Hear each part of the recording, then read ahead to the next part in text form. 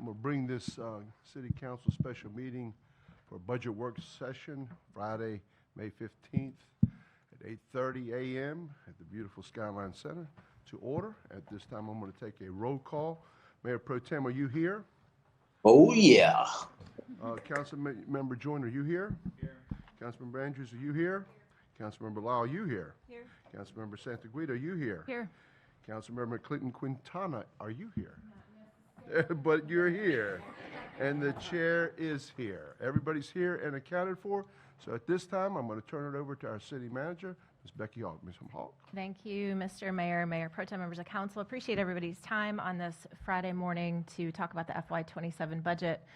Before we dive into those details, I do have a couple of introductions that I want to point out some folks in the room who you have not had the opportunity to meet yet. When I call your name, if you wouldn't mind just standing and waving. But our new Director of Safety and Risk Management, Jason Eves, I saw him walk in a minute ago. Jason comes to us from Brunswick County prior, so just across the river. He's been with us for a little while now, already doing a great job. Heather Cashwell is our Director of Recycling and Trash Services, Solid Waste Services. She has a great background. We put out the press release not too long ago, but she has been the head of Solid Waste Services for other municipalities, and she comes to us most recently from the state of North Carolina, DEQ. And then you have not seen the announcement yet, but she was here meeting with staff and getting to know folks.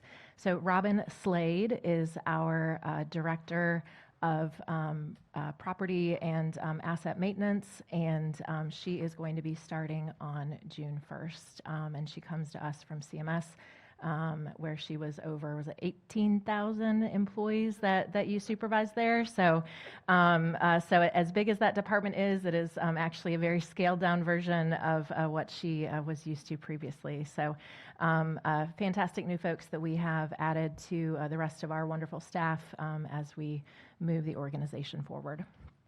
So we have a lot of information that we want to review with you today to make sure that the information that has been emailed out is understood, that there's no additional questions on it. Of course, we want you to stop us along the way and ask questions or ask for clarification.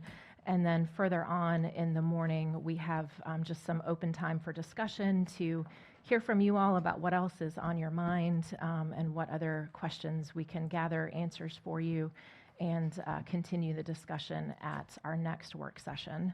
So with that, we want to get started by reviewing some of the prior questions and answers that were submitted that were actually posed in our last time together back in March, but want to again just review those, get them into the record, and make sure that we don't have any questions. So we'll wait and get that pulled up.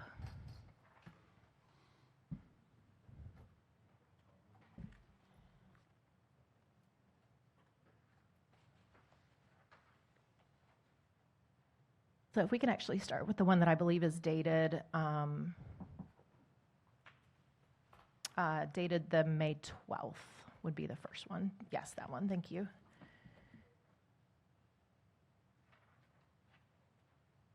Okay, so the first was a request to just provide job descriptions for the new positions that were created as part of the reorganization.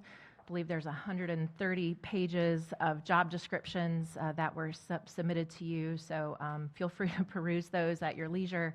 If you have any questions about those positions, let us know. We also wanted to provide the current and proposed living wage pay rates by position that included title, current pay, and adjusted pay, along with an overview of the pay compression challenges facing the city.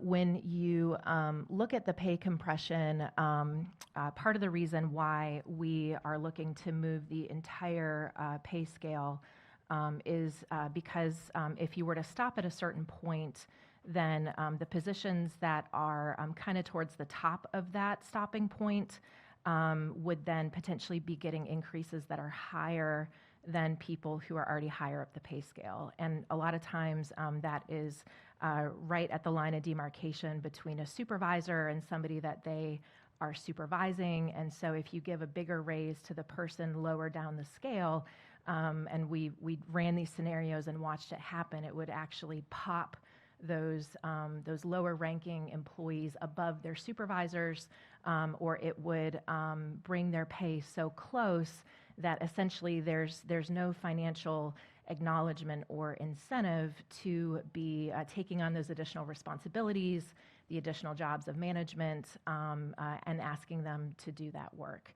At the same time, we are proposing right now a cap of no more than $15,000 regardless of your pay, because we didn't want to apply these same principles to people who are higher up the pay scale, even though it is a much smaller percentage of our staff. If you were to apply a 19 or 20% across the board increase, you start applying that to large pay amounts, and that becomes kind of an exponentially large pay increase that we didn't feel was necessary or appropriate, and we felt that it would send the wrong message about what we're trying to accomplish here, which is really about driving the dollars down the pay scale to the lowest paid members of staff.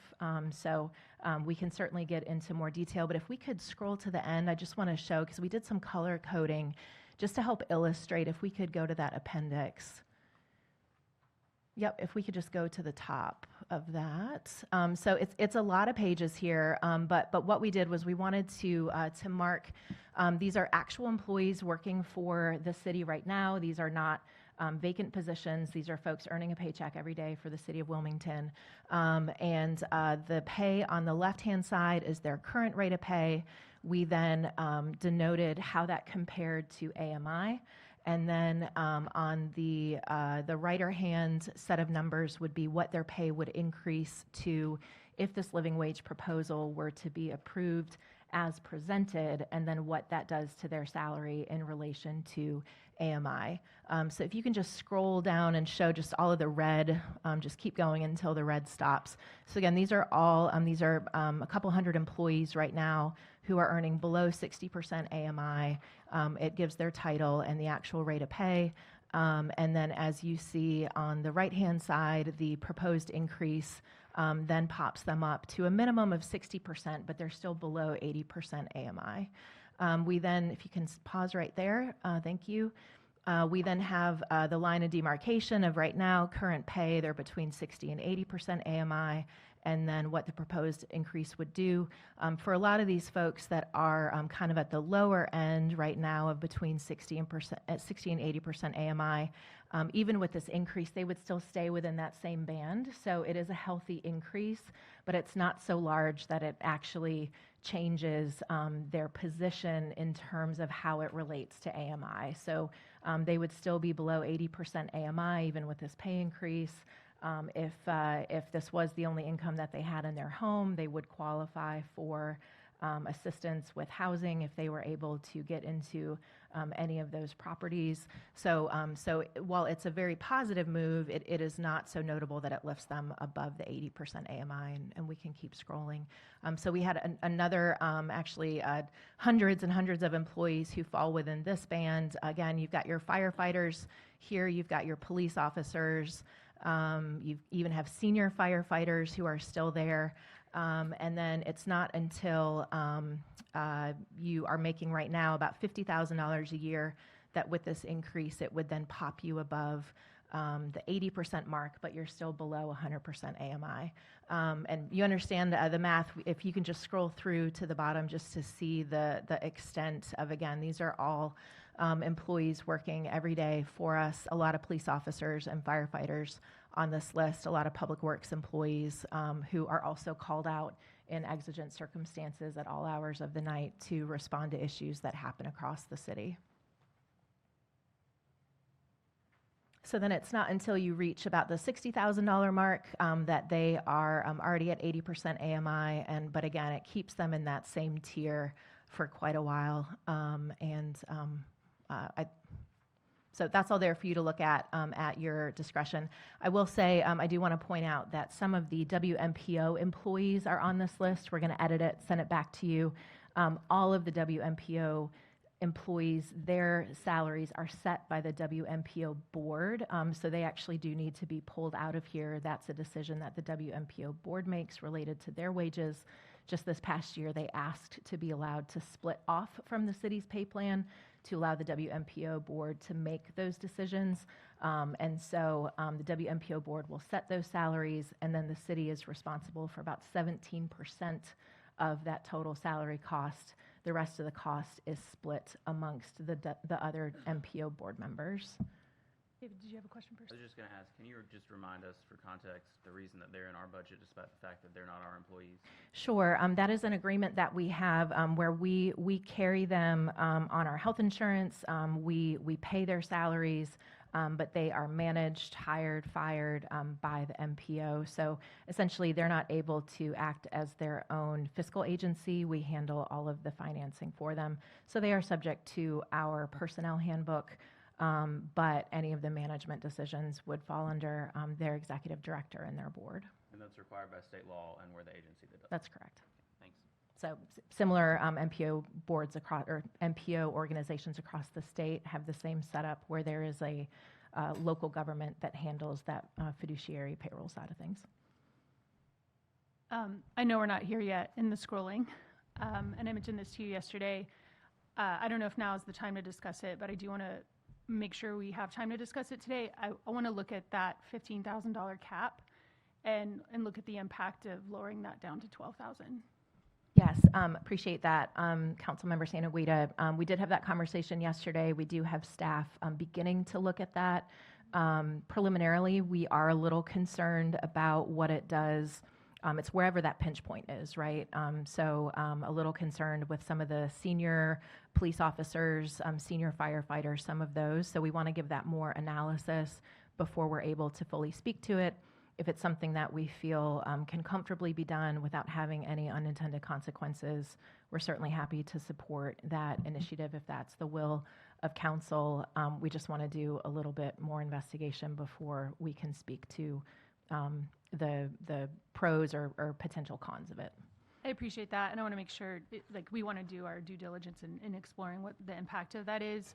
And I think part of the decision that we need to make around that is where that pinch point is and where those concerns are. How many positions does that affect Absolutely. to the number, so that if we need to make some exceptions to that, we can talk through that. Sure. Thanks. Yep, absolutely. So we can go back up to the next question, but again, all of those titles and pay are there for your review. The next question is, what happens to the sales tax distribution if a jurisdiction changes its ad valorem rate? We used the original tax amount that we brought to you in March, where we thought that we might be as high as 6.26 on our budget proposal. We are, of course, down to 5.75. But we ran this for scenario purposes. So if you can scroll down and show, I believe there's Laura, can you speak to this a little bit? Laura did this analysis. She's the wizard on this front. So the number 2 that you see, we put in we made all assumptions that everyone else's current tax rate will remain the same, because we just don't know what they're going to do. And then in changing ours, you can see the Wilmington is highlighted from 28.25 to 34.51. Number 3 shows the percent change because sales tax is divided by the ad valorem. And so we changed it based on the current ad valorem. Ours would go from 25.7 to 29.7, which is on number 3. And that's a 4% change. And then number 4, we made the assumption that every month would be the same. Number 4, we made that every month is the same, and we know that sales tax comes in and varies from month to month. But in this scenario, you just have no idea what's going to happen. So we made the assumption that the 1 month that we pulled in January would be the same, and extrapolated that outward. And we would have $3.7 million more. The one catch of this is when you change your sales tax, the first 10 months of the prior or the future year is actually based on the prior tax rate. So you wouldn't see anything that would change until the year after. So it's like you've got to assume 2 years is when the impact would be felt. So any change that we made this year, that gave us a larger percentage of the pie related to sales tax distribution, we would not see it until the FY28 budget. It essentially runs a year behind. You'd have 2 months, it's May, I believe, that changes, so you'd have 2 months out of the year in FY '27 that you would see any changes. Thank you. The next question was, what's been the total increase in salaries over time? We thought that this was a great graph to help convey this because there have been conversations about the increases that council has approved for staff in prior budgets. Certainly want to acknowledge that. And so that is the tan percentage that you see at the bottom. But then we compared that to both CPI, the Consumer Price Index, which indicates inflation. And then we also compared it in red, that is to what 60% of AMI is locally.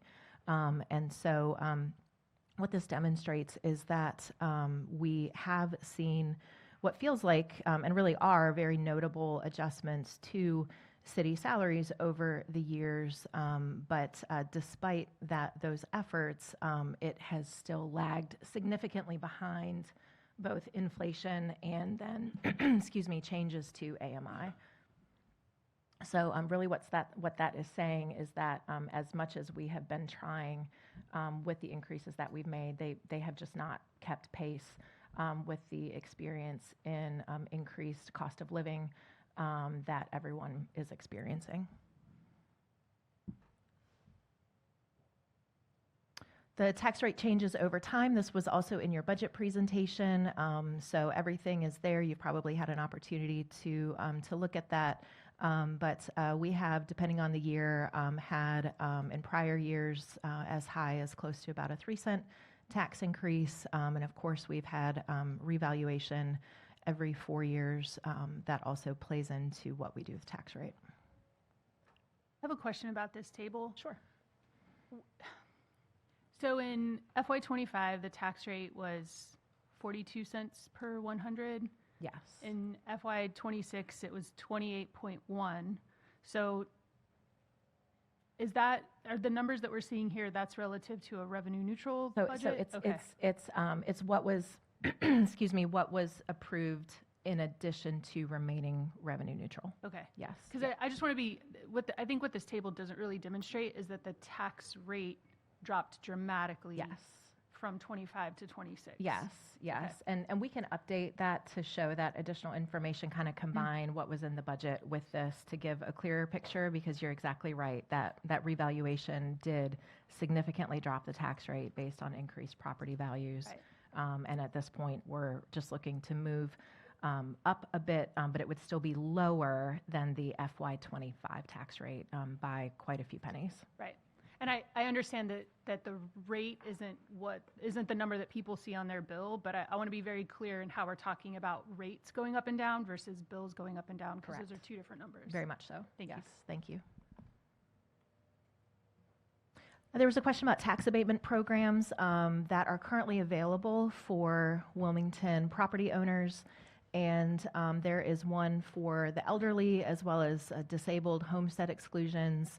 There's what's called a circuit breaker tax deferment, and then some specific exclusions for disabled veterans. There is a pamphlet that the New Hanover County Tax Department puts out. We included that at the end of this packet for your reference, or to make sure that folks know that it is available. What's the estimated appeals loss for Wilmington's tax base? We talked about this in our budget presentation. But based on the appeals rate, that is expected to be about 3.5% of the tax base, or that's what was projected, but then the actual loss that was experienced is about 5.1%. When you add that into what has happened with natural growth, it essentially deducts from any of that natural growth that you may have experienced in the last year, which means that our overall growth rate from last year to this year is expected to only be 0.79%, which is quite a bit lower. We were still relatively slow at a 1.5% to 2%, despite the narrative that's out there, and despite what we're seeing in our neighboring unincorporated areas of the county as well as our neighboring counties that are seeing much higher rates of growth. This is what's happening within city limits, and it is much, much smaller. There was a question about the types of parcels that are appealing their revaluations. We looked at Wilmington as a whole and what the value range was of those properties. That doesn't necessarily indicate whether they are commercial or residential, but it at least gives you a sense of the total value. Obviously, the higher the value, the higher the potential property tax amount that needs to be paid, but also then it doesn't take much and you start losing significant amounts of valuation. If you have a property valued at above $50 million and they put in an appeal and they're successful, that can really start to put major hits on the amount of overall growth that you're then going to see as a net result. Within the business district specifically, 95 properties appealed their revaluation, and again, you've got the dollar values of those properties. And Becky, we're Becky, I want you to go back because you went by that pretty quickly when you're talking about the value ranges. And so we're sitting here with the book looking at a percentage, but I want you to flesh it out so the public can hear where the majority of this percentage is coming from within our community so the public can understand it. We're looking at it, but I want them to be able to hear it. Sure. So I'm going back to the top chart, the value ranges. There were 1,450 appeals of properties in Wilmington. You are correct that the vast majority are below 500,000, and then somewhat similar but slightly smaller amounts in the 500 to 1 million and 1 million to 5 million total valuation. And you do have much smaller numbers at the top of the scale. We don't have the specific outcomes of each of those appeals right now in terms of if somebody were to appeal their revaluation on a $400,000 house. Was it upheld? Was it reduced by 10%? Was it reduced by 20%? We just don't have those details. That's a process that is handled by the county. This was the information that they provided to us. We can certainly ask for more information as those appeals are finalized. We should be able to get that exact breakdown. We just didn't have it for these purposes.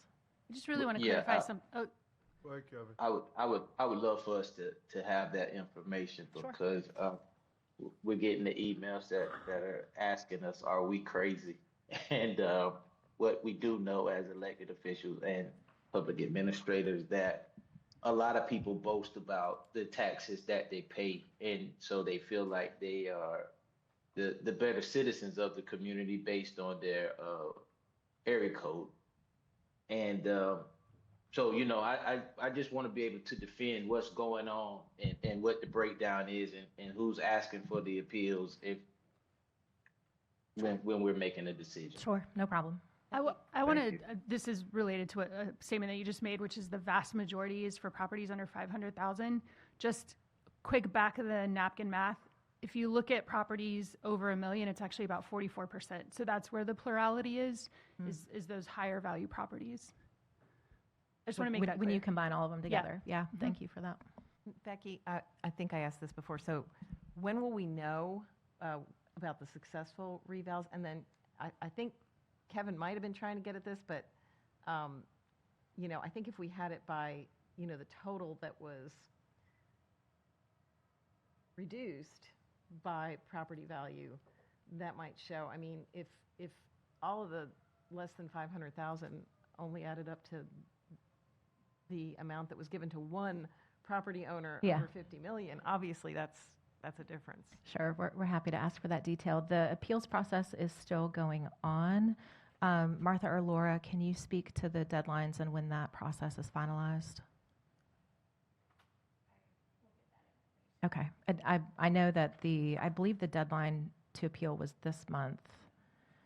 I think it's passed, but I want to. Yeah, okay, but they're still working through the appeals. It does take some time, but we can also ask for what they have processed thus far to at least get what can be confirmed, and then all the others would just show pending.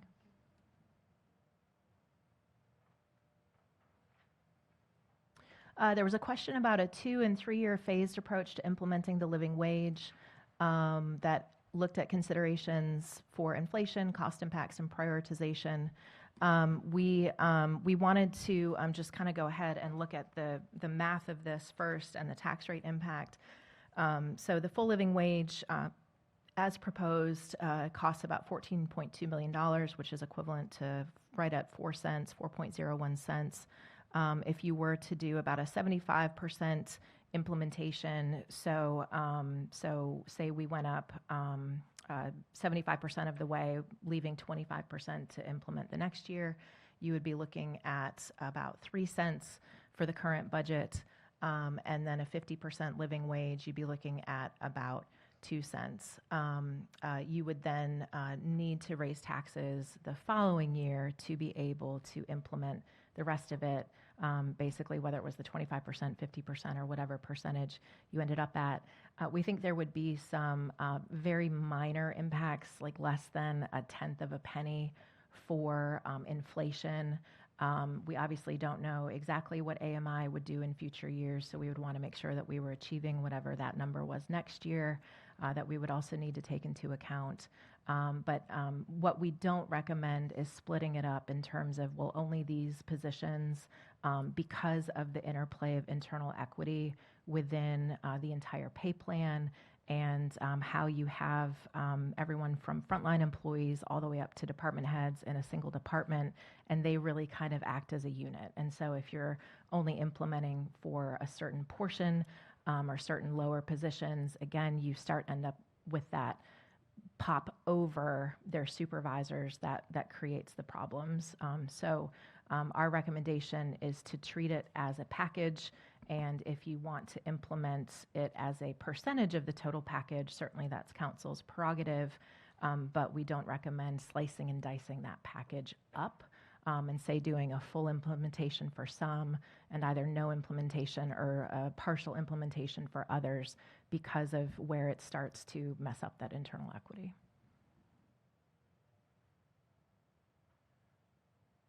So we wanted to show the property tax adjustment scenarios for single-family residential properties based on a couple of different valuations. Again, this was in your budget presentation, but what we wanted to show here was full implementation of the 5.75 cents is what we showed in the budget presentation. But then if there were reductions in the approved tax rate increase, sort of the impact that would have on those same properties, essentially as you go down in the amount of pennies that are added to their tax bill, what that would do. And want to be very clear, these are City of Wilmington only rates. We continue to watch New Hanover County's budget discussions. Right now, it does appear like they intend to stay flat with their tax rate. We know that those discussions are not concluded, but that is what we're basing everything on right now. So this would be the only increase that somebody would see in their property tax bill for FY27 if the county holds with what they are speaking to right now. So the full implementation of 5.75 cents for a home valued at $445,000, which is the median value for a single-family property in Wilmington. The 5.75 cents would add $21 a month or $256 annually to their tax bill. Right now, that tax bill is $1,257 annually, or if they have a mortgage and put money into escrow, they're putting $105 a month into escrow for that tax, for the City of Wilmington portion of their tax bill. Adding the $21 would bring it up to either $1,513 on an annual basis or $126 a month compared to the current $105. Scaling down the tax increase to 5 cents would save them $2 a month. So that would bring it down to $19 a month or $223 a year. You can see those corresponding totals. If we were to reduce it down 4 cents, it would then be $15 a month, which is $6 less than the full implementation, or $178 annually.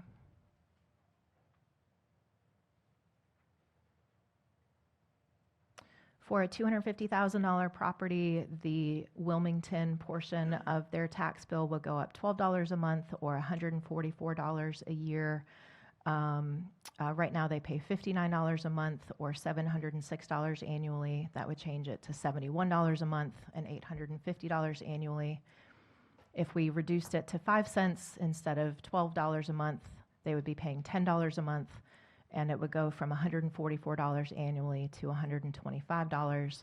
And reducing it to 4 cents, you would be looking at $8 a month versus $12, and $100 a year versus $144. On the higher end of the scale, an $800,000 property, City of Wilmington only rates, you are looking at $38 a month or $460 a year, $33 a month and $400 a year if you scaled it down to 5 cents, or $27 a month and $320 a year if you scaled it down to 4 cents. So the difference for even that higher valued home of $800,000, the difference between 5.75 cents and 4 cents is $11 a month. What is the opinion of probable construction costs estimated for the Pine Grove South Greenville Loop Trail Section 4 project? That information was shared with you separately. Is Mike, are you able to broadly talk about that in a way that doesn't hurt our ability to go out to bid and get competitive costs? Get a Get a mic. microphone so the clerk can hear you, please.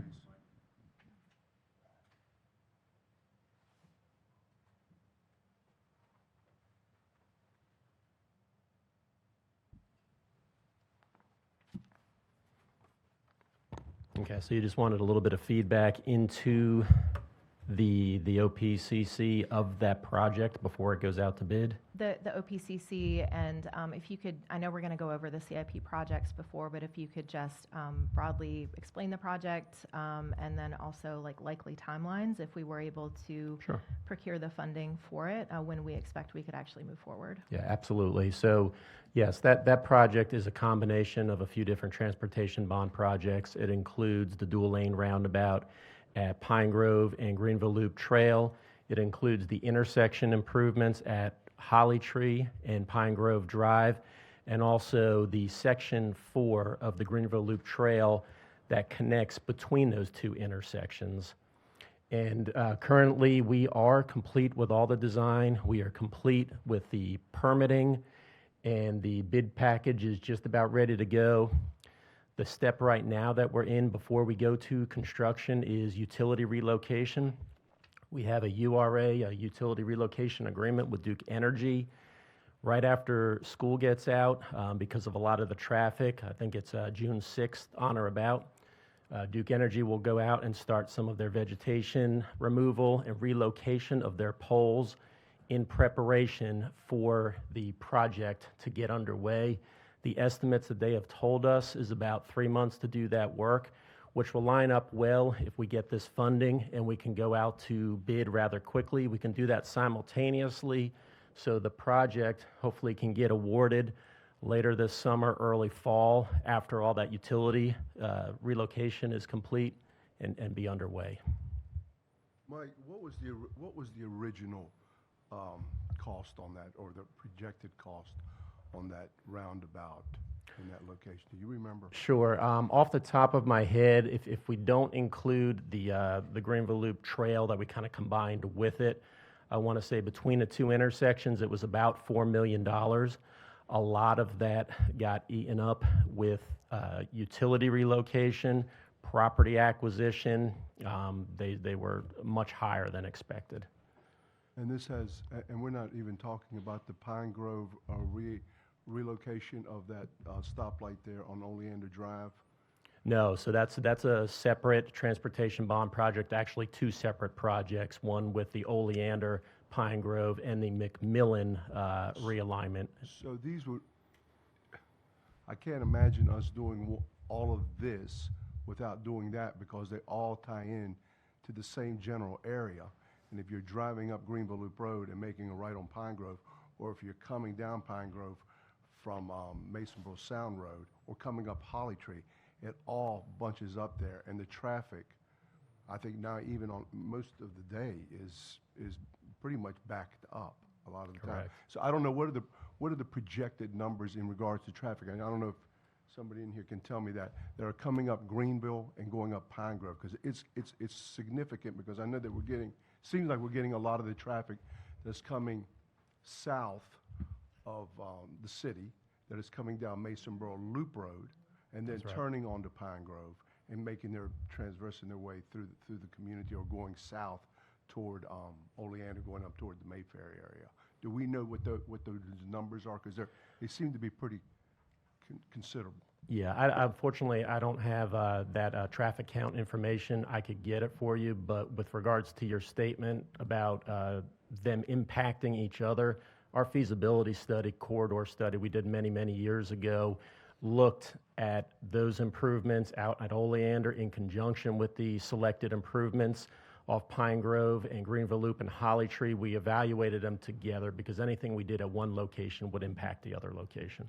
And I don't want to throw anybody on the bus here, but in regards to the state road, which is Oleander Drive, all the major roadways are owned by the state of North Carolina. When we were having this discussion about improving the intersection at Pine Grove and Oleander, which is a state road, and I know Pine Grove is a city road, in past years, when we have done anything that had anything to do with a major state road, there was usually some participation in those costs, whether it be stoplight, when we did the timing on those, or we added lane miles, or what have the case may be. Was there any discussion with the state about their road, about their improvement to safety? Because they're always concerned about safety. They had no contribution to this one, because we've always had a good partnership with them in the past. Is this just a new day in the state? Yeah, I mean, State DOT? on the transportation bond projects, any of those where they actually had intended scope and work in the area, I'm thinking, for instance, like Dawson Wooster streetscapes, they planned on coming in and doing their periodic milling and resurfacing. Since we were coming in, we teamed up with them as part of a reimbursement agreement. In the area that you're talking about, other than the work that was planned, although I don't think it's funded, at Oleander and College Road there were no planned improvements or suggested funding by DOT at the Pine Grove and Oleander. We had recently approached them and asked them again, and they did tell us that there's no funding available for that. But they're telling us, because this is also driving up the cost, they're Right. telling us when we can work. We can either work in the evening, which of course jams the cost up dramatically, or if we did it during the day, it would obviously reduce some of those costs. This is what I've been told. Is that true? It is true. The way the project is designed and our encroachment agreement with them, they have identified that area as night work only. When we bid it previously, they were starting to be more open to working with us on some of those, but the bid that we had at that time was still way too high to suggest going forward with it. As we put that project out to bid, if we get the funding, we will re-engage in those discussions and see, before it goes out to bid, to see if we can get the bids to come in lower. So no help from DOT, but they are telling us when we can work, which also jacks up the cost. That's correct. Perfect. Thank you. I wish somebody go after this. Thanks, Mike. Sure. Thank you. Next question is, what are the Muni course rates and programs? And then there was also a question about providing a breakdown of non-resident municipal golfers and punch card holders. If we can scale down just a little bit. Oh, yep, it's okay. Yeah, if you want to go down to the appendix first.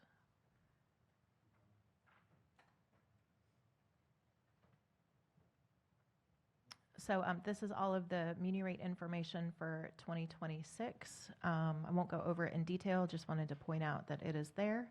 And then if we can scroll up. Sorry, Dylan. You're doing a great job.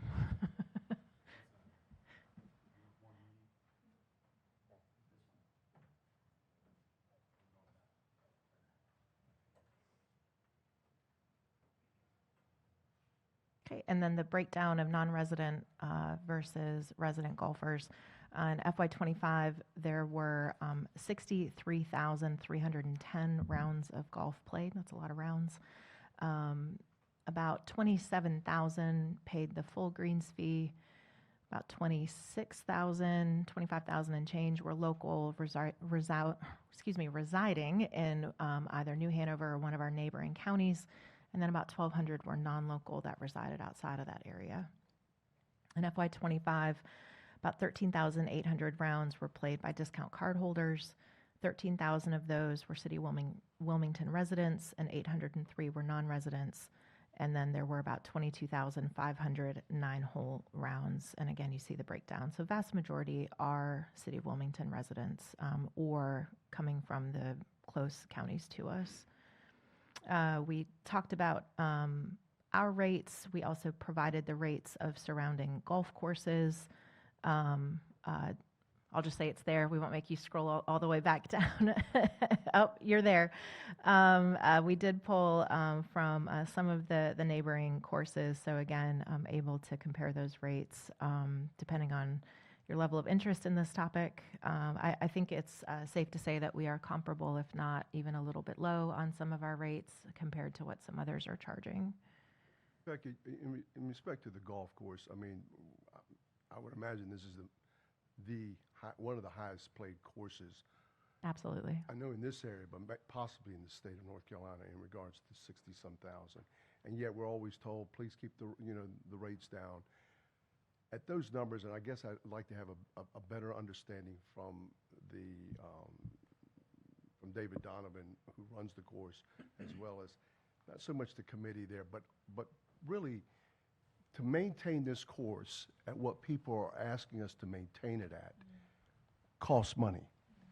I don't know if everybody's seen the price of fertilizer lately or stuff of that nature, and gas and fuel and maintaining it. I know that these councils have supported the irrigation systems. We redid the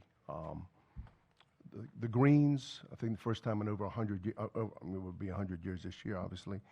We redid the clubhouse, and now we're about to do a cart barn. Mm-hmm. These things cost money, and They when you do. look at other courses around us, even if they're private or semi-private, it's cost to play. And I just want to make sure, I want to be fair, and I want to try to keep it as low as possible, but you also have got to make certain that you're putting money into this because the amount of play, 63,000 rounds, and I think on an average course is about, a good course, would probably be about 35,000 rounds. So we're doubling that. We're probably one of the most profitable public courses, maybe in the country. And it's a good thing. I mean, it's a jewel. Don't get me wrong, it's a Donald Ross original. For those of you who do not know who Donald Ross is, he's like, It's a big deal. big deal.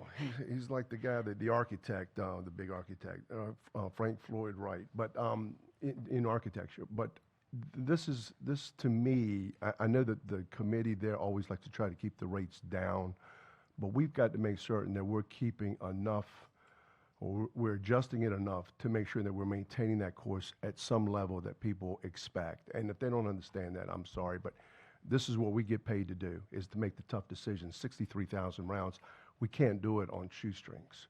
That's correct. Great point with that, Mayor. And we will go over the fee schedule later, but this budget does include a proposed increase of $2 a round to help offset the costs. Essentially, the revenues that were coming in at the current rate were not quite covering all of the operational needs of the course, as well as being able to properly fund some of the capital investment that we know needs to be made to keep the course in good working order. So there is a small increase proposed that brings us back into balance. Does that tie also in with Inland Greens with the 9-hole course? So- Are these tied together? So or are they there's separate fees, and there is no proposed change to the inland greens. Okay, very good. And that number do we know what that number is? The number of rounds for inland greens. I'm seeing an Amy. Can you speak Amy, to do the we number of know? rounds?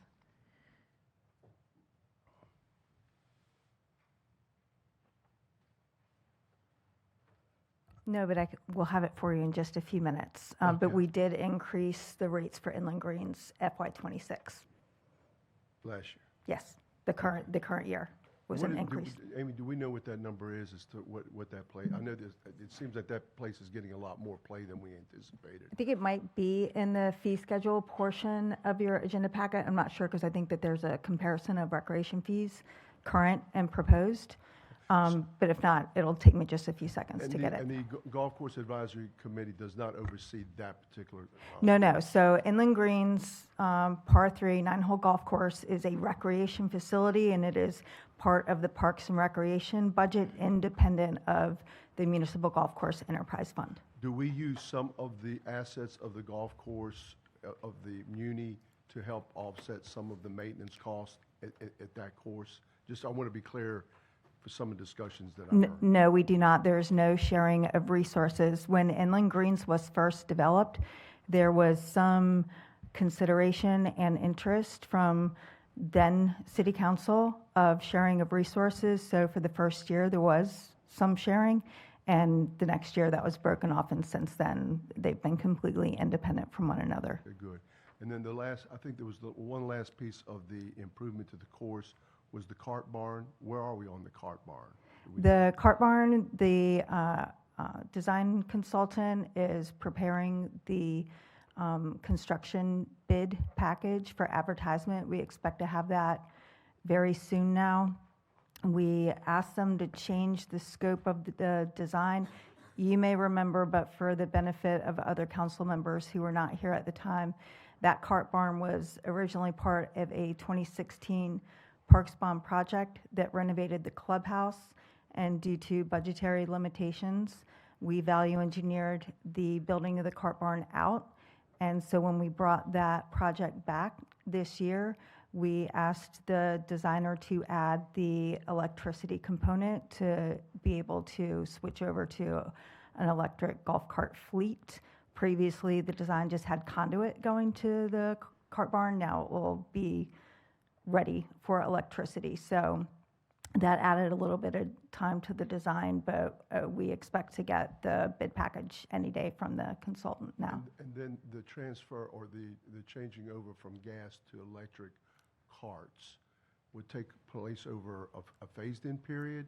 So And is that part of the replacement cost that is within the fund balance? How are we doing that? the lease for the golf cart fleece was renewed this past year. It's a 5-year lease. However, the terms of the lease allow us to trade in the fleet early and switch them over to electronic carts. It will provide for an increase in the cost of the lease, but over time, and because of the other benefits of electricity over gas-powered, sustainability, preference by the riders, we think that will pay off. Thank you. Sure. And Laura did bring me up the fee schedule, but I didn't bring my glasses up, so I'll come back. Give the woman a glass. Laura, are you able to speak briefly to that fee schedule?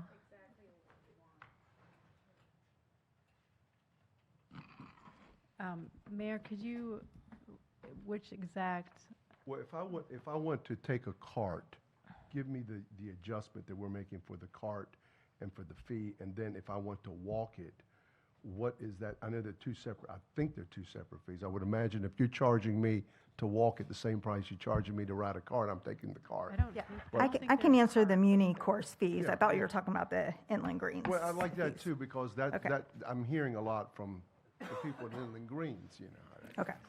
So presently, FY '26 fees for a local, for 18 holes on a weekday with a cart, it's $48.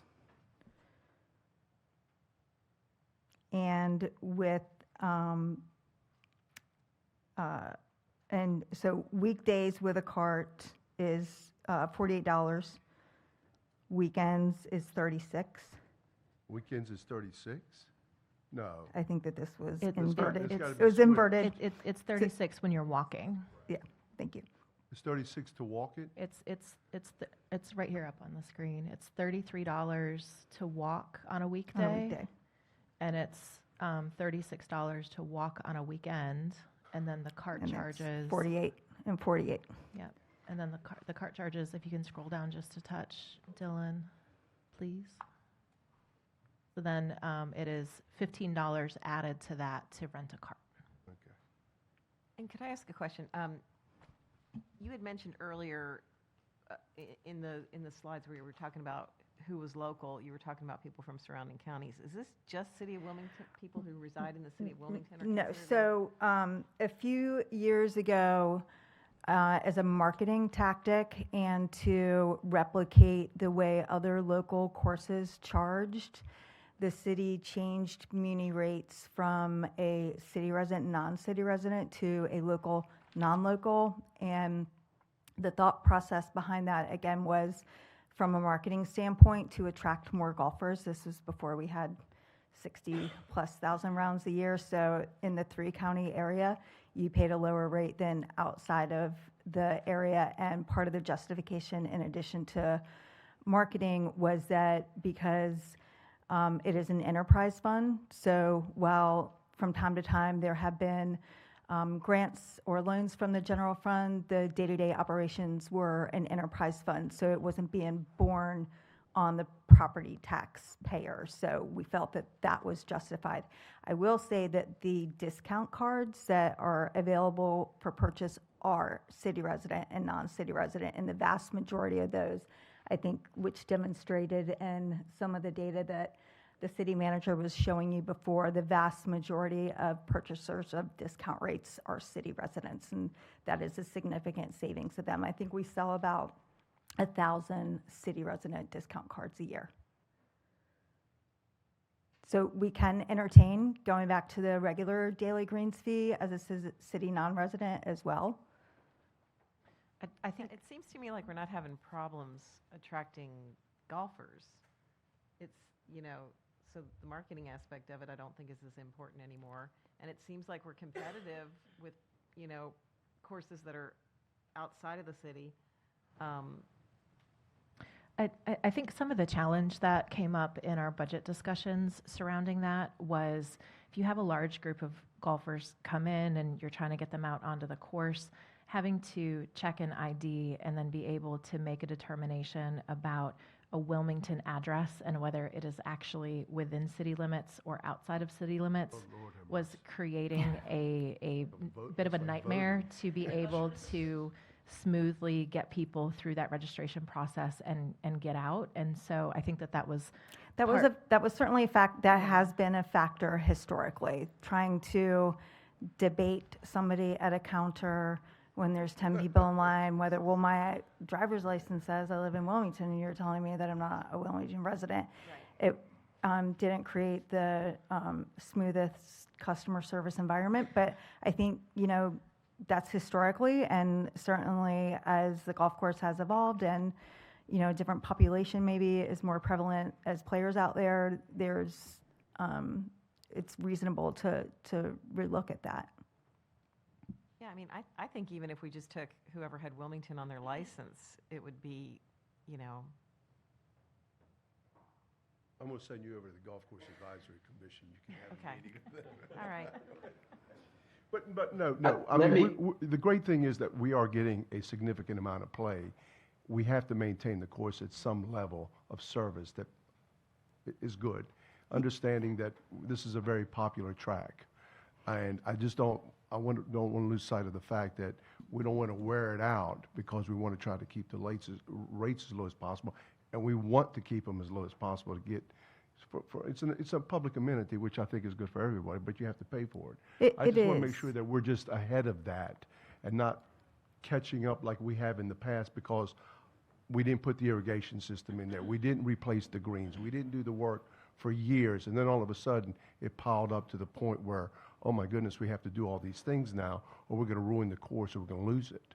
Yeah, I would say operationally, we're doing pretty well in terms of expenditures and revenues. It's the necessary ability to build up towards capital projects. is the reason, in my opinion, the reason to keep looking at raising rates. We did have a significant renovation in 2014, but that's 12 years ago. We're recommending that we do a new master plan to see what the next major renovation would be.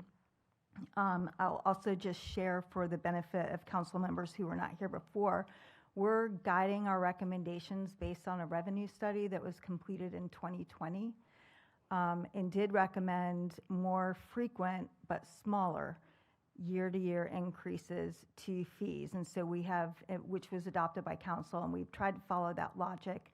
And so since the 2014 renovation, we've increased fees since FY 2015 6 times. 4 of those 6 times have been in the last 4 years. So 23, 24, 25, 26 rates were raised, with 26 just being a cart rate, but still an increase because the majority of players use carts. I think we didn't begin in 21, 22 immediately following the study because of COVID. But again, 23, 24, 25, 26 rates have been increased. But yeah, great points. I think going forward, it's necessary to take a look at this every year in order to specifically build up that capital balance. So a way to maybe offset some of those rates, and I'm sure y'all have evaluated this, is inside the clubhouse in regards to concessions and the things and the wares that you sell. And I don't know what that number is, but I would imagine just like any other golf course, in the area around the country, you're going to receive a certain amount of revenue from within that clubhouse, whether it be golf shoes, shirts, hats, drinks, beer, whatever it may be. Do we look at that number when we're calculating what we're going to have to put into the course? We do. We're We, trying to we track extrapolate. that on a monthly basis and on an annual basis. And one of the great things about the completion of the clubhouse renovation was that just the reconfiguration of that allowed for a larger pro shop, increased retail space. And so we've seen year-over-year increase of retail sales and food and beverage sales since that clubhouse renovation. And I think there was a discussion at one time about, I know that we didn't want to give up the beer sales because that's a big, I mean, if you play golf, you drink beers from time to time if you drink. But we were talking about, I know there was a discussion about creating some sort of a kind of a restaurant inside the clubhouse, which I think was niched. I think some of the pipes and things that were put in there. But was there ever talk about like a food truck going there, and if we would charge them a number if they would go park there for the day? Because I mean, there's many rounds of golf that we get out there. I would imagine somebody wants a hot dog, a hamburger, what have you. So we do sell prepackaged snacks in the clubhouse. There is already the ability for food trucks to come and serve. There's a fee within our fee schedule that allows that. They're welcome to come out there. It's a popular amenity during tournaments. During the clubhouse renovation, there was a rough-in for a full-service restaurant. It didn't really pencil out for us to complete that. From time to time, we have talked about an RFP to have somebody come in and run a restaurant there. It's usually a loss leader at private clubs, so we haven't really, in informal conversations, been able to attract that leasee to come in there and do that, but we'd love for that to happen in the future. It's just got to be profitable for both the leasee and the city. And I would imagine that the city of Wilmington would not be running a restaurant. We do not want to. Some run other a restaurant. municipalities do. I'm out of the food and beverage hope that we concessions never do operation. that. I don't want to get back into No, it. for those that have ever run a restaurant, it is a challenging environment, to say the least. Let me just chime in and tell you how I feel, what I'm hearing. We are putting way more thought into the feelings of golfers than we are into the feelings of taxpayers in our community.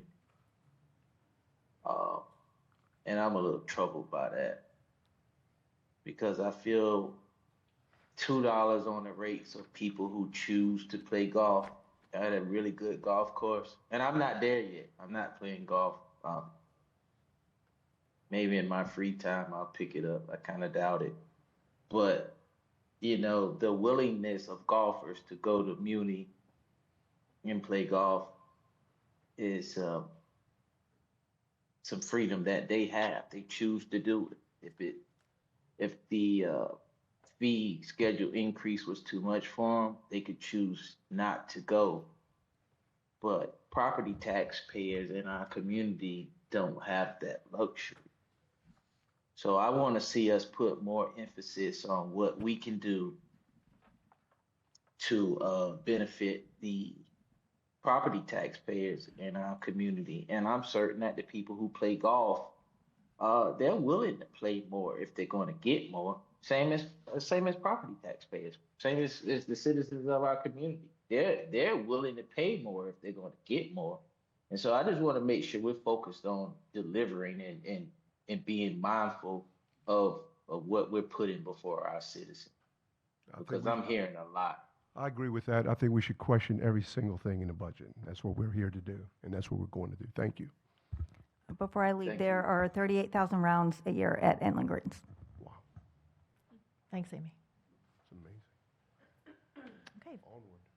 Final question from this round was related to information on First Tee. That is a program that does receive some grant funding from the city. They currently have a $12,000 a year grant through our Human Services Grant Program. They have a 6-year building lease at our golf course where rent is $1 a year, but they're responsible for all utilities. And they have a practice facility that expires a little bit later this year.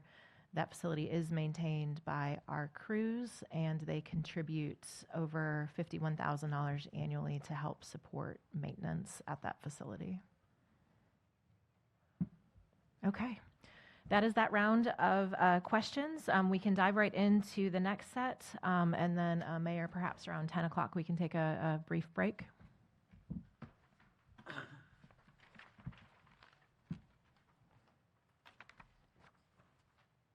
So Dylan, we'd be looking for the May 14th responses.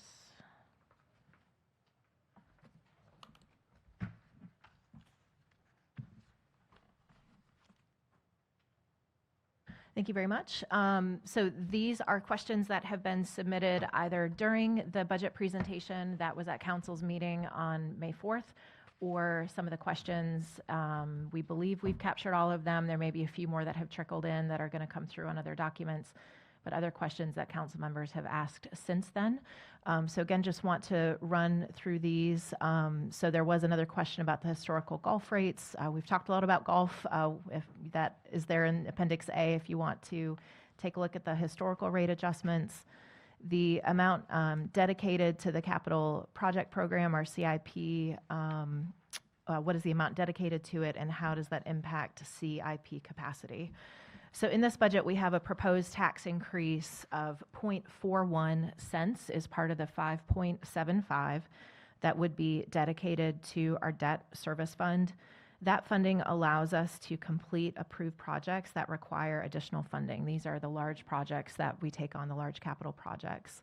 And the overall debt service fund is currently supported by 5.77 cents of our current 28.25 cent tax rate. And essentially what this allows us to do is to generate the cash to be able to then take on debt and then be able to fund that debt service model to be able to take on very, very large projects that we don't have cash on hand to be able to pay for outright. If the 0.41 cents is added to the current 5.77, it would bring our adjusted rate up to 6.18 cents going toward that.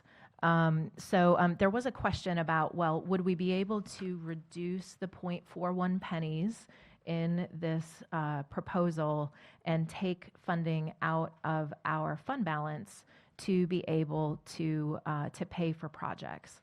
The issue with doing that is the money in your savings account, those are one-time dollars. And so the 0.41 pennies generates about $1.5 million, but it generates it on an annual ongoing basis. So we would have those dollars feeding into the model in FY27 as well as every year thereafter. So if you did not have the additional 41 pennies, you took the $1.5 million out of fund balance, you really wouldn't be able to feed it into the model beyond having essentially that 1 year of payment, that $1.5 million of spending power, but then your fund balance is lower and you have no ongoing cash revenue coming in to be able to continue to feed that model and make those payments. So that is not something that would allow us to be able to complete the capital projects in our current CIP plan that is set for the next 2 years. All these projects, these infrastructure projects that we've been talking to you about, that would not allow us to generate the needed revenue to be able to complete the projects. So we wish it would, but unfortunately, that's not how the debt model works. Well, brings me to this, and I don't know if we have done that. I would hope that we will do it if we have not done it. The big numbers that I'm beginning to really see and have been seeing for the last probably 10 years is when we're having to replace sections of the Riverwalk. Yes. We've got a $12 million project, I think, is out.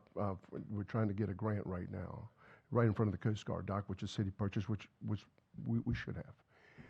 We just made a significant completion of repair in front of Elijah's. And I don't know what the overall cost on that was. We're in the back right now behind Pier 33, replacing that whole sidewalk section. That's in the millions. And that river is obviously, when it comes through here, it's tearing up that bulkhead situation pretty significantly. So when we're having to replace it, it's 12 million, it's 5 million, it's 10 million. These are pretty significant numbers for a piece of infrastructure that supports the entire community, the entire region, is one of the most popular now tourist destinations in the area. And when the city made this decision many, many years ago, it was made to try to attract people to downtown Wilmington, which I think we've done a heck of a job doing. I think if we haven't done an evaluation on that, and at one time we were talking as a council years ago about the possibility of setting money aside, almost like a homeowners association. So when these replacement costs were necessary, we would have a fund that we could go into and make those repairs on a much quicker timeline than what we're currently doing. Plus, it's holding us up on the finishing of the park behind the federal building and completing a park assessment and doing a park there at the Coast Guard property. So what is the case there? Because those numbers are dramatic, not including what we're going to have to do with roads and road resurfacing and all of the things that we have to do with stormwater, which I know we have a fee for. But what are we doing about that? Sure, great question. The issue that we have right now is that there is not an extra $1 million or $2 million sitting around in the current proposed budget or the current budget to be able to set aside into a fund like that for future use. So we would need to be in a position where we were bringing in an even greater amount of revenue that we were then able to dedicate to a fund like that. We believe, based on the current condition of the Riverwalk, that we are good for the current CIP with what we currently have planned, the bulkhead work that has recently been done, the additional bulkhead work that we are pursuing the grant for. But in the future CIP, the next round of CIP funding, we fully expect that that is going to be competing and will take extremely high priority for CIP dollars to continue to maintain it, because, to your point, the river always wins. And so we have to be continuing to invest in it to make sure that it is maintained to its current condition, if not actually improved. I know there's some desire to even extend it, and that only gets more and more expensive. So you would be looking at needing to either increase from existing revenue sources or look to alternative revenue sources to be able to generate the kind of notable dollars that you're talking about, to be able to take that pressure off of it competing for other needs within the budget. We have talked about our prepared food and beverage sales tax at times before. The Riverwalk, if written in the appropriate way to be able to support tourism uses within the city, I fully expect that the Riverwalk would qualify for use of that type of funding because it is a notable tourist draw. It is one of the best things that we're known for in terms of in our downtown area that brings residents. And a prepared food and beverage sales tax is a separate amount of dedicated funding that would only be used for tourism-related purposes that would relieve the general fund from needing to support those types of operations. That is something that takes General Assembly approval. It would take county agreement. It is a voter referendum. So there are multiple steps that are required in order to be able to even have the potential of an additional funding source like that. But multiple other cities across North Carolina do have a prepared food and beverage sales tax that is able to be used for tourism-related purposes. And it is a way to help capture some of the dollars that are being spent by tourists in our community, whereas they are not otherwise paying property taxes or contributing to the things that they enjoy. They are able to do so. And right now, our room occupancy tax can only be used on the convention center. Very, very tight restrictions on what the city can use it for. So we are not able to take any of that revenue and use it outside of the very few dedicated purposes that the ROT tax allows. But short of another mechanism like that, I know we have invested tens of millions of dollars with the general fund to develop and maintain this infrastructure to date that has been competing with police and fire and everything else that we also need to do. It will continue to require that if we don't find some other relief valves. And this is for the general public. Correct. And I think this is a little bit of the unfairness. We are one of the few cities in the state that give our room occupancy tax to other cities. Think about that. 50% of the beach renourishment money comes from the hotels in the city of Wilmington. So we help in maintaining that infrastructure at Curie, Carolina, and Riceville Beach.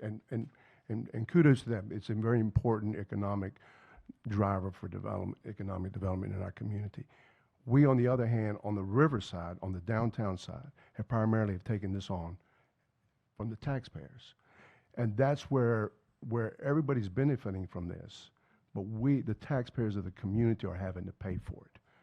And there's the injustice to it. And as we have helped our brethren on the beaches to maintain their infrastructure, there should be some sort of a mechanism to help us maintain our infrastructure that is driving a lot of tourism to downtown Wilmington. That was one of the reasons that the city forefathers decided to make this decision, is to build this Riverwalk for a tourist attraction for downtown Wilmington. And yet the taxpayers of the community are the ones fitting the entire bill, which I think is grossly unfair.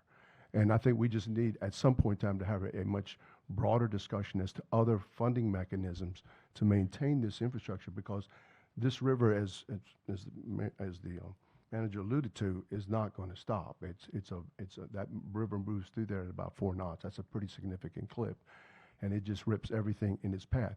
In addition, with whatever they're going to do with the Memorial Bridge, if there is dredging that's going to come north of the bridge for any kind of industry that may take place north, have we even looked at those numbers? Because as they go deeper, your pilings go but so deep. How does that impact the entire Riverwalk, and who would help us in the event that happens? Because I think we need to look at some long-term thought on this, because I think the state is moving very fast on this bridge, which probably sounds like it's going to be tolled. Hope not, but I believe it will be.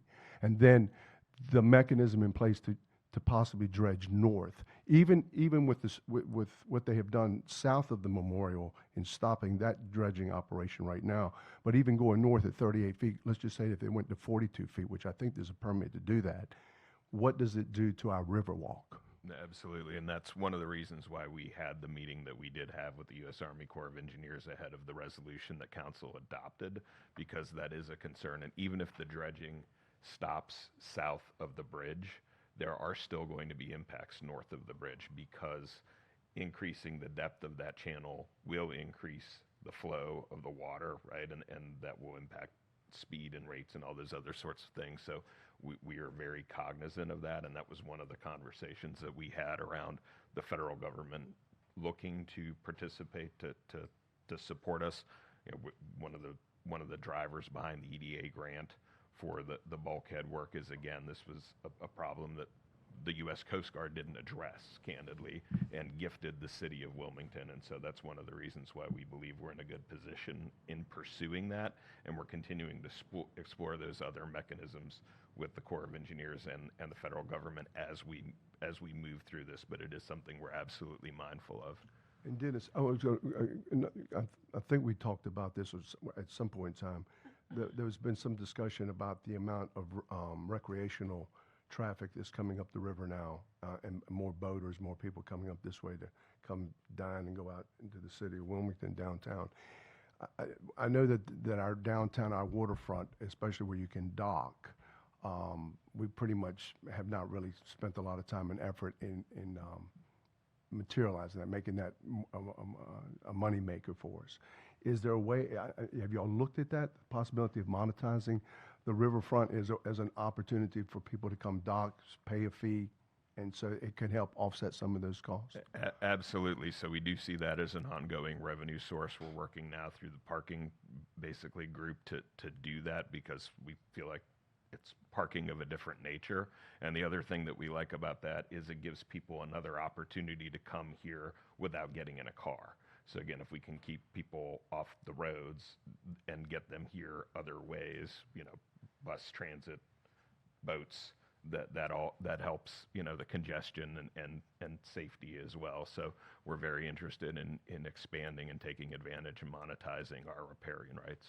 And those riparian rights, does the city own most of those riparian rights? Because I see some private sector folks that are tied to the Riverwalk. I don't know, do they own the site? Who owns the dagger? There are gaps where there is private ownership, and so part of this is stitching that together and being able to identify what's ours, what somebody else's. Are there ways for us to cooperate to maximize things to the benefit of both parties? So all of those things are things that we're exploring. Okay, and then Becky, I want to ask on the restructuring of the downtown, I know you folks are creating your own downtown team down here. Would the Riverwalk fall under them, or is the Riverwalk going to still fall under engineering as a separate entity? Where does that fall into the maintenance of our downtown infrastructure? So property and asset maintenance will be responsible for maintaining the Riverwalk. Okay, understood. Projects will be done by design and construction. Very good. Cassidy? I have 2 points. First of all, Mayor, thank you for highlighting that when it comes to the room occupancy tax, we are good neighbors to the beach towns. Absolutely. Thank you for highlighting that. Second, I want to go back to the prepared food and beverage tax as a potential option. I understand that is a process that is probably pretty lengthy. Is that something that is reasonable for us to pursue and have in place before we get to the next round for CIP? Or is that something that we would have to consider even further into the future? Because we have 2 years before the next CIP would begin, I think that is a very reasonable timeline to be pursuing potential agreement from our neighbors, and then working with the General Assembly to see if we can convince them to grant us that permission to put that on a ballot, and then it would just be which ballot makes the most sense. If that approval was granted, you want to give ample opportunity for an information campaign so that people are informed about what they're being asked to vote on. So I think ideally a 12-month timeline is probably about the tightest that you could ever do that, and that's if you kind of already have everybody singing from the same sheet of music, looking to then engage in Raleigh. I think an 18-month is probably a bit more realistic, but in any event, that puts us prior to the beginning of our next CIP. Yeah, I think that's something that I'd like us to start to consider and make some early moves to see what that would look like, because as it's been pointed out, so much use in downtown is by people who don't live in Wilmington, and I think it is totally fair and appropriate for the people taking advantage of those services also contribute to the cost of those services, and that doesn't continue to fall on the backs of property taxpayers. Thanks. Who already has that in North Carolina? Do we know some example communities? Borough, Charlotte.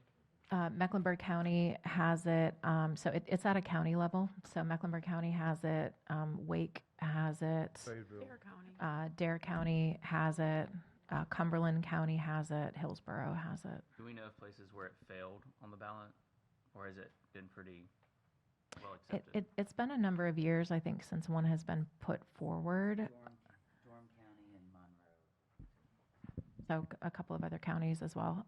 So I couldn't tell you the last time one was added. A lot of them have been in place Okay. for a long time.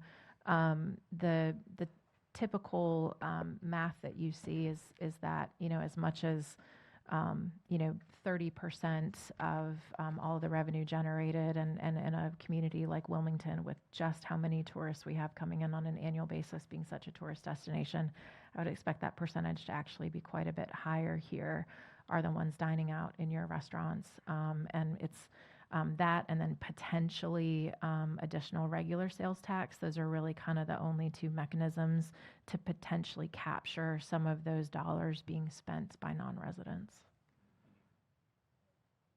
That funding would go, that tax money would go to the county and then be distributed the same as the sales tax? No, there are different distribution models that everyone who is the recipient of needs to come into agreement on how they would like to see it distributed. So you are able to use it based on population distribution. You are able to distribute it based on your sales tax distribution. Like, there's a couple of different ways that are all laid out by state law.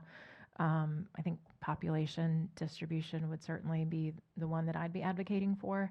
But then there can be potentially sometimes little like additional side agreements, like, okay, your population plus 10% or something to kind of sweeten the pot a little bit, since there is such population disparity in a community like New Hanover County between the different municipalities. But what's really important, aside from distribution, is what are the allowed uses that are written into the local bill that outline what it can and cannot be used for. And that's really what has tied our hands with the ROT tax, where it can only be used for convention center and related purposes in Wilmington, whereas our other neighbors don't have those same restrictions. Looking at like the Mecklenburg County language, where really anything that you could tie to, using it for special events. You could use it for community centers that had programming that, in theory, might be attracting people from outside the county. So your signature parks that hold your special events. So Greenfield Lake, Live Oak Bank Pavilion, the River Walk being such a high tourism destination, even some beautification efforts. So there's a lot of ability to really offset a lot of things in our general fund with that revenue. And, if somebody didn't want to pay it, it's typically 1%. So on a $100 bill, you would pay an extra $1. If somebody didn't want to pay it, they wouldn't purchase something that was a prepared food or beverage. So it is optional, which tends to make it more palatable than some of the other levers that we have.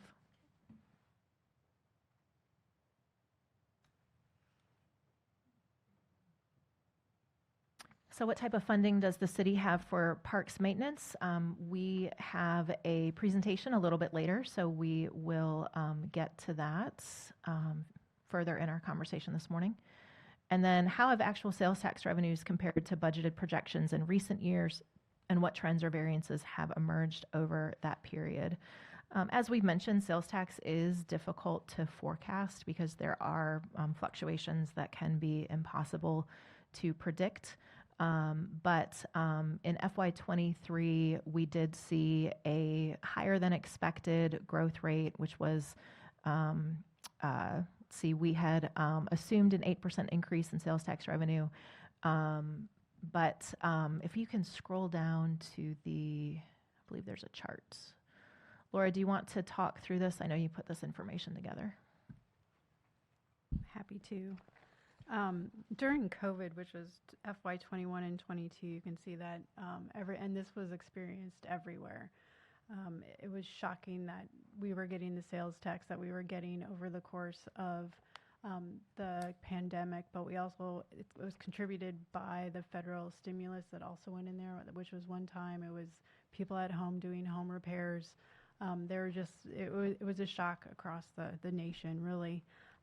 We knew that growth rate could not continue, and so it started to slow down in FY '23, but it was really FY '24 when we saw the growth change. And unfortunately, we had budgeted that change in growth happened after the adopted budget. As you may recall, we are still getting sales tax into September of the current year, or for the year that's prior. And so when we are doing the adopted budget, even today, we only have about 6 months. And so it happened around the 8th month of that month or of that year, and we only got a 2% where we built in an 8%. And you can see that we did not get the budget that we thought. So we are going off of FY '25, which was a flat rate. You can see we came in really close to that because we just kept it flat.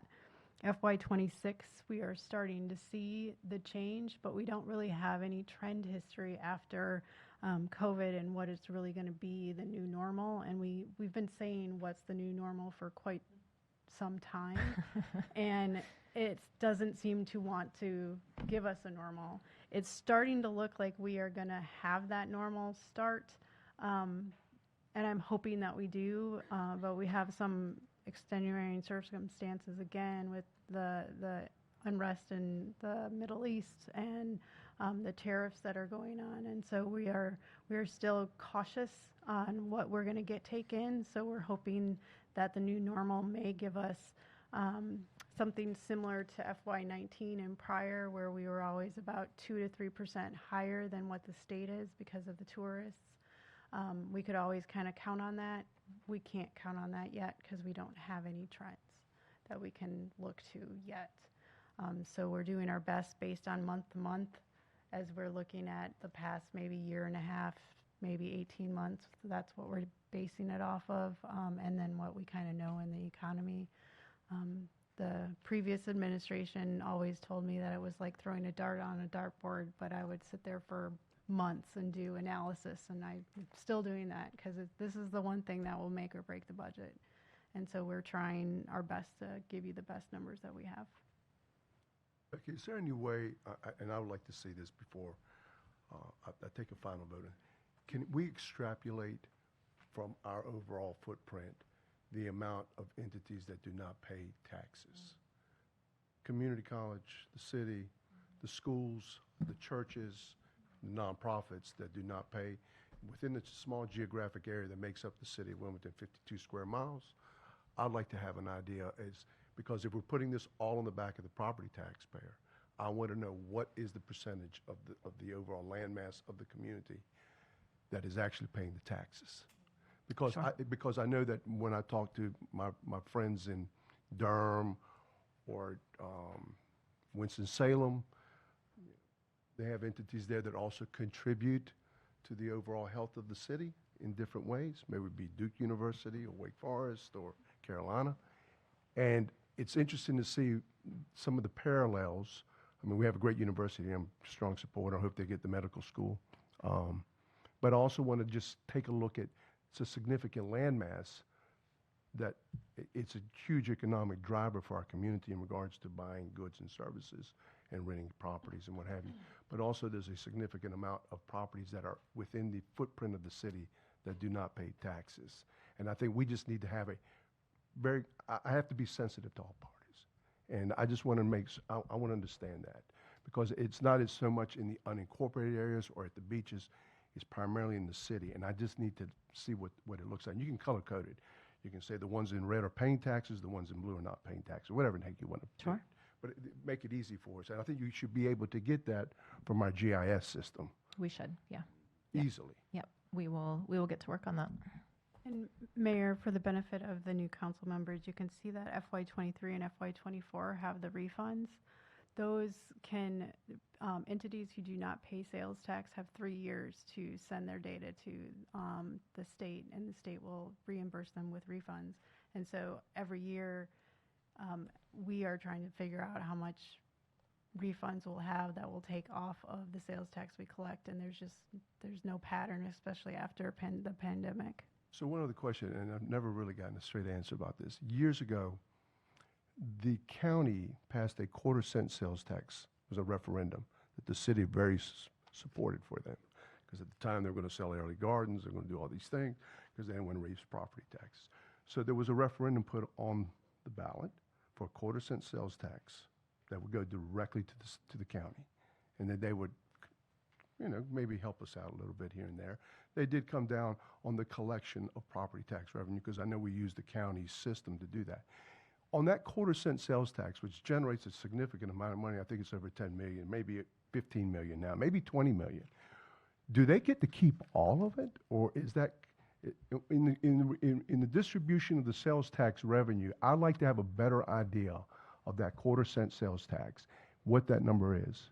It did pass, yes.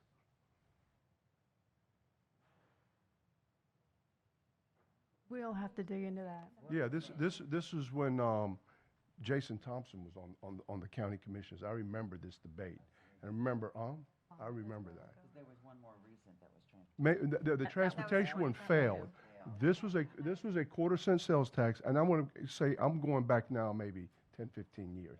But I just want to know what that quarter that they now get in perpetuity, what does that generate? And does that go directly to them, or is it taken out from the sales tax distribution? Follow me? I have to have a better understanding. That's a significant number that they get specifically that goes into their coffers, which is totally different. We supported them on that at the time because of the needs. They didn't want to raise property taxes, got it. They wanted to go up on the sales tax, and they did. So because when I look at the precincts that took that over the top, it was the precincts in the city. And I just always been curious about that number and where does that money go? I know it goes into the county coffers, but is it any way, shape, or form distributed in any other way? It's never been asked by anybody in this community. I just want to know. We're happy to look into it.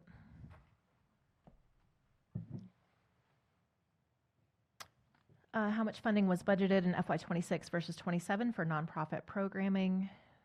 We have earmarked in the FY27 budget $783,466. That represents a 3% increase over FY26. And in FY26, that was the last year of 2-year contracts for the agencies that received funding, which was what drove us to have the conversations with council previously about the RFP process that we will be embarking on this fall. We will be bringing all of those RFPs to council for your approval prior to them going out to the community. And then the responses will go through CRAC. They will make recommendations, and then those recommendations will go to council for your final approval. So right now in the FY27 budget, it's a slug of money. And that is what we would be looking to distribute. It would be council's prerogative if you wanted to use all of that money, if you wanted to appropriate additional dollars based on the requests that we do receive. All of that will come to you this fall. But right now, we have a baked-in 3% increase in the FY27 budget. What's the history on the 3% increase? The history just related to trying to get more nonprofits some money, and it also keeps it within that 1% of the financial management that allows them to the city to provide 1% of general operations to that. So we have a policy that we strive to provide 1%. Say that again. It has, I think it's a half a cent. It's a half of 1%. It's a half of 1%. Towards nonprofit funding. That's right. And how long has that been the policy? Long time. For quite some time, longer than 2016, so. Okay. Thank you. I have a quick question. Sure. Because I really like this one. Yeah. I like the change to the process, shifting from grant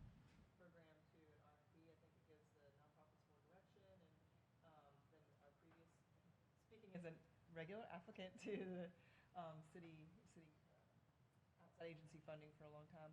So I really appreciate the new model, and I like that it's going to help enhance services that the city is responsible for providing and focuses on our strategic plan even more than the previous application was. So, and of course, nonprofits bring their own type of leveraging with volunteers and other fundraising they do. So I'm totally on board, and I wanted to make sure my understanding of it is. Is it fair to say there's no more nonprofit grants? That we're using a different model, so it's more of a, here's what we need you to do, please come bid on this work. So the grants will be made through that RFP process. Because the language is kind of powerful, it's more of a contract than. Wasn't on, thank you.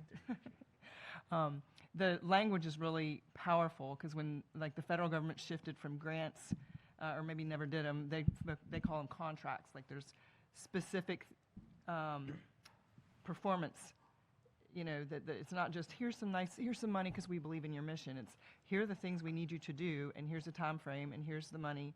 And I feel like that's a much different model than just here's a grant. Like, there's a perception of grants that they're just a never-ending flow of money into a nonprofit, and I think that's not where our outside agency relationships are headed. So, Sure. We do expect that there would be performance metrics as part of that RFP, and then part of what we would still call a grant agreement, but that it would be asking for regular reporting, that they would be, depending on what they're being asked to perform, whether it's attendance, whether it's completion, just being able to show the return on investment for those public dollars. Certainly, it's the will of council, but something that we've been talking about internally, since this is a slightly new approach, would be with council's approval when that RFP goes out, of having, say, like a year of, go ahead and perform this, get us the data back, and then if it's successful and council wants to continue it based on that first year of data, then could we sign a longer agreement with that nonprofit entity to continue that work so that they can rely on the funding for a longer period of time? Because right now, if it's only every 2 years, that can get very stressful on a shorter time period. But being able to say, is it a 4-year? Is it even a 5-year? Still contingent upon council funding annually, because you always have to approve the annual budget. But that with this set aside that we have in our budget, that essentially you can count on this funding if you continue to perform the metrics that we saw in that first year or whatever we laid out for them. So it is, we'd still call it a grant, but we would have some more specific metrics, but hopefully then it leads to a longer term under which they could rely on the funding from the city. yeah, I like the model a lot. Just and I'll stop at this, but the grant sounds more like philanthropy, and that's not what this is. This Correct. is a contract for specific services that the city is providing, and not a slight to the nonprofits. It shows the value of the nonprofits, not like as a handout so much as we need this service and you're the best one to provide it. So Yeah, that's the it really shows that language. partnership Yeah. of we're trying to provide X service, and this is both an economical and efficient, but also powerful way to provide a higher level of service through these partnerships than what we would be able to provide with existing city staffing. Thanks. Chikima, did you have a question? Good morning, everyone. So thank you to you, Becky, and the staff for everything that you've done to put all of this information together for us. Being a person that has worked with several nonprofits over the last 5-6 years and also have a love for them, I hate to even ask this question, but to the mayor's point, we have to look at everything when we're trying to balance this budget. So in a way that it doesn't affect our taxpayers as heavily as it is looking at this point. My first question is, how many nonprofit organizations is the city using for this particular program? So currently, if we can get that number. Ms. Schuler's on her way up.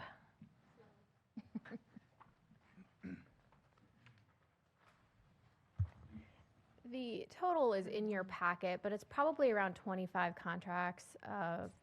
Some agencies have multiple programs that they're funded because we're funding programs and not necessarily the agencies.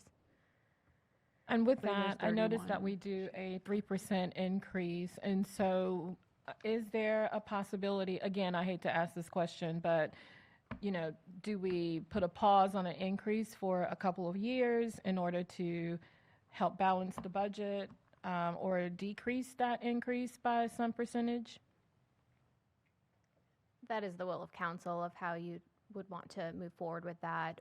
The way that what the benefit of this new model is that we haven't made any applications or awards at this time in or recommendations. So whatever amount ends up in the budget is what we would be putting out for those requests for proposals. So you do have that benefit of having it this model this way. Thank you. So just for clarification, the 3% increase was $22,000, almost $23,000. In addition, I just want to make sure it's very clear, we do have two processes, so that technically we do have some other nonprofits that are in there, so that's the Civic Development Partners. They're on their second year of a 3-year contract. And then I would assume that we would look at that process once that is over and reevaluate how we do that. And you can find that on page 53 of your document, the recommended budget document. So there are about 10 of those still going to be receiving funding. And Mayor, going back to the sales tax, it's Article 46 that the county gets, and they made last year $19.4 million. And it is not distributed to other jurisdictions. Enough. Can we take a, David, Absolutely. go ahead. I'll I take just a want break to, after before this. we leave this topic, about how many RFPs do you think we're going to release? Oh, Rachel left. We don't have to go over specific goals and details and objectives right now, but I'm also trying to think about workload for a voluntary committee.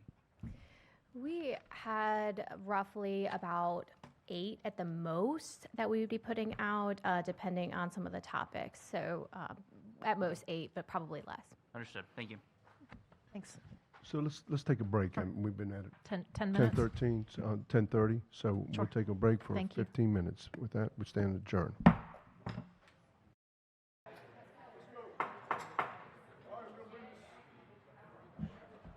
We're going to bring this meeting back to order.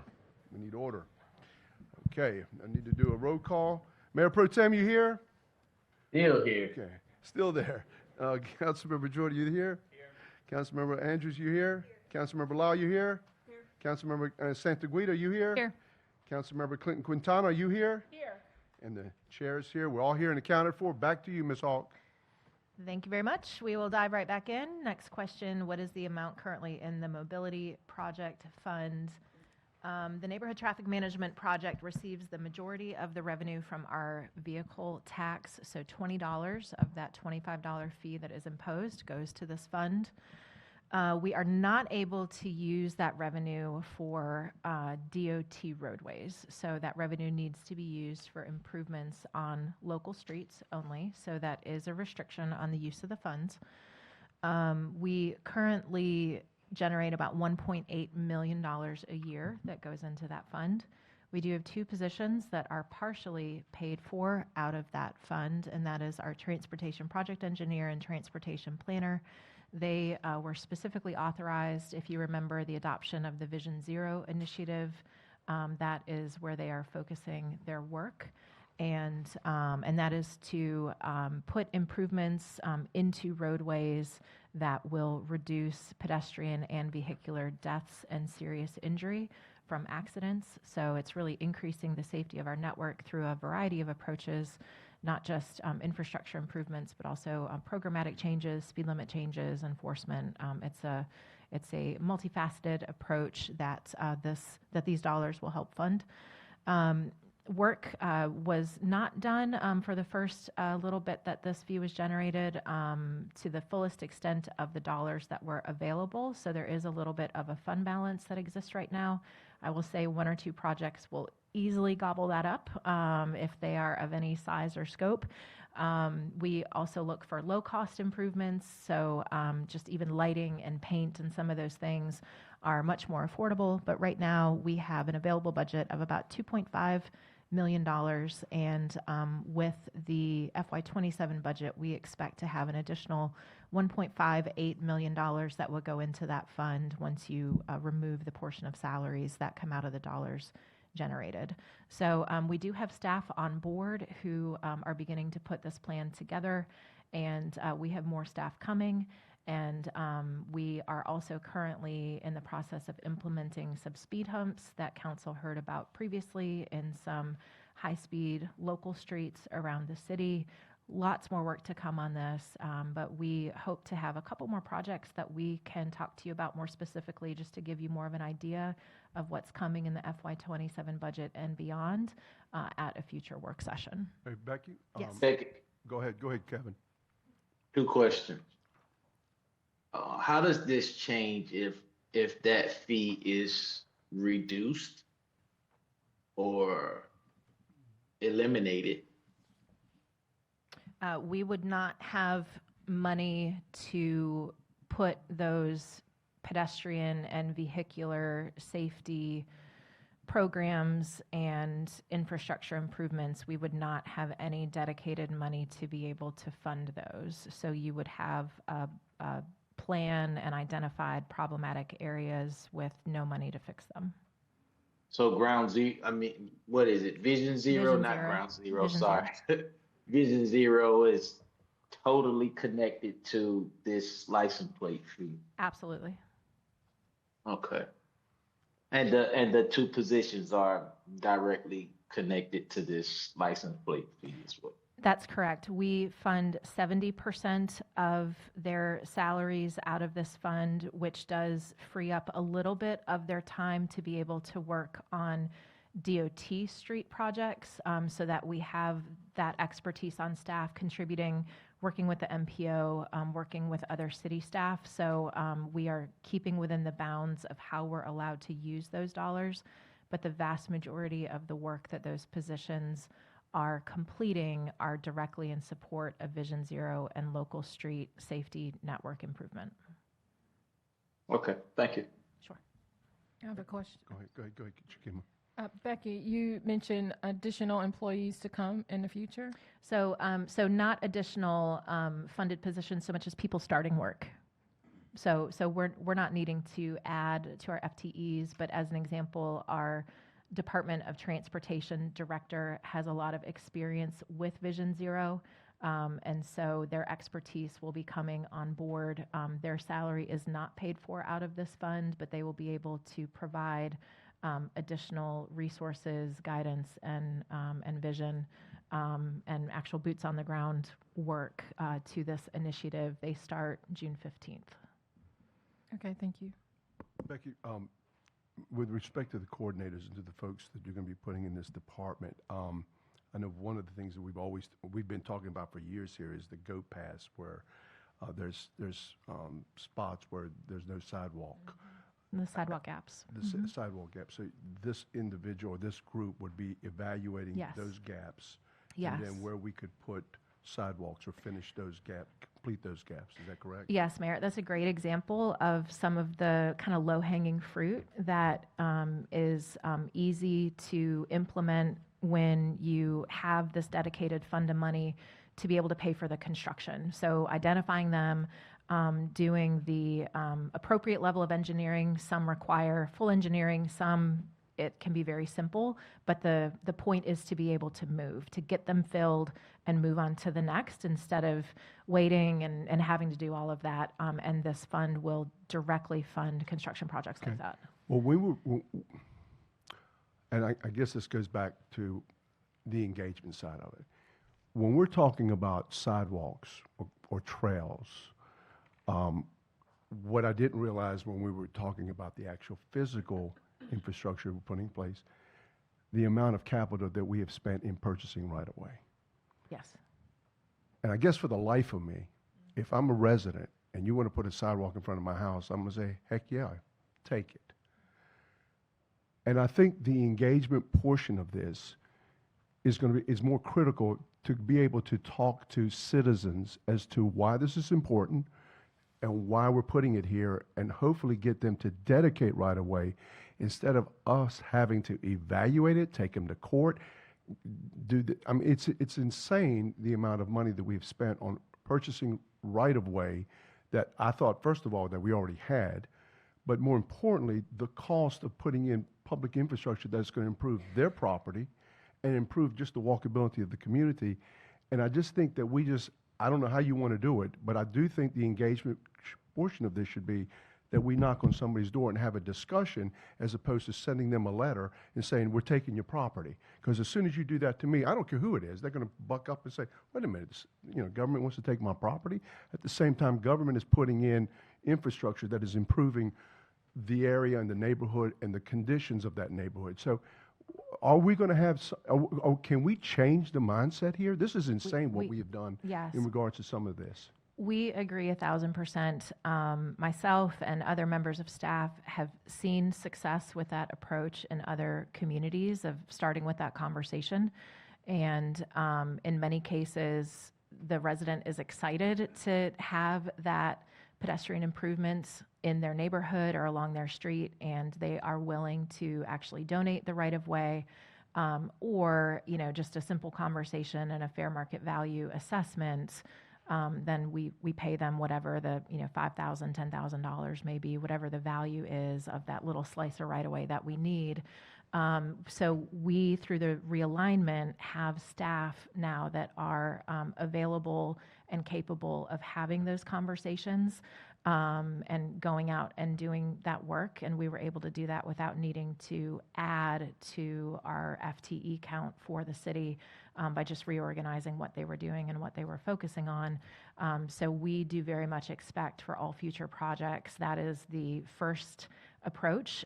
So ideally, in an approach like that, then the properties that are then needing to go to actual condemnation, that are getting tied up through court process, that you then end up paying far more than fair market value just to be able to settle it and move on, that becomes more of the exception rather than kind of the standard rule that it has been historically. We've already seen that initially with some recent conversations of some folks who've expressed an interest in sidewalk, and we said, hey, if you can get you and your neighbors to donate the right of way, we can get you a sidewalk. And they said, we will happily give you ours, and I'm going to go talk to my neighbors. So we expect to see positive outcomes, which then also lowers the overall cost of the project. It also allows us to move faster on the project because we're not needing to go to potential litigation, and we can keep moving. And the last point on this is on the sidewalk. Yes. And no disrespect to any engineering group or anybody. We've had this model that says, well, we've got to do it this way. We've got to take down these trees, and we've got to have it this way. And I have seen sidewalks that have meandered through trees.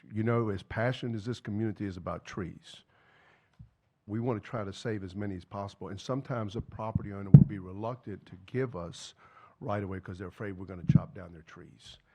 Is there a way, and I guess the other part of this is the pervious concrete when you want to get around these trees and what have you. I would imagine that we're clever enough, not clever, but we're smart enough to figure out a way that we can meander a sidewalk around tree.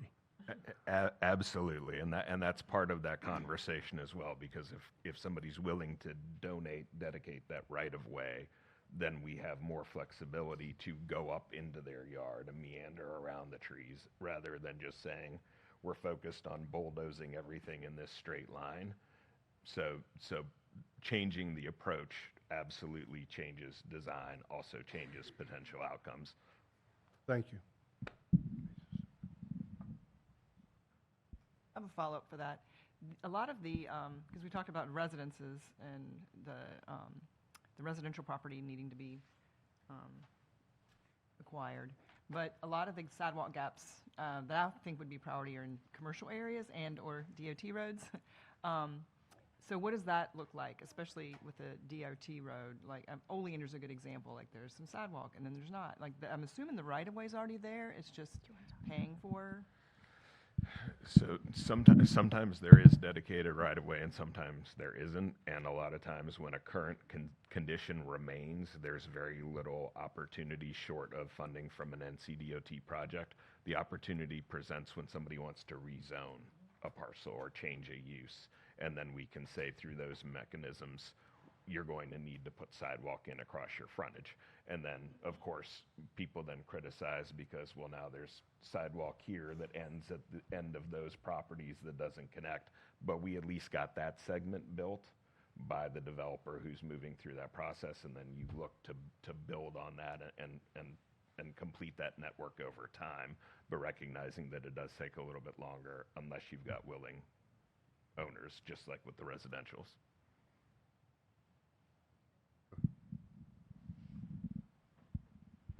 Okay, question about current vacancy rates for first responders. The table below indicates current vacant positions in both our fire department, police department, and then also first responders that are not police and fire, which includes grounds tech, solid waste, stormwater, and streets. Again, those are employees that are also called out in exigent circumstances at all hours of the night to respond to issues around the city. But currently, based on when we pulled this a couple days ago, we have 12 vacant in the fire department, 41 vacant in the police department, and then 54 amongst the other areas that I talked about. What this does not account for is also the deployable number. So if somebody is going through training, if somebody is out on FMLA or out on military leave, they are not here and able to perform that work, but they are still on our payroll, and but they're not included in these numbers. So the actual amount of deployable numbers, if you will, would be lower than what is indicated here. So Becky, in police, I guess in particular, and fire, I would imagine, they have these classes. Obviously, you have to get certified. I mean, you have to get through school, and then you have to get the certification. What is the number on the certification part of it? So if you have a class of 20 people, what is that certification costing the city? Sure. And then in addition to that, are we paying the officers while they're going through the training program? Yes, so we put on our own police and fire academies. So those are both run in-house. So we certainly dedicate staff time to put on those trainings, but there isn't like a tuition fee or anything like that. We do bring on both police and fire as full-time employees so that they're on our payroll and they are ours. They don't get snapped up by another agency.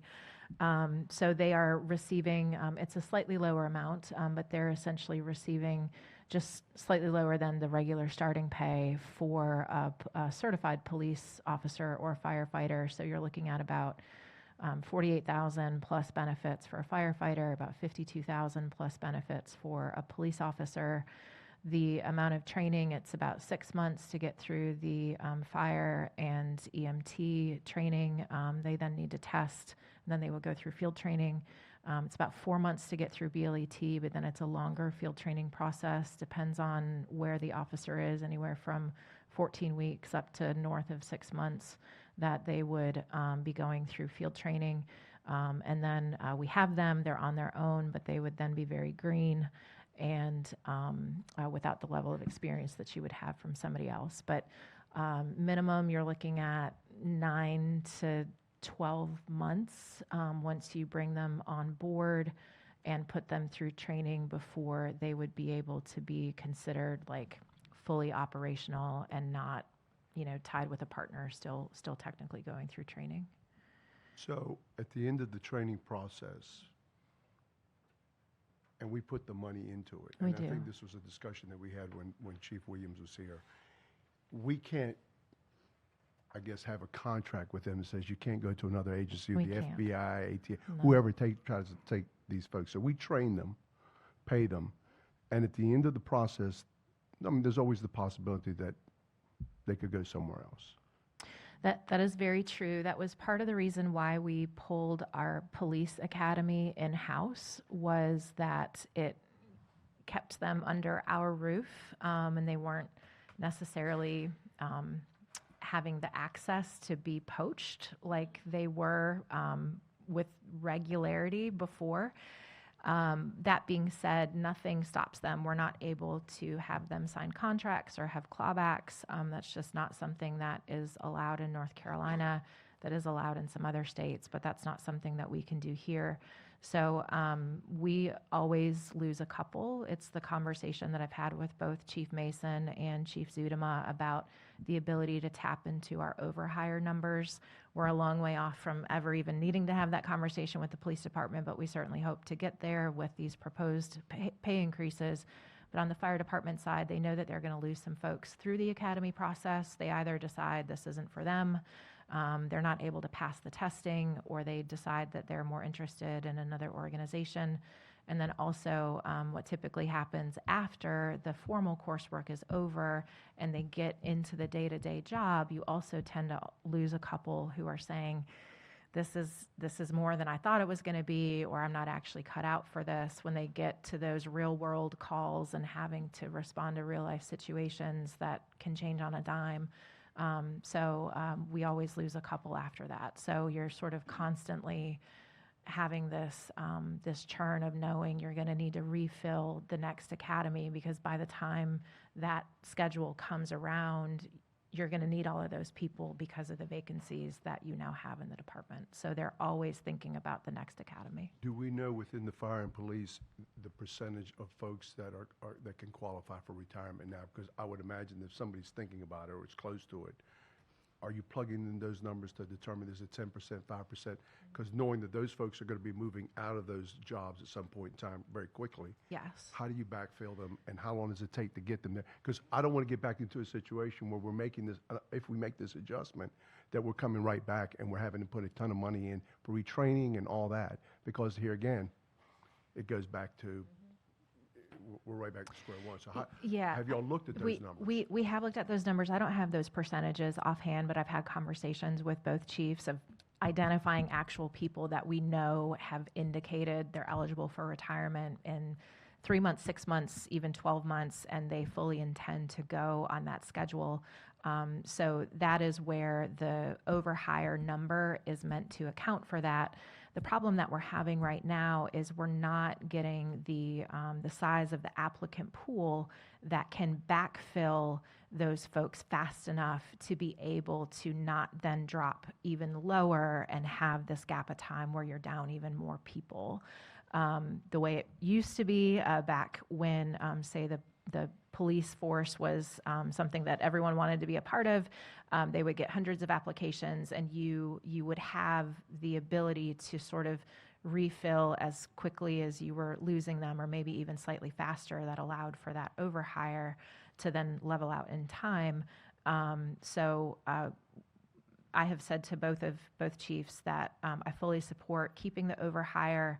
And we are very hopeful that with the changes that we have proposed, that we could be back into a scenario of needing to tap into that.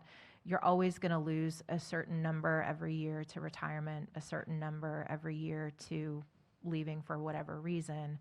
But if we can keep a number that's much close to fully staffed, you won't feel those one or two the way that right now every additional one that's lost it's painful and it's felt because it's that tight right now. And in the budget, not only on the employees, I want to know on the equipment. Yes. All the things, the bulletproof vest, the radios that we just bought, I think last year or this past year. I guess the technology piece is the piece has always been a little fuzzy for me. Understanding that they're wearing body cams, understanding that they have cameras in the cars, and looking at a police car today, it looks like an F-15 fighter jet when you walk inside. So the technology is dramatic because it's audio, it's visual, it's all of it. It's GPS, it's following these folks wherever they're going. I guess you'll have a pretty good idea.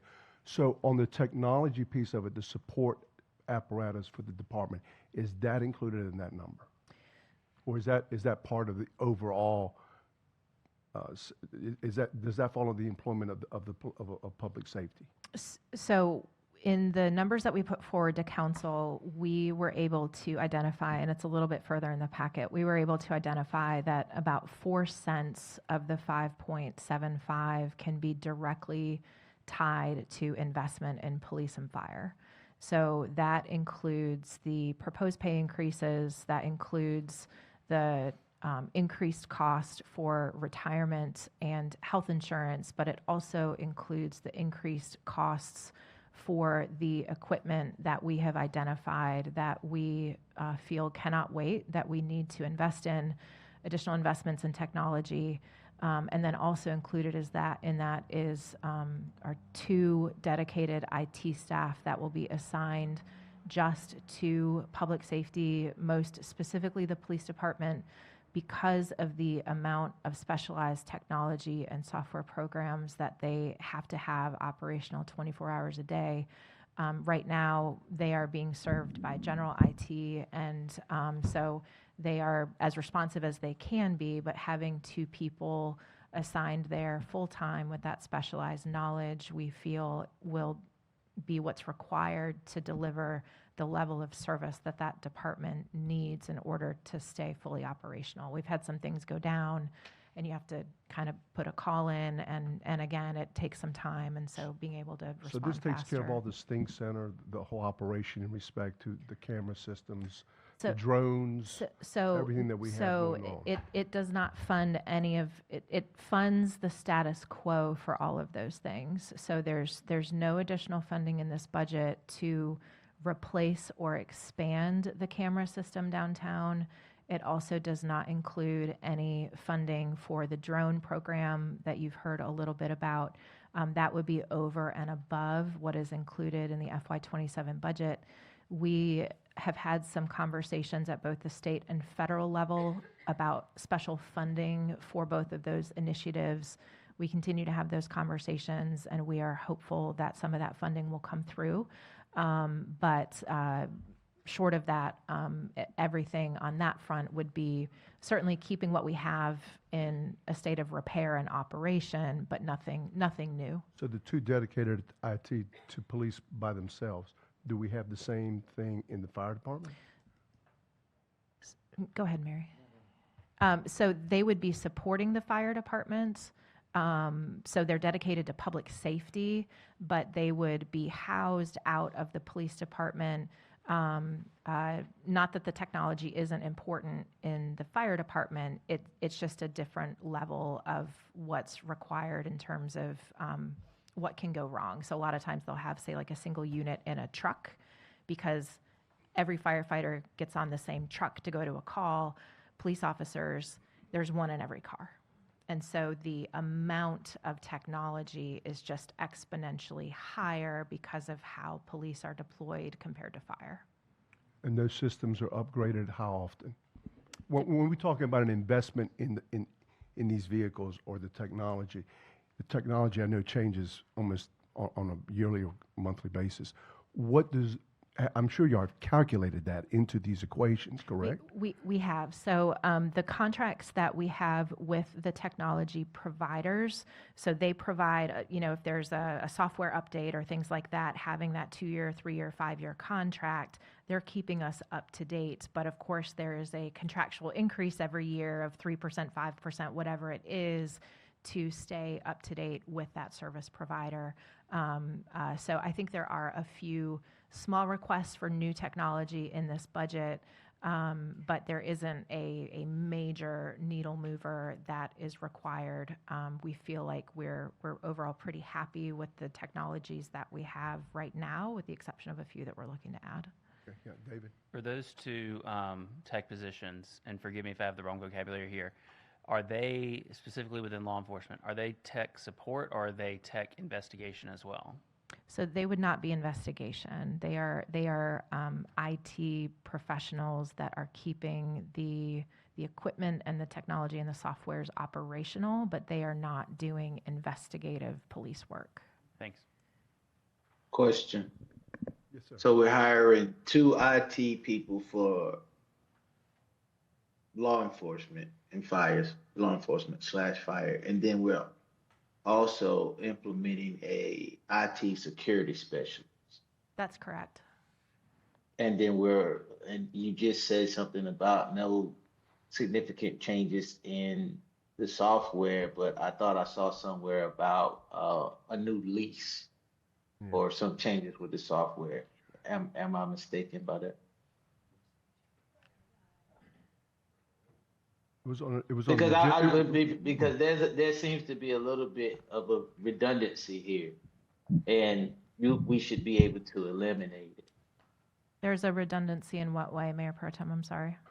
I mean, as far as technology, information technology, and positions. I mean, if you're going to be IT, you can, and most of our stuff is in the cloud, and we have IT people. So wouldn't it be cheaper for us to just expand their plateau? Go ahead, Mary. There, in the budget, Laura just showed it. I don't know what page you're on. In the back, police has several items that are associated with technology that do require support. The 2 positions, one of them is a support tech position. So really, boots on the ground, helping staff as they come into shift to do that kind of work.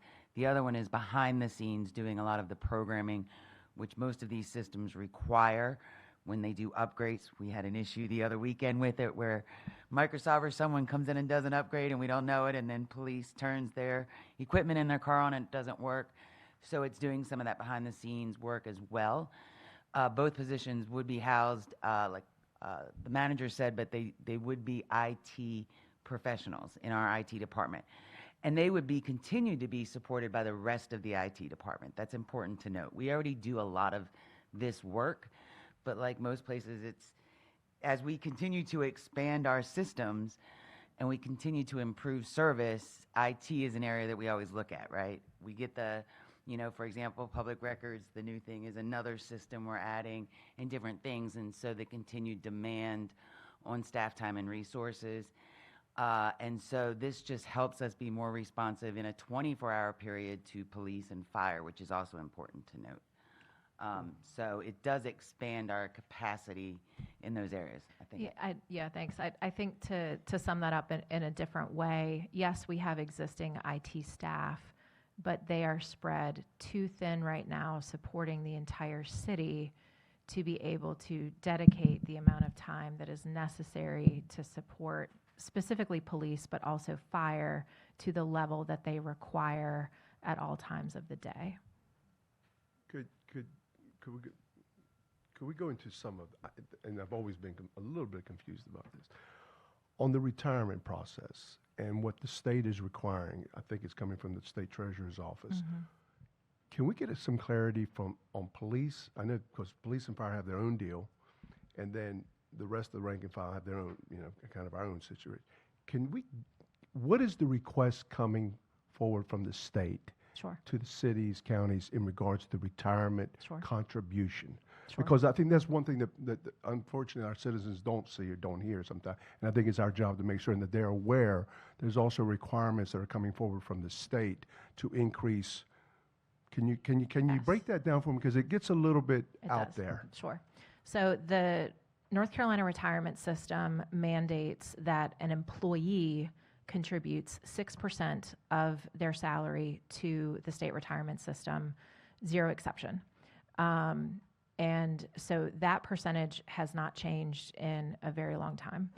On the other side, the retirement system also dictates the percentage of salary that the employer has to contribute on behalf of that employee to the overall pension fund, and it is based on the category of employee. So you have a rate for law enforcement, you have a rate for fire, and then you have a rate for everybody else. And so those percentages in the last number of years have changed annually. They are set by the state. We do not have a choice. They have increased again this year. I think we are looking at over $700,000 in increased mandatory contributions just to meet existing payroll. We have calculated those percentages in when we're talking about the living wage and the amount of dollars that we will need if you fund that. That includes all of the benefit percentages as well. So that is an all-in number. So that is one bucket over here. But even if you did nothing with the living wage, we would need to come up with $785,000 or so in new dollars just to meet existing obligations for the next fiscal year based on current payroll. The percentages based on the category, I'm looking across the way. It looks like she has that information. I do. For for non-public safety or non-police officers, it went from 14.3% to 15.1%. And then for Leo, it went from 16.08 to 17.1, which was pretty much a 6.34% increase, and that's off anybody's salary, is 17% there. And I saw some numbers earlier about the healthcare. Was it 3.5 million? That's correct. That's our overall healthcare plan? That's For the general fund only. So Okay. it's about 4 million system-wide. Excuse me? For the general fund only, it's 3.5. For the system where we have all employees located in other funds, it's about 4 million. and That's 3.5, wait a minute, you got me confused. So let again. me say it again. So we went out to bid for health insurance. We looked at becoming fully insured or staying health insured or staying self-insured, and even going through that process, keeping the benefits comparable to what they are today, which a previous benefits survey indicated they're not that great compared to some of our neighbors, but we couldn't afford to improve them. But even keeping everything the same, it is going to cost us $3.5 million more dollars in general fund dollars in FY27 compared to FY26, and then an additional $400,000 to $500,000 spread out across other funds that we have employees being paid out of. So your solid waste fund, your golf fund, wherever those employees' salaries come from, are making up the additional $500,000. That represents I believe a 14% increase over our current health insurance premiums, which sounds astronomical, but when you look across the state and the country, the average increases are between 20 and 26%. So by that measure, it's low, but it is the equivalent of 1 penny just to fund the same program that we have today. I have a question in this public safety list. Before I get to that, thanks for putting it together. It's really helpful to understand how much of this proposed budget is going to public safety, because I get asked about that more than anything else. Absolutely. I have a question about an item at the bottom of page 21 of this document, which is the police and fire mental health program. Yes. So I want to start by saying I'm fully supportive of investing in that. I understand that. This number, is this for the creation of the program? And can we expect that to go down over time? Or is this going to be a recurring expense that we need to plan for? We expect it to be a reoccurring cost. To put a little bit more detail into what we're proposing, we looked at a number of different models for mental health support for specifically for our police and fire departments. And the model that we landed on that we felt gave the highest level of support and the most autonomy was there's a local provider in the city that specializes in mental health support for first responders. So what we would like to do is contract with them on a number of fronts. One of them is for some of the pre-employment work of making sure the employees that have to go through pre-employment psychologicals, that they're able to provide some additional support there. But also on an annual basis, everyone in those departments would need to have one visit a year. It's just for an hour. They can sit there and not speak if they don't want to, but it's a good way to have an annual check-in within a safe space and share whatever they might need to share. And what other programs have found is that then breaks down the barrier and the stigma of what it means to be seeking mental health support. We then want to provide a program where anyone in those departments can go seek individual services on as often as a biweekly basis that the city would pay for. It would be completely confidential. The information would stay with that provider, but we would be funding the program. And again, there's been a lot of success with these programs in other areas. So we believe that this is an appropriate number that will likely account for all of the expenses that we would incur under that model. This is the first time that we are embarking on this program, and so until we know actual usage, because it would be based on an actual usage basis, until we get those bills, it's a little bit of a shot in the dark. In many ways, higher bills are a good thing because it means that folks are getting the help that they think they need. But we feel comfortable with this number, but it would be a reoccurring expense.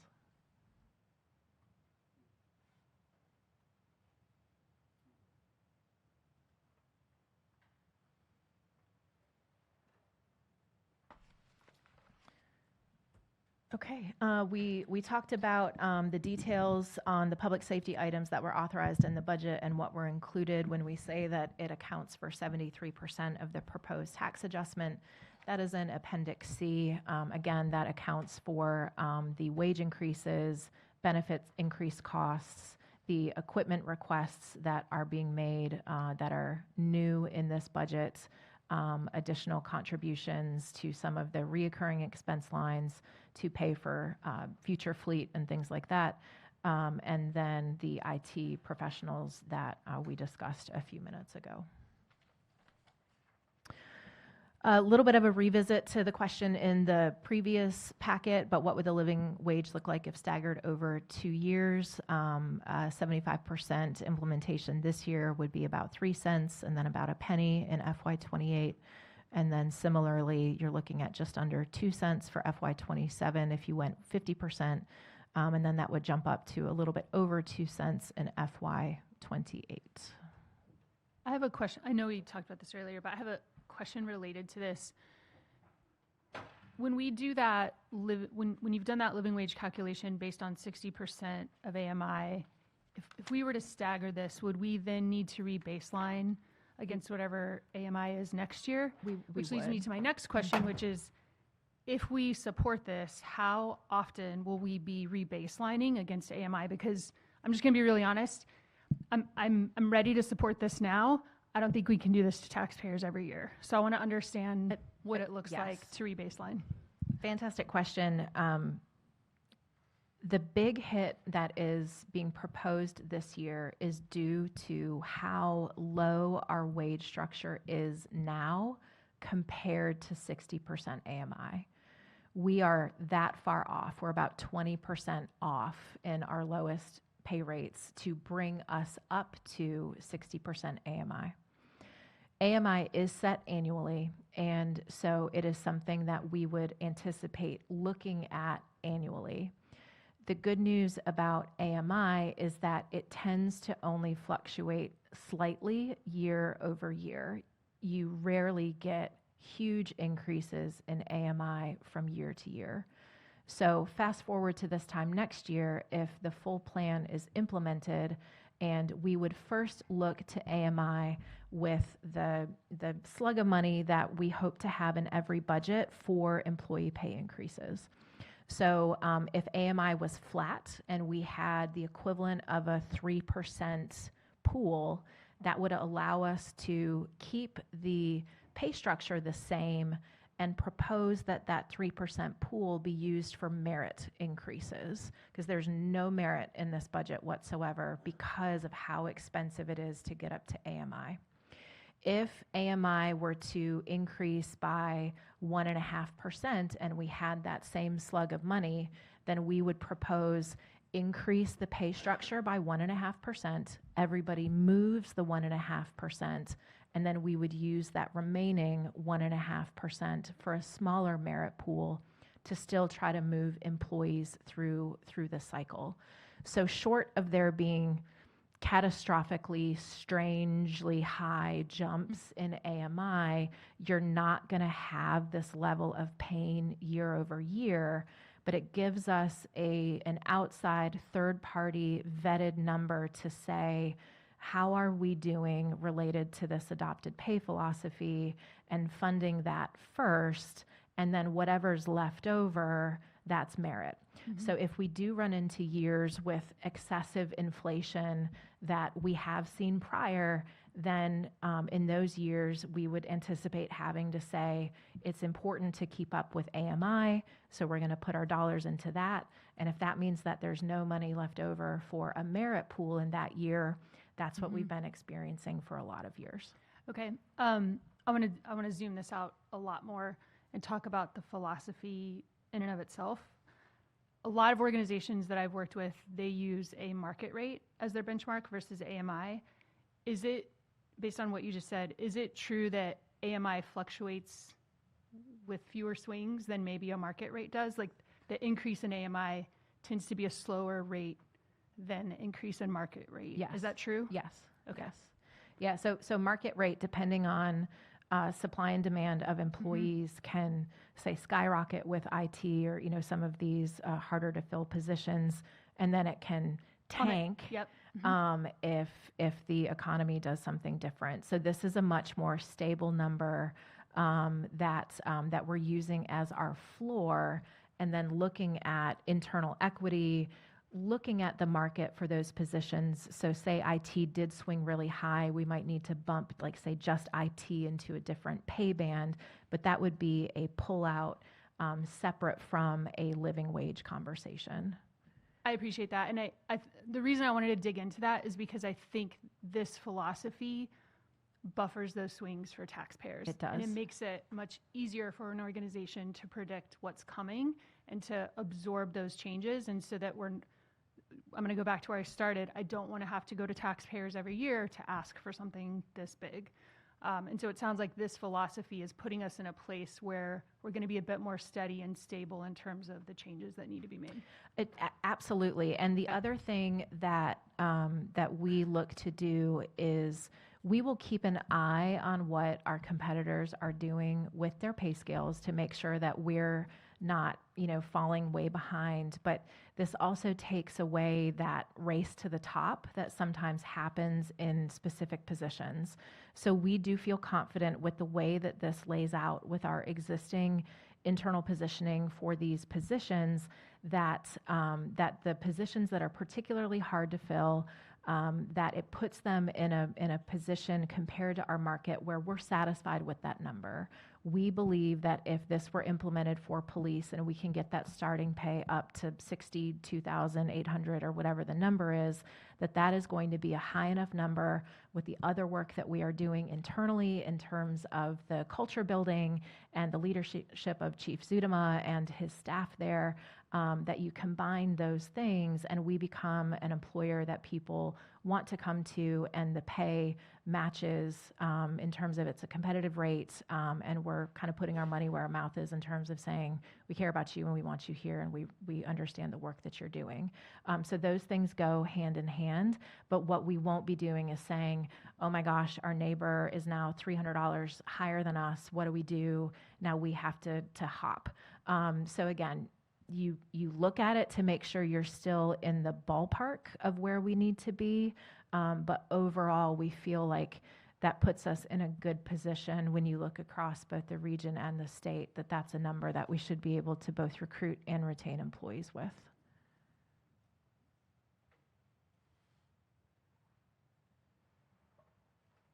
There's a question about what revenues are categorized as restricted and unrestricted within our governmental revenues. So restricted means that they have specific uses that are set by others.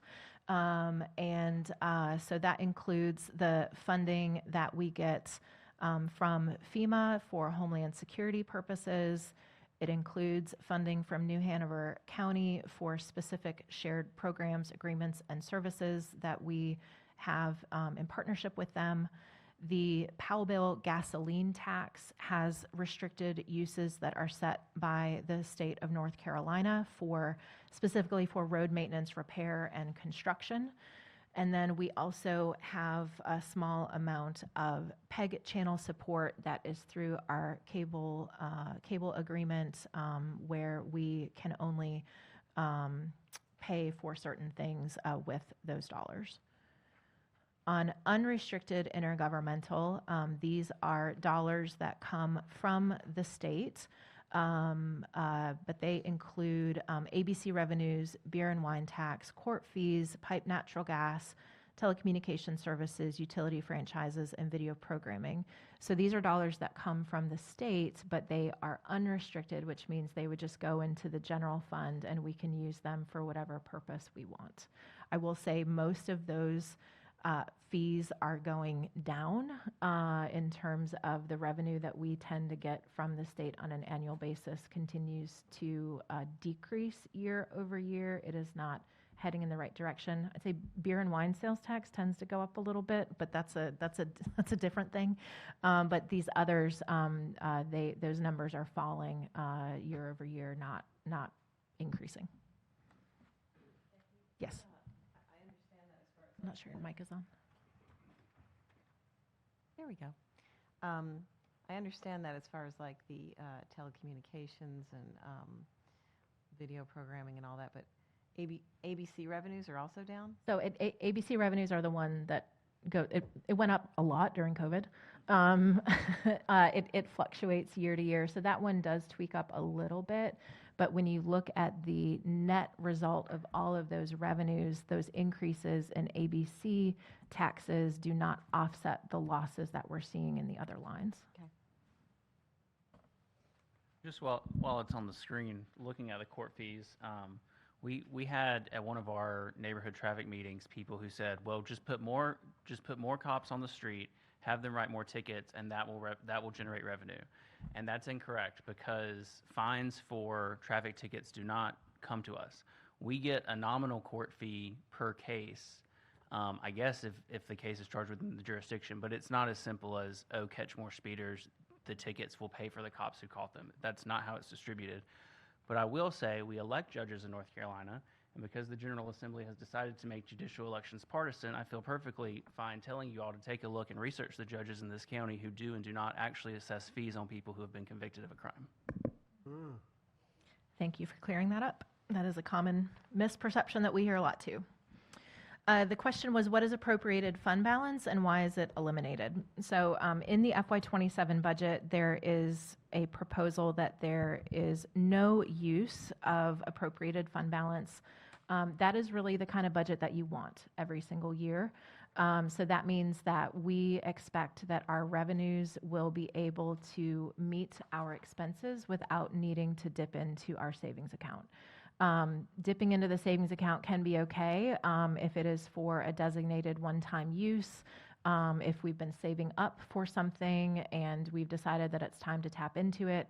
But one of the issues that happens is once you spend those dollars, they're gone. And so keeping a healthy fund balance to make sure that we can anticipate what is not expected that happens over the course of a year is very important. And then also that we have enough one-time funding in our regular budget, because that then feeds into having new one-time funding next year for new one-time purchases. If you were to carve all of that out and pay for it with your savings account, next year you've got less revenue and you have new one-time expenses. You've spent the money in your savings account. Now, how do you buy those things? Again, it sometimes has a place, but the reason why there is nothing in the FY27 budget is just there was nothing that came up that was necessary. What you'll also see in a budget document under the amended column, those are budget appropriations that council has approved over the course of the current fiscal year. So if there is any required or needed use of the fund balance over the course of the year, that comes to council as a fund balance appropriation request. You vote on it, and then that shows up in the amended budget. One thing that you might recall are the Motorola radios that we had to purchase pretty hastily because of some failures and interoperability issues that we were having. That was something that we did not anticipate we would need to do in the FY26 budget, but we were able to bring that to you, and using fund balance and some other funds that we had, we were able to move forward with that purchase. The radios are now fully in place. All of the interoperability and failure issues are behind us. How much are we making on our, Interest earnings? yes, On our savings account? I know that we're probably restricted as to where we can place that money. So interest earnings are not restricted unless the interest is earned off of restricted funds. But interest rates have tweaked down a little bit, so it's not quite the amazingness that it was before. But we are pulling up that number now. I guess what I'd like to know is what the total number is, and then I guess, are we investing in T-bills or just general interest rate, just parking into a money market fund? So we invest in a variety of things. The vast majority of it is through the North Carolina Trust that is managed through the LGC. So we are restricted in a lot of the things that we can invest in because they need to be stable funds. You don't want to lose the principal, so you can't invest like you can with a 401k to make sure that the taxpayers' principal dollars are protected. But we do have some alternative investments that I know our finance staff manages to try to maximize the return on those principal dollars. Was it like 4%, 5%? What is the average? 4? I'm hearing 4%. Come on. Martha's coming up.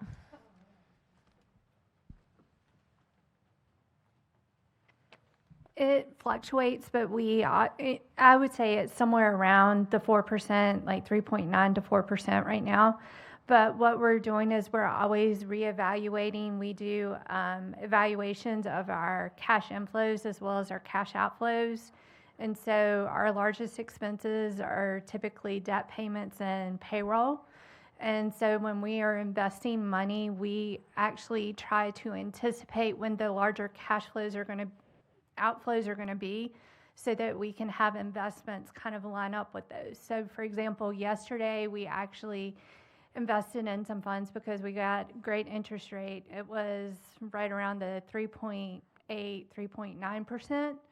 And we're always looking at overall, we want our average maturity to be less than 12 months, and we don't invest in anything over 5 years.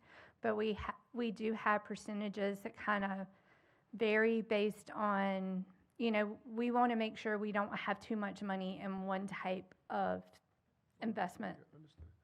So that money comes back into the general fund? It does. It does. And as the manager was alluding to earlier, like for example, interest earnings on certain types of restricted funds might be treated slightly different.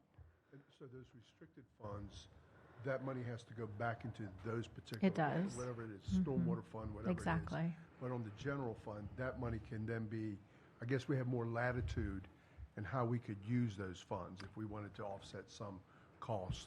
So it's considered unrestricted revenue, and it is already incorporated into the proposed budget in terms of calculating and projecting out what we expect to earn in FY27, which is always a little bit of a crystal ball because we don't know what will happen with interest rates, but that is already incorporated into the revenue proposal, and so those dollars already have homes. And I would imagine, just because I got a question about this, Sure. just so for the record, we don't invest in Bitcoin. No, No. we do Thank not. you. That is not Just considered stable. Clarifying it for the record. Correct. Thanks, Martha. We could start our own coin. I guess we could. Yeah, we could. And Laura has the amount that is budgeted for FY27. Yeah, so for FY27, it's 1.5 million, and to give an example, this does fluctuate with the economy. FY25's actual was about $3 million. FY '26, we only budgeted 1.3 million, so it does fluctuate a lot, and can hit the budget depending on the economy, but we do plan on bringing in about 1.5 for FY '27. But before that, there were years where it was basically zero because interest rates were negligible. There was an itemized list of council's operating budget that is up on the screen for you. That does include the pay for council members, and so didn't know if there were any questions or additional detail needed on those. I've already talked to you about this, Becky. I think we should cut out pay raises for council for this budget. I don't know what the appetite is with others for that, but I didn't take this job to get a raise 5 months in, so I think we should cut it. Yeah, Cassidy, we talked about this as well. I think that's appropriate to not include any increase for council when we're looking to try and put so much into pay raises for others at this time. I do think that it's important to note that it would be virtually impossible for a working age adult to do this job without also working another full-time job or being independently wealthy or being retired. So that's just the nature of how our council is structured, how our city charter is written, that it does exclude people from doing these jobs because this is not a full-time job that somebody could run for then do on their own. You have to have a different source of employment. That's not the problem that we're trying to tackle today, but I think it's worth saying, and I would support not having any increase for council. I could get on board with that if we look to eliminate the assistant city manager position, if we look to eliminate the assistant chief position, and we hold off on some of these high level hiring that we're doing until we fill some of the intermediate and lower level positions within the organization. Can you help me understand that trade-off, Kevin? Because 20% of city council salary, I think the total is something like $33,500, and I think the trade-off that you're proposing is much more substantial than that, and I think has the potential to impact the level of service that we want to provide to our residents. So I'm trying to understand the reasoning behind that. Sure, I can help you understand that. We currently have a city manager, we have a chief of staff, we have a we have 2 deputy city managers. So what does an assistant city manager do? Okay, because in the budget proposal, we talked about, the discussion was had about, I think it was 57 positions that were eliminated. That saved us about $500,000, right? And I know right now, looking at the camera, there are 2 people sitting there together that make $500,000 or close to it. And so, again, we're talking about redundancy and eliminating positions and overdoing this and overdoing that. So let's start at the top. That's how I feel. And if we talk about WPD, we have a chief, we have 2 deputy chiefs. So what does an assistant chief do when we're looking to fill lower levels of the police department and lower levels of the city of Wilmington? Thanks for explaining that. I think we'll have to agree to disagree on the importance of those positions. I'm specifically bringing up our positions. What do you and think I the appreciate importance that. of those positions are currently? That we need more high-level positions than we need people that are going to actually do the work. Well, I mean, I think we need positions, we need to fill the vacancies that we have at every level. I think in an organization the size of this, with over 1,100 employees, I think having folks with experienced leadership and operational expertise is incredibly important. I recognize that those positions are expensive, but I think I'll go back to this, I think the residents in our city deserve that level of leadership. And as a leader in the city, what I'm putting forward is, I've been doing this for 5 months. I don't need a $3,000 raise. I would prefer to cut that out and make cuts where it's reasonable without limiting the services that we can provide to residents. No, I understand that you've been doing it for 5 months. So you're just getting accustomed to the juggle or the balance in this position. There are people who've been doing it for years. I mean, I don't, it doesn't matter to me. I'm talking about these high level positions. That's where I'm concerned. I'm concerned that we don't need it. All right. So just how I feel. Going back to the assistant chief, I know that, I think that was put in last year's budget, was it not? Or was it eliminated? I know that there was some discussion about an assistant chief. That And position. I know that we have two yeah, deputy chiefs we there. do. That position has existed prior to me being here, prior to Chief Zudema being here. That was in their organizational structure. It was just never filled. So But let me go back. So on the positions, because I think we've had an appropriation of appropriated funding for 280 officers. we do. So the money's parked, Correct. correct? Correct. So as they come in, we have the money to pay them. Correct. I'm going to ask the question this way.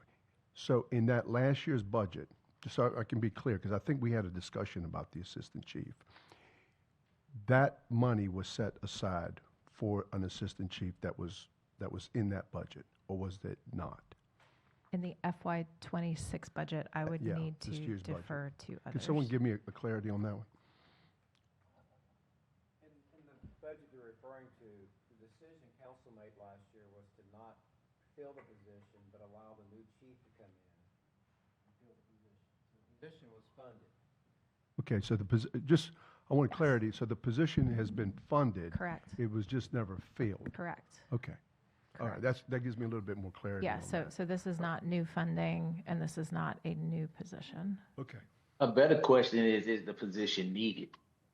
I'm seeing a head nod from Chief Zudema. If he would like to speak to that more, he is welcome to, but based on my conversations with him, I feel very confident that that is a vital position to the efforts that he is leading in that department. That will certainly also be helped by the existing deputy chiefs, but that this extra position is very important to where he is. Well, come trying to on, take come the on company. down, Chief Zudema. He's coming up.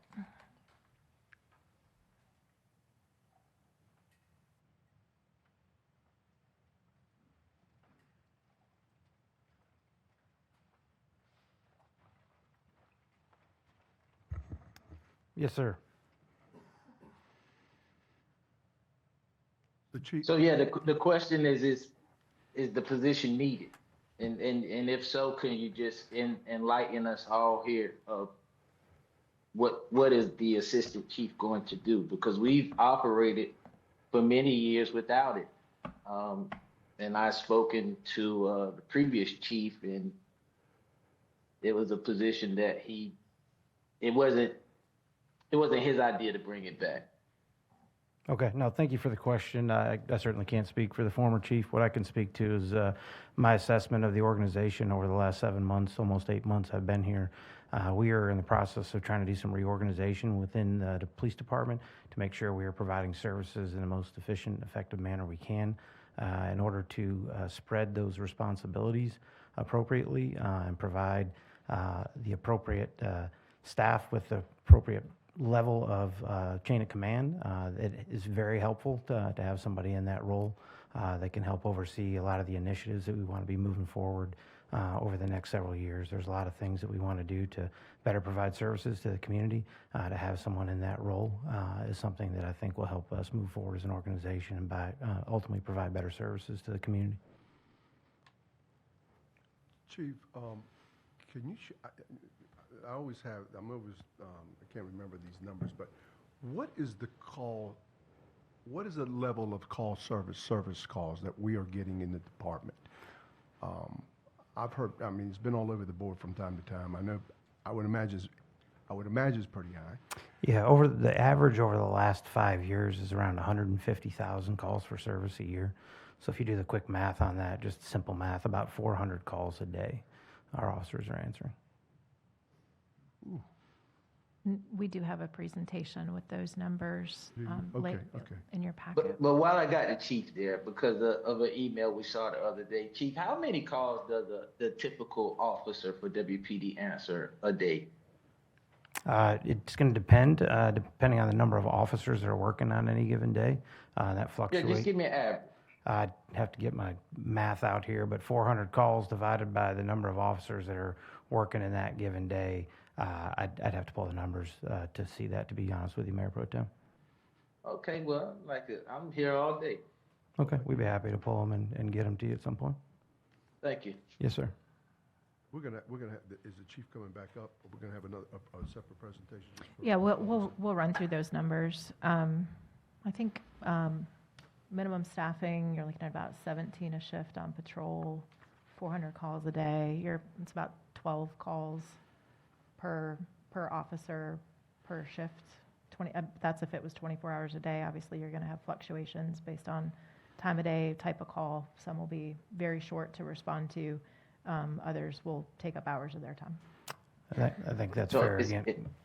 Is 17 a dramatic number? Is it an exhaustive number? In terms of minimum staffing, Well, just in general. I'm not sure of the question you're asking. Are you talking about 17 being the number of officers or 17 being the number of calls? 17 calls per officer No, per shift. it was about 12. So it was about 12 calls per officer per shift if you look at minimum staffing for patrol. So that Right. So I'm asking if 17 is exhaustive for an officer. So what I would tell you, if I'm tracking what you're asking, Mayor Pro Tem, what I would tell you is that there are staffing models out there from the IACP, which is International Association of Chiefs of Police, as well as some other kind of bodies in the profession that look at best practices. In a perfect world, you split officers' time into thirds, give or take. A third of that time should be answering calls. A third of that time should be spent on administrative duties, which is a variety of things I won't bore you with now. And then a third of that time should be unallocated time, meaning that's time for our officers to be out in the community, proactively engaging with our community members in a non-enforcement setting. So getting out of their car and walking down the street, talking to people, stopping and shooting a basketball with a kid on a basketball court, speaking to the lady who's sitting on her front porch and seeing what her concerns are in the neighborhood, talking to business owners, those types of things. And I will tell you that it is challenging to accommodate that 30% of unaccounted time right now based on both staffing levels as well as the amount of calls per service that our officers are answering in a given day. Got you. Thank you. Yes, sir. The chief, when depending on the call, it goes up, I know when we had these discussions about the unsheltered, if we have an individual that is in need of primary care at the hospital, the officer then is taking that individual to the hospital. Correct. And at that point in time, does that officer have to stay with that individual, or is it passed on? I know that in traffic accidents with the traffic investigator, that's kind of passed on to that person taking all the paperwork and what have you. What happens in other instances when somebody has to either be taken to Blue Clay Road to the jail or has to go to the hospital, or I would imagine, are there any other scenarios besides that? Yeah, it just really depends on the circumstance. If it's a medical-only issue and it's somebody that we may have in custody, there's a lot of times where the jail will not receive those individuals who we have a commitment order on to go to jail unless they've been medically cleared first, right? Because they obviously don't want to be running a hospital inside of a jail. So a lot of times if someone has a medical issue and they're in our custody and they have to be committed because they've committed some type of serious crime, we may have to sit with some. We had one not too long ago we sat with for several days, 24 hours a day. We had a police officer sitting with someone who had a medical issue, who had committed a violent crime, who had a commitment order. Sometimes with mental health patients, that can depend. There are times where we were able to hand off the mental health patients to the staff at Novant, and they're willing to basically take custody of them. But there's other times, depending on a lot of variables, they may have to stay with those patients until they're at a point where they either no longer, a concern from a safety standpoint. But yeah, there's a lot of time that is spent just being with people that are in our custody. So if you have to arrest somebody and take them to the jail, to the Hanover County Jail, what does that process, what's the time constraints on that officer? And then if that officer is taken out of service to take that individual to the jail, who backfills that time? Yeah, so the scenario I'd give you is if an officer, out in the hallway here today arrests somebody for crime X, he would take that individual in front of the magistrate, which operates out of the police headquarters on Best Street, goes in front of the magistrate. If the magistrate determines that that individual deserves to be committed to the jail, we will then drive out to Blue Clay Road. We will go out there, get into the jail, get secured. There's a process for turning that person over. That takes some time there, and then come back. So, that could easily take, on a good day, an hour, and on a bad day, probably a couple hours, depending on, again, how many people are in line at the magistrate, how many people are in line at the jail for intake. And then basically, while that officer is, for lack of better terms, out of service, the other officers in neighboring districts will help cover the calls for service. So based on the 150,000 calls for service, so we'll be clear on this, is that overall, or is that just patrol? Obviously, you have patrol that takes care of traffic issues and accidents and is out there patrolling. You have others that are, I would imagine, investigators, detectives. There's a litany of different, I guess, job descriptions within the department. Is the 150 for all of it? Because if somebody's, let's just say, their house is robbed and they want to check back with that detective or whoever, is that part of that overall call service volume, or is it in addition to that? So that scenario you give of a house that's been a robbery's taken place, there's one call for service for all of the officers that arrive there and handle that, however long it takes, whether it's 10 minutes or 10 hours, right? If 3 days later the detective needs to go follow up and do something related to that, that would be an additional call for service. If he has to go to, let's say, the Walmart to look for a witness that maybe works at Walmart, right? That would be a separate call for service on that day. But yeah, these calls, so you're not going to necessarily, the overwhelming majority of these calls for service are one-offs, for lack of better terms, I think, if that's where you're going. But there are some times where there are follow-ups that require additional work other than the original crime. That would be a separate call So for let's service. just say, I'm just hypothetically saying, if you have 30 officers out there on the street on any given shift that are out there, and then somebody or a couple of them get taken out of service for whatever known reason, we have to take the entire cavalry and bring them back downtown late in the evening at 2 o'clock in the morning when all the bars let out. The rest of the city, and I've heard this from the previous chief and the previous chief before that, you're taking the entire force literally and moving them to a specific location within the city, kind of exposing the other portion of the city. How do you backfill that kind of stuff, or do you, or can you? Yeah, so if a scenario that you gave, if we have to go to one area of the city, regardless of where that area is, to because there's a large scale incident there that requires the majority of the staff we have currently available, we rely on our partner agencies a lot. New Hanover County Sheriff's Office primarily being the first call, depending on the nature of what we're dealing with. Certainly, we could contact the Highway Patrol. They have limited subject matter jurisdiction in North Carolina, meaning Highway Patrol here can stop and enforce traffic ordinances, but they can't enforce criminal ordinances, right? Which is unique, quite honestly, to North Carolina. But we have other partner agencies and neighboring agencies that we have MOUs with, that if we became short-staffed because of a large-scale incident, we would call on them to help us backfill the city and handle the priority calls, right?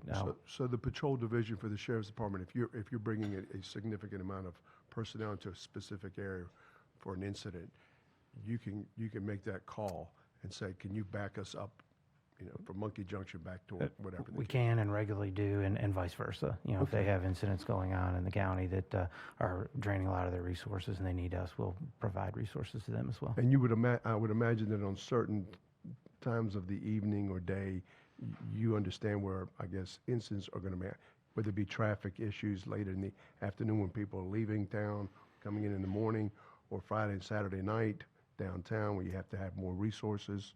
Yeah, so we are constantly trying to track both time, date, and location of offenses, and looking at data to best deploy our resources. Again, we do a lot of that in conjunction. We have 3 different task forces with the Sheriff's Office on a day-to-day basis that we work in the city with to try and make sure we're targeting some of those either higher volume areas or just areas that require additional resources for us. Thank you. Thank you. And Becky, let me ask you the same question about your assistant city manager. Sure. What's the question? Is it needed? I believe it is. We spent months locked in a room going through the realignment, and we did take a very hard look at that position because we didn't want to keep it if we thought that the organizational structure could be managed without it.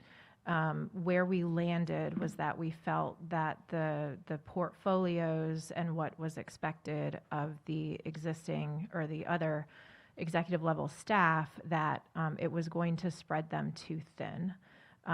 We created the portfolio under them is really focused on what we're calling community excellence, which is once the position is filled, is really going to be looking at certainly their own standalone work, but also opportunities to really plug in across the organization to be able to have meaningful improvements in a variety of different departments. So it's elevating sustainability, it's elevating resiliency, it's elevating community risk reduction, it's elevating community compliance. Planning and zoning is in there. Affordable housing in our grants program. Economic development is going to ultimately live under there. So we expect that to very much be a working assistant manager position, but it is absolutely something that with the prioritization that we are trying to put on getting out of our silos and really understanding what is the work that needs to happen and how do we maximize it, that is a position that is needed. Quite frankly, I feel like some of the existing portfolios of the others are still heavier than I would like them to be. There is not a lot of free time to go about meeting with others, just kind of proactively and naturally. But that is just the nature of the beast right now. So we did not put forward any position in the proposed org chart or the implemented org chart that we felt was unnecessary, and it includes that position. And what's the salary range for that position? It is a step lower than the deputies. I'd have to look at the exact range. I think we were expecting it to be in maybe the 190 range or so, which is less than what it was currently a deputy city manager position. So we actually downgraded it through this implementation, which will save the city a few dollars. Yeah, but both city managers make about $200,000 per year, right? They're one is below, just slightly below that. One is slightly above that. But yeah, that's about right. And then our chief of staff makes 195. That's correct. Okay, so the assistant will be right there. Yes. Okay. Thank you. Thanks. Next question, what are we spending $20,000 on for employee activities? This is a central line item for employee holiday lunch, appreciation service awards, things like that across the entire city. When we hold some of our all-hands meetings, we'll have some snacks or things like that to help keep them interested. So it's $20,000 across the whole organization. That averages out to about $18 an employee if you look at the number of staff that we have.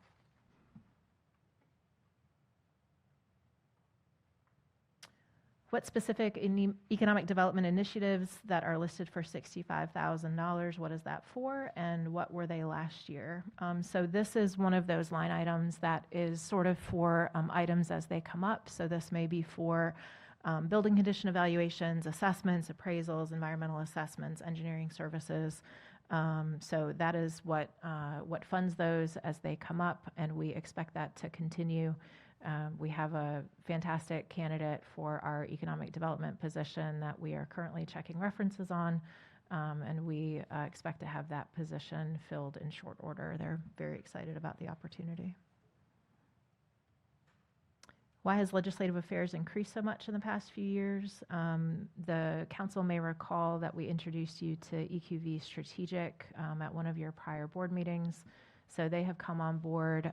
So Tony McEwen is still helping us on the environmental type of lobbying at both the state and federal level.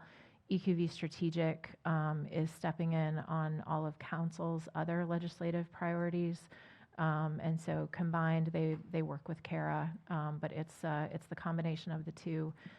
In prior years, we had McGuire Woods was a separate lobbyist that we had.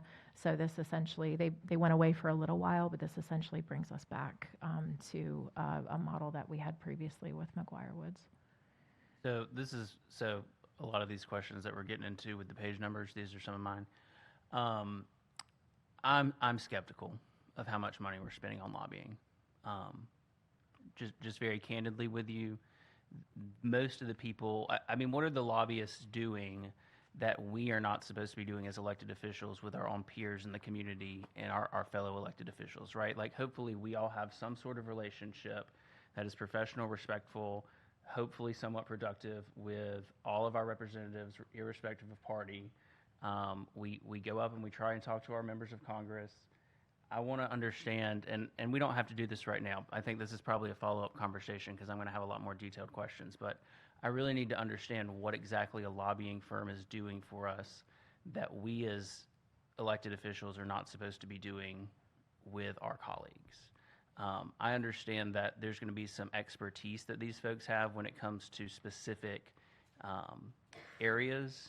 Like, for example, I know there's things around natural disasters and flooding, and I appreciate the expertise that comes there, but I just really am skeptical that we're getting the results for what we seem to be paying for some of these things.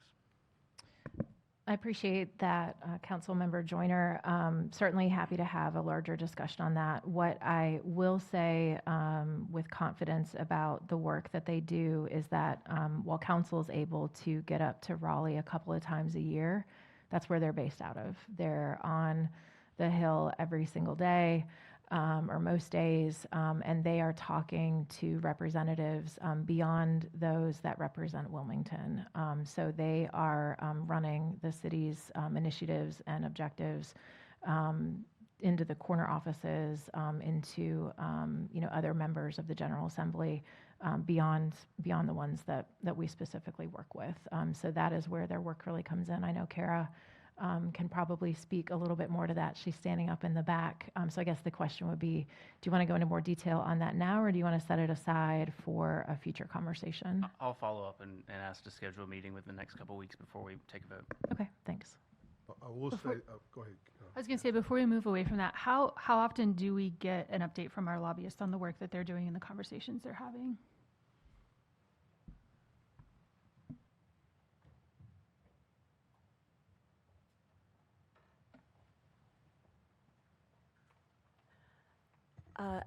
The frequency of our communications is high. So I speak with them every single day. So we have 2 lobbying firms, and I speak with representatives from each on a daily basis. And then we have formal meetings on Fridays at 11 a.m. so that we can kind of all group together, talk about our progress on the legislative agenda items as approved by council and the developments that have happened in DC and Raleigh. I just returned from DC this morning, and on the drive here spoke with all of them. So it's very frequent. And to answer your question, since I'm standing here, Councilmember Joyner, I just want to point out that $96,000 is an incredible bargain. And we have achieved that through a combination of kind of splitting up our lobbying portfolio amongst me, EQV, and a second contract team. We are at about a third of what the county spends. I don't want to discredit any of the hard work or diligence or expertise of the people who are doing this work. I want to highlight the political environment we're in and the value of the money that we're putting into it for likely outcomes. That's where my skepticism lies. Sure. Thank you. And rightfully so. I will say that a lot of the lobbying efforts not only are when we're trying to play offense, when we're asking for things, and we're all going in there together, say, we need this for that, we need this for this. The bigger thing from my perspective, the value proposition, is the defensive position that these folks help us with. For example, a couple years ago, there was a huge debate in the state legislature about taking sales tax revenues from municipalities and giving them to rural areas.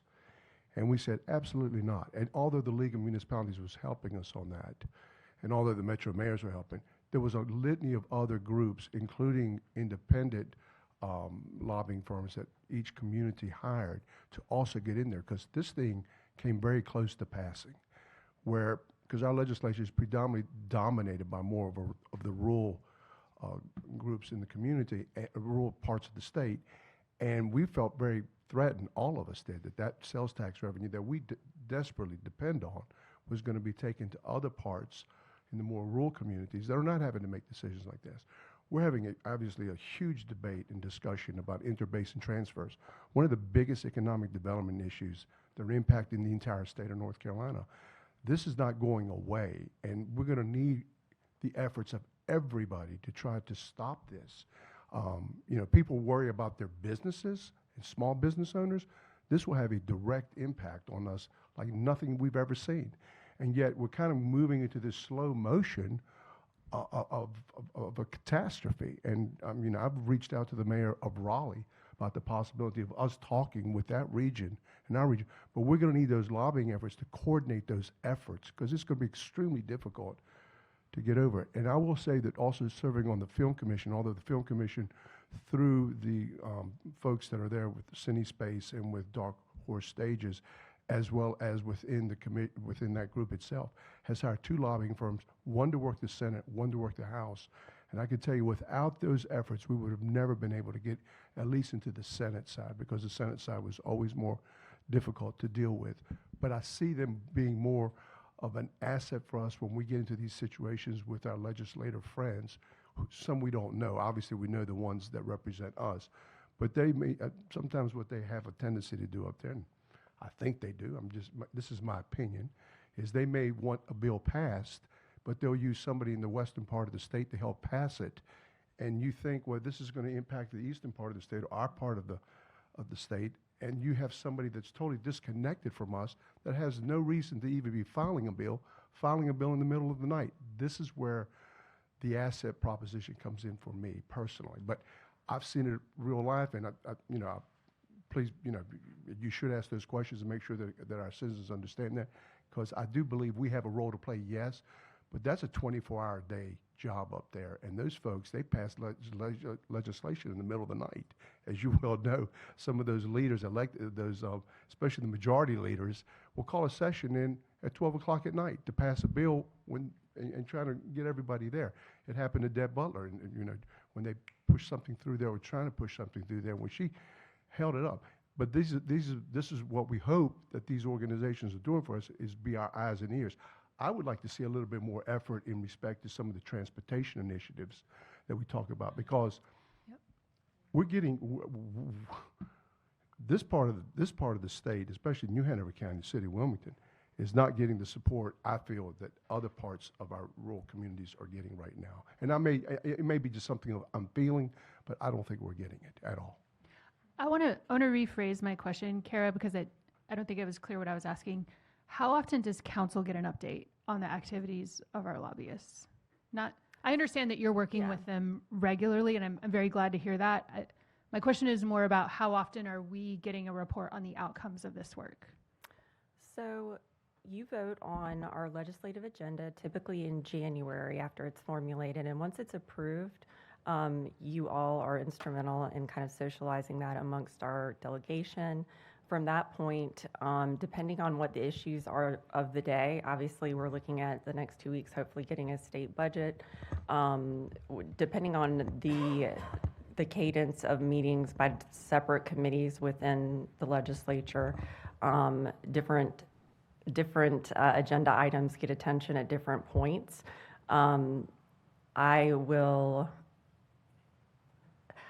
When does council hear directly from our lobbying teams? I would say that I am employed to be the intermediary between the lobbying teams and council. I just want to be clear. I'm asking how often do we get a report on the activities? I'm not saying how often do we talk with them. As it's been established, I've only been here about 5 months.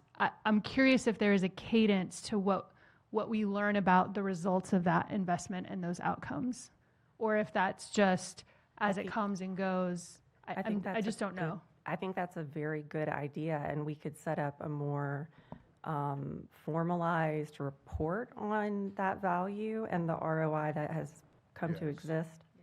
Because we don't know. So to that question, I guess it's what frequency would you like those reports? Is it monthly? Is it quarterly? Is it, if you tell us the frequency that you want to hear from them, then we can ask them to be generating that information, understanding that it may be a little broad and high level to not get into perhaps some sensitive conversations that they wouldn't want to necessarily put into a public record, but they could at least give you some idea. So I guess the question is, what cadence would you like to see, and we will make that happen. I think a starting point would be maybe as we're considering our legislative agenda for the year, we get a report of the activities for the previous year. Does that sound reasonable? Absolutely. At a minimum, you do receive an end of session summary, Okay. But I think maybe what I'm hearing is it would be valuable to receive that on a regular basis, more frequently, starting soon. Very good. We can make that happen. And for example, when, I think it was last year, I forget the Senate bill, and Carrie, you jog my memory here, there was a provision that the Home Builders Association was pushing forward in regards to rezoning, that no matter what we decided, they could overrule us and do whatever the hell they wanted. Correct. What was that Senate bill? I can't even remember. Was it Senate bill, House bill? I can't remember which one it was. That was an all-out effort on all of our behalves, including our lobbying efforts to stop that bill. That bill had a lot of momentum within some of the legislative folks. I know you folks were at the time dealing with it also in Mecklenburg. But can you kind of, I know that that's a fluid moving operation when that starts to go down the path. And there's all kinds of conversations happening all over the state legislature and in state offices. We play offense and we play defense, and it's not just about getting the things that we want. It's also about preventing bad things from happening. So protecting local revenue authority, making sure that these decisions aren't as tough on you and our city leaders because we have the ability to control things for ourselves. And all of our alliances statewide are important in protecting those things. But at the end of the day, the ROI is astronomical because $96,000 compared to what value Wilmington gets, I'm just going to brag, I guess, our teams are strong, okay? We represent Wilmington very well, and $96,000 is something that can be recovered in a matter of a day in terms of going out and getting grants, talking to the right people, making the right connections, being sure that we take advantage of our advantages. And I would say that, as the mayor was referencing, when there is something that stands to impact our community in an extremely negative way, something that would essentially eliminate the need for a planning team at cities across this entire state, you cannot even imagine how important it is to have alliances to stand up against that. Thanks, Kara. So I would like the cadence to be at least monthly to start. Absolutely.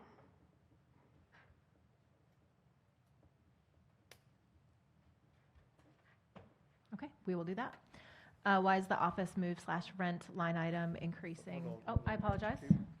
I don't have a question per se, but just thinking in terms of Kara and her position, I just want, several of you to know that there are many people and organizations, not just here in Wilmington, but across North Carolina, who have a Kara in their organizations.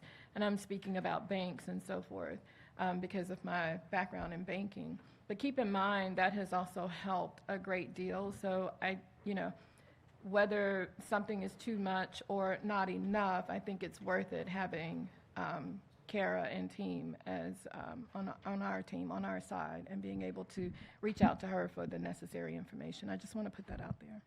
Thank you. Thank you. Why has the office move/rent line item, well, A, what is it for, and then why is it increasing so much? So that is for leased properties that we may have. So if you'll recall, we sold our parks maintenance property to NCDOT for a very tidy sum that we were happy to collect, $4 million. But we are currently building our new facility, and so in the time being, there was a lease back provision in that contract so that we can stay in our current facility while we build a new one. And so we expect in FY27 that will cost $161,000. Remind us how long we think we'll need to keep up with this lease? So we expect just about the 12 months. We're currently in construction on the new facility, but we do expect it to last. We're funding it to last the duration of FY27, but we don't expect it to need to go longer than that. So we shouldn't expect to see this in FY28? That's correct. Okay. If the community investment program is being reformatted and it's based on RFPs for identified goals, projects, and needs, how do we come up with the final number of 783 since it's no longer itemized? We talked about this previously, that it was 0.5% of revenues. Certainly, if council wants to decrease that number, increase that number, that is your prerogative. What is the jump in CDBG home grant and loan administration, and is it due to increased federal funding or an increase in the amount we're putting up? So that program is funded through a combination of federal entitlement funds and general fund support. About 73% of the funding is provided through the general fund that supports staff and operation requirements necessary to administer the loan programs. With the living wage impacting 11 employees, that is a portion of the increase, as well as the increased health insurance and retirement contributions. Then there's an additional $70,000 in that line item. We're federally required to create a 5-year HUD consolidated plan. The time has come back around for us to do that, and so we expect that will cost us $70,000. What is the value of the loss of Pender County revenue on page 57 and 107? This is really tied to the discontinuation of the Sable helicopter program, and so the impact from Pender County not participating, it's $6,125, so pretty nominal. Internal audit authorized positions go from 1 to 0. Where's the work going? Audit committee needs this highlighted. So this is not a change in our internal audit program. This is not a change in our internal audit staffing. This is just a change in where that position shows up to be budgeted. So Michelle Barber is there on the first row. She's still our internal auditor. She will continue to be our internal auditor. So the net change in those departments, there's no difference between FY26 and 27. It was just how positions are allocated in different departments. There was a request for job descriptions for production and engagements. Were the 4 employees in sundry already, or are these new roles? These are not new roles, and the employees were not in sundry. The engagement staff were spread out across a variety of departments. So they were embedded in stormwater, they were embedded in fire, they were embedded, so they were only doing that work in that specific department. That was great, but if there was capacity for them to do more, they were only in that department. So we have pulled all of those positions out, put them under a central communications and engagement team, and they are now responsible for all engagement and education across the city. So that puts more hands doing the work. It allows for them to do other work as time allows, and has really increased our ability to output public engagement efforts utilizing the exact same number of FTEs that we have had for years.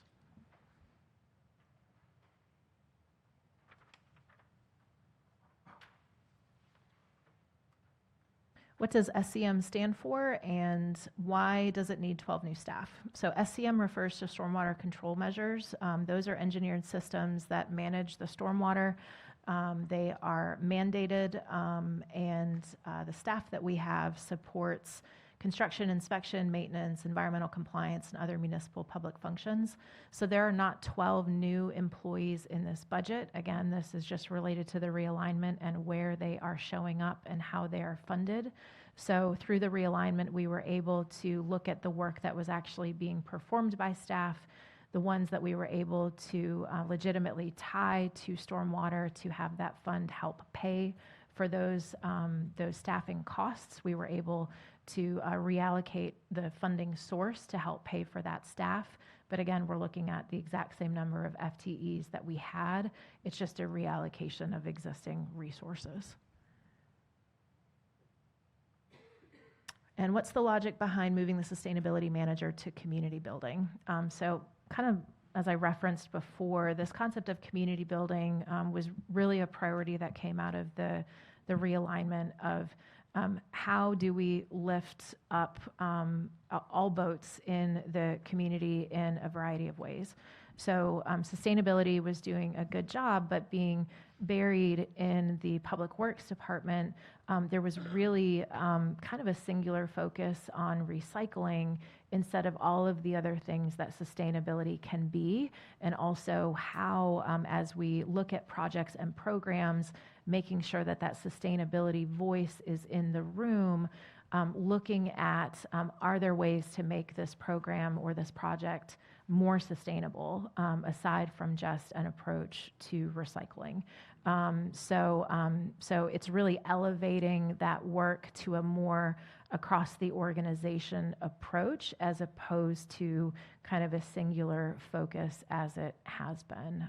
So they will still have recycling under their purview, but that will not be the only thing under their purview.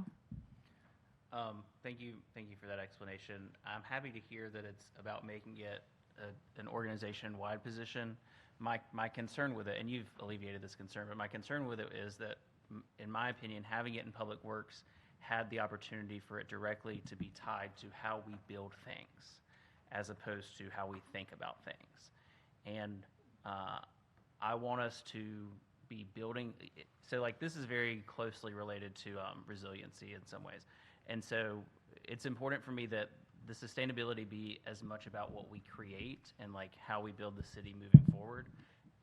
And my concern with it is that I don't want it just to get plugged into community building in the sense that it becomes like a programmatic theme that's like public facing but not integrated into the work we do. So that was my concern about it coming out of Public Works. Sure, and that actually speaks to why we did what we did, because being where it wasn't having that influence, and it was also disconnected from the resiliency work. And so by having those folks together with the community risk folks, they're able to have visibility into everything the organization is doing, rather than being 2 or 3 layers deep inside what was the Public Works Department. So we've done this with that intentionality so that there is engagement in all those projects. And we are committed to sustainable design and construction.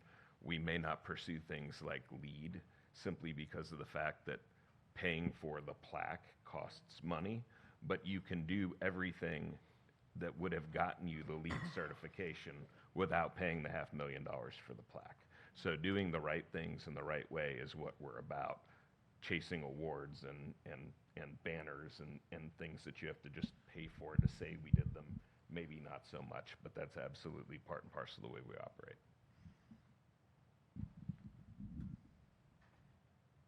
How many school resource officers do we provide? We provide 4 to supplement some of the schools within city limits, specifically at Williston, Hoggard, New Hanover, and J.C. Rowe. Becky, this is news to me that we provide SRO officers. Can you tell me the why for this?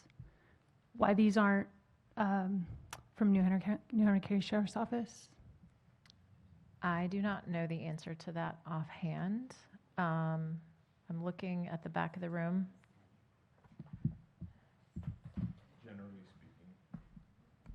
Generally speaking, the programs are supported within a geographic boundary. So these would be schools within the city of Wilmington, right, where that support would be. And very often, a lot of school systems, they only look at the school resource officers as being in K, middle or high schools, generally not elementary schools. So part of that is the specific need of the school district and their approach, and then those sort of responsibilities get shared across the geographical boundaries when you have a countywide school system like New Hanover. And we can do this in a separate conversation, but I really want to dig into how we got to, because not every middle and high school in the city is on this list, I believe. And so I just want to understand how we got to this decision. I'm not saying it's good or bad. I just want to understand it, because this is, and I'll own that I just didn't know this. I was under the impression that all school resource officers were from the sheriff's office. And so understanding this decision is important to me. We can revisit it. Do you want to come back to it? Or unless you have, if you know the answer. I didn't want to put you on the spot if you didn't know the answer. Thank you. Now, what Dennis said, I think, is accurate. This is a part of the reorganization I talked about earlier that we're going to look at. We're literally looking at every position we have, where they're allocated. The sheriff's office does provide school resource officers to every school in the county. These do supplement those 4 that are listed, but that's something we're going to look at to see if there's sense to continue to do that. Is there sense to expand that, contract that, whatever it may be. I guess not to put too fine a point on this, what I really want to understand is this a level of service that the county should be providing, but the city is providing because the county isn't funding it? That's really what I want to know. Yeah, and that's, I Thanks. would like to know that as well, so we'll look into that. Thank you. But to be fair, I know a lot of this transpired after Sandy Hook in regards to police officers in schools. I remember that because we were getting it, and people just wanted safety for their kids. And obviously Columbine changed the whole scope of school resource officers back in the 90s. But going back to the issue with the school resource officers and the 4 that we have, we do have pretty good relationships with the sheriff's department. We do. And they do help us in the evenings, especially in the downtown areas when you have the joint task force. And I'm sure there's other joint task force. So there's kind of a give and take on some of these things. And sometimes, I think in most of the high schools, if I'm not mistaken, Chief, don't we have a sheriff and a police officer at those high schools?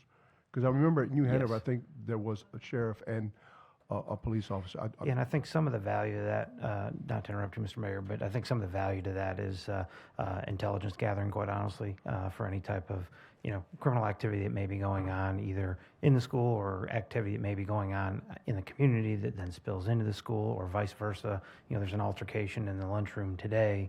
If our officer is in there working that, they know that, student A and student B who live in wherever they live in the city, there may be issues because of that. It's spilling over. So there's a intelligence sharing. You stated it well. We have a great working relationship with the sheriff. So my limited understanding of it, council member, is that it wasn't because they weren't providing services they should. It was to supplement those services and continue that communication. Okay. And again, I want to reiterate, I'm not going into this assuming that it's bad, but I think with this budget especially, our responsibility is to turn over every stone, and this is a blind spot, and so I just want to understand it. Thank you.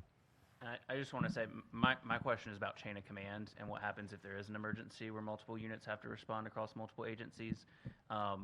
Candidly, one of the very first questions I had when I got onto council was having an understanding of what would happen with an emergency at one of our schools where multiple agencies were responding.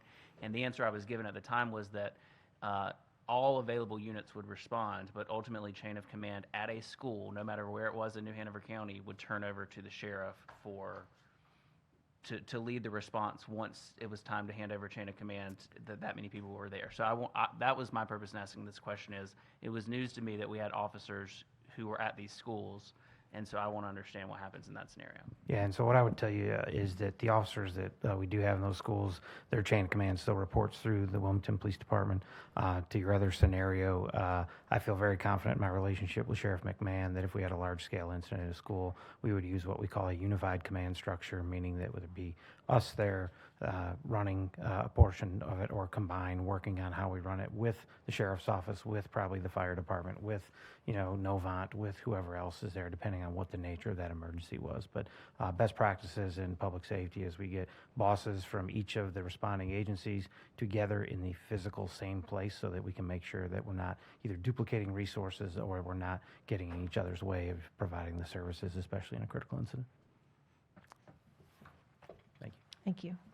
Mayor, do you want to break for lunch and we No, can not at all. keep going? We'll go right through it. Yeah, let's break for lunch. Okay. Let's All break right. for When, lunch. when do you want to come back? We can take a little break, but continue to Give us eat. 30, yeah. 30? Yeah. Okay, 30. Thank you. Okay.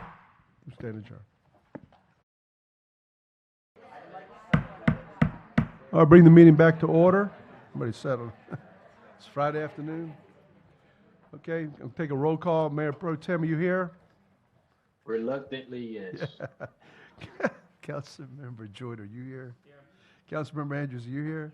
Councilmember Law, are you here? Here. Councilmember Santaguida, you here? Here. Councilmember Clinton Quintana, are you here? I am in the flesh, sir. Okay. And the chair is here. We're all here and accounted for. I'll turn it back over to you, Ms. Hawk. Like sitting in a timeshare presentation. All right. Next question is, why was there a 75% jump for reserved fund balance? Laura has the details on this, but really in general, this is to anticipate increased fuel costs that we are experiencing across the city. More than anything was the jump in that. And so if those costs are needed, then those dollars will be allocated out to the departments as those needs arise. But this is really kind of a central holding location for dollars that are needed to run our fleet. Also in that fund, unfortunately, we occasionally have accidents and need to repair vehicles. And so the dollars sitting in this account help cover the cost of that because we are self-insured. So we have to take on those costs ourselves. Why the drop in interest earnings for the convention center? We do operate as a multi-year fund for the convention center. So we are just looking at less interest revenue in this upcoming fiscal year. Interest earnings that are received but not appropriated, those stay in the fund. So we're just basically projecting an interest earnings amount. If we exceed that, that would just go into the convention center fund balance for future use for something related to the convention center. But you're projecting a 44% decrease in interest earnings, period. Sure. Martha has raised her hand.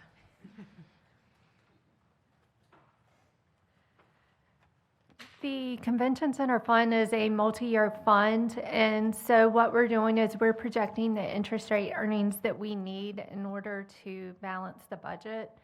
The additional interest earnings that we may receive will still remain within that fund, and we'll have the ability to budget in the future if needed.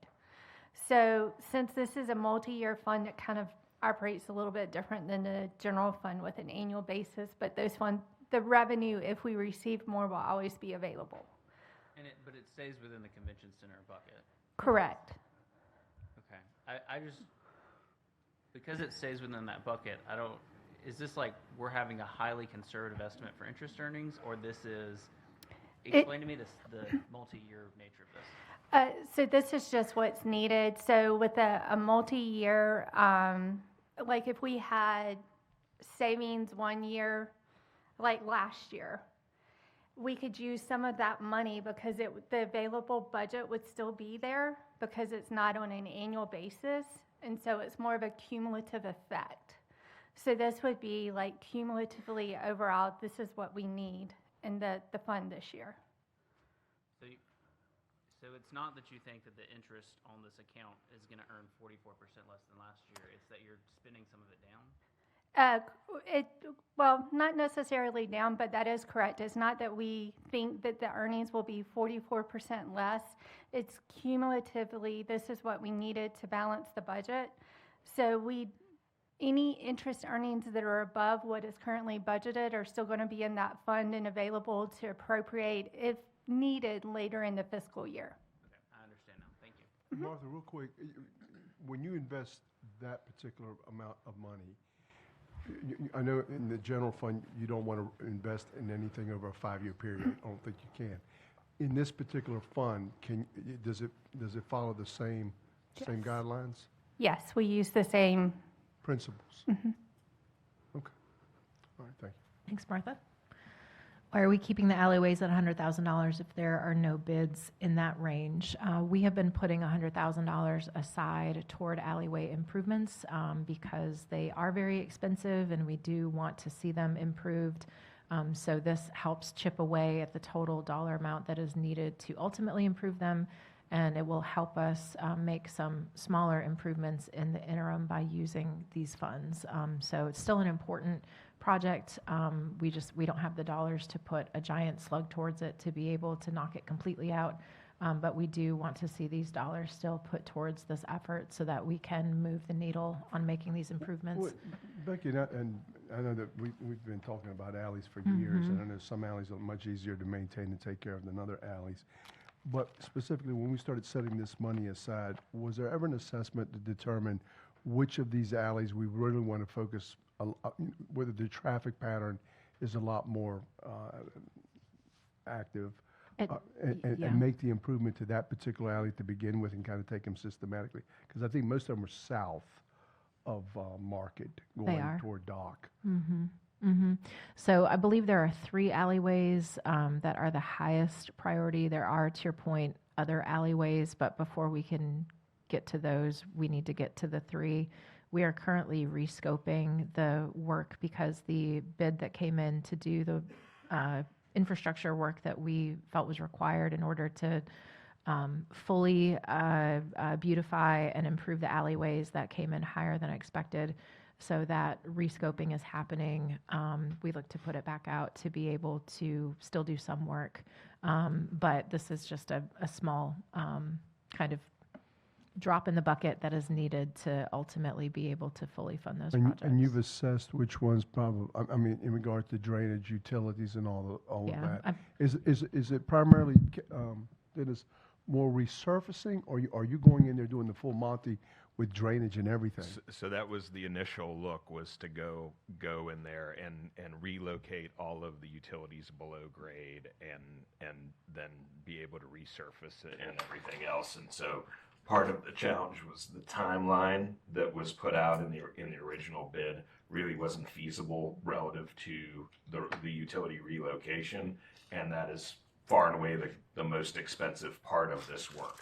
And so one of the things that we're exploring is potentially leaving some of those overhead utilities in place, because we don't know that it's necessarily required to put them below grade, but doing the rest of the work that we need to do as far as making sure the water is being diverted appropriately and that we've got enough done so that we're good when we go to resurface. So identifying what actually should be moved around. We've got gas lines and some drainage and the storm work that needs to be done.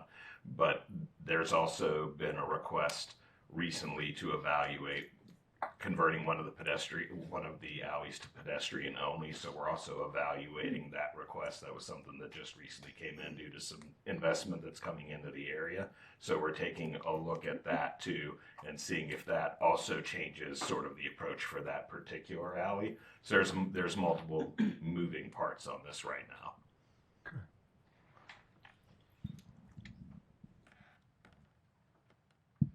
What are measurable outcomes that taxpayers will see in exchange for the proposed increase?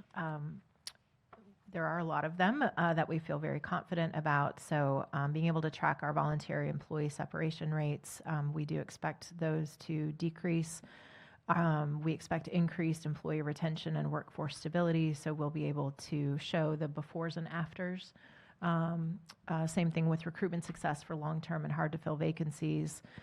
We, there's a lot of work going on in how we deliver services and our response times, and being able to track those to show, we believe that the investment in staff in return for the work that we're expecting of them, that we'll be able to show that in our response times and the improvements that we'll see there. The capital project delivery and completion rates, being able to finish up projects that have been longstanding for years and years in some cases, and delivering them on time and on budget from here on out is something that we fully expect. Having reduced vacancy rates across departments is also trackable. Of course, increased competitiveness of employee compensation and benefits. We can compare that to our neighbors.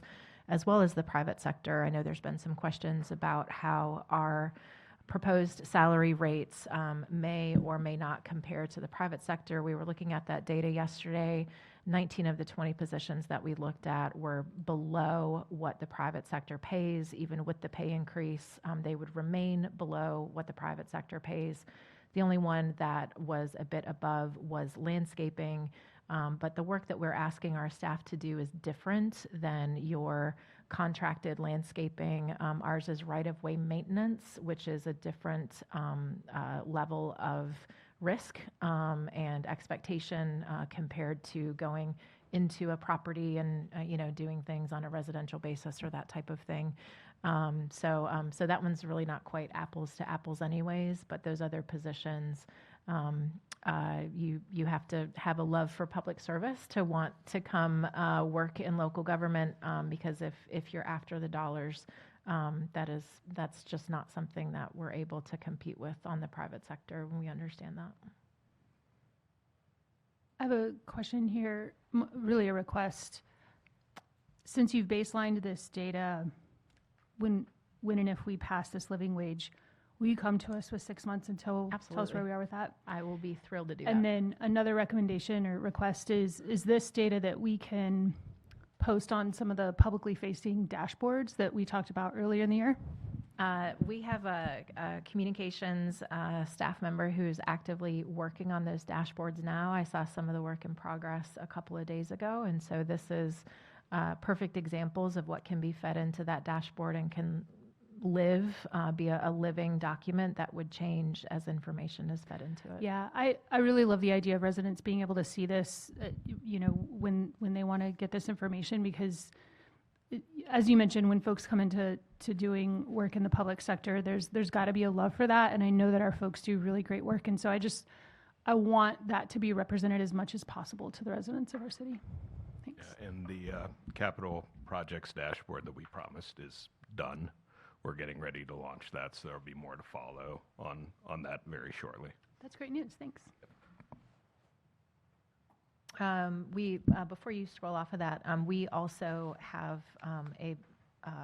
every 2 years we complete a resident survey, and so that is also another good metric to look at how our service is or isn't improving in the eyes of the public, and we've been doing that for years and years, so there's a lot of good historical data that we'll be able to look back and see, are we making the positive movements that we hope to be through that process.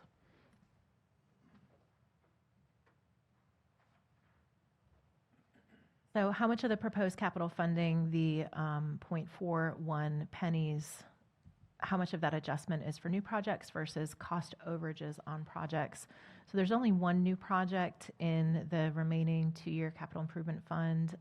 That is for the Greenville Loop Park, and that is just for the design work to be able to complete the mandatory construction deadlines that we have in our agreement with the endowment.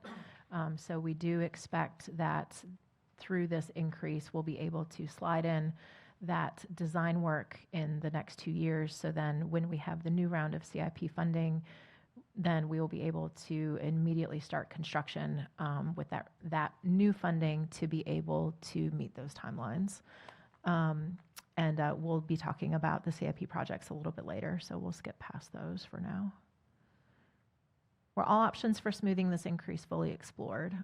They were. I really cannot stress enough the amount of work that went into being able to, I call it ratcheting down the proposed tax increase. When we came to you a couple of months ago, we thought we might be as high as 6.26 cents.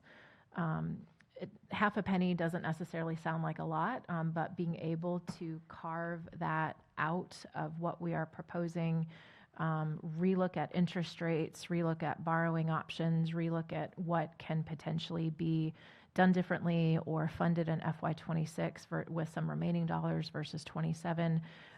Staff has spent hours and hours, and I have spent hours along with them looking at that, pushing on it, to bring that down.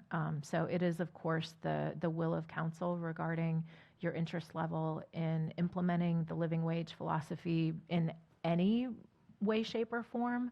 So if you want to split that up, that's certainly your prerogative. But we do feel, as high as the 5.75 cents may feel, that it is really reflective of, quite frankly, a baseline that we believe is necessary to deliver the work that is expected of us. As I've mentioned, that tax rate increase does not include additional funding for a lot of other things that we have talked about that we know are important. But we did feel like straightening out our wages and then putting a significant focus on public safety investment was really where we needed to focus this year. Getting the funding that we need to complete the capital projects that have already been identified and approved, being able to move on those was really where we needed to put our efforts. Trust me, if there was a way to make that lower than 5.75, would have happily brought you that budget, but that is where it landed.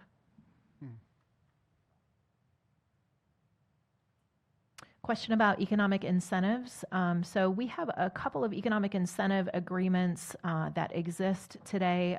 They typically are paid out over a number of years based on a company either moving into the area and delivering a certain annual wage to a certain number of employees and being able to deliver on the number of jobs created at a certain wage level.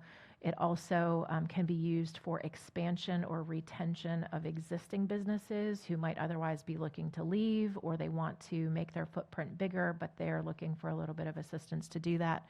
So we have a couple in place right now. We have one with the Galleria that is paid out through 2043.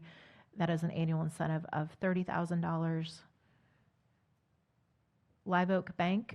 This is one that has made the news recently that they have made some shifts in their plans for expansion where they did, sounds like, give the state notice that they would not be pursuing the state economic development incentive grant that they had in place. We're looking to have conversations with them to sort of understand how that applies to our agreement with them. What has been delivered versus what will not now be delivered, and if there is the ability to pull any of that back, if that is appropriate, we would certainly be pursuing that. Otherwise, if it makes sense to just not continue it, then that would also be a part of it. So that one, we're looking to likely have some changes in the near future. Kind of stay tuned as far as where exactly we stand with that. Vantica is another one that we are currently paying $16,000 annually based on performance standards. That one is about to end. This would be the last fiscal year that would be paid out in FY27.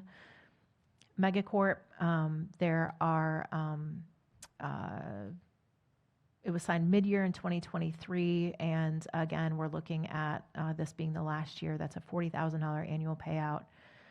Same thing with GE Nuclear, FY27 being the last year for a $50,000 annual payout. And then Port City Logistics goes for another couple of years. That is only $9,000 a year. And also typically these incentive grants are in partnership with the county. So there is typically a corresponding dollar amount that the county is giving them as well. Becky?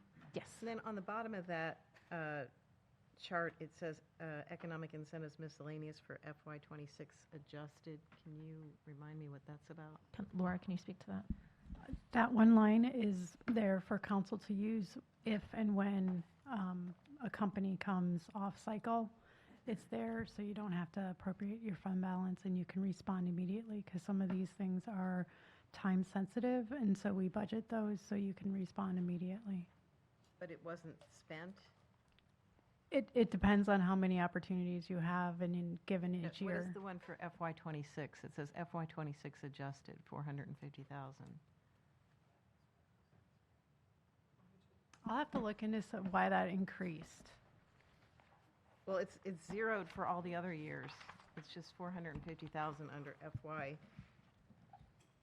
FY26 adjusted. It says economic incentives MISC. What page are you on in the budget? 55. Thank you. Sorry.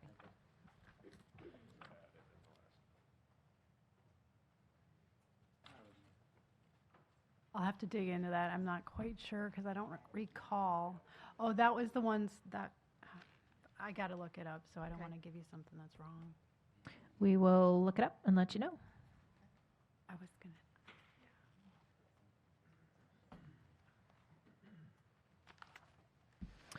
We also do have a summary of fee schedule changes. The entire fee schedule is at the back of your packet with track changes. What we have in front of you is just the ones that did change, trying to make a clear to read chart for you.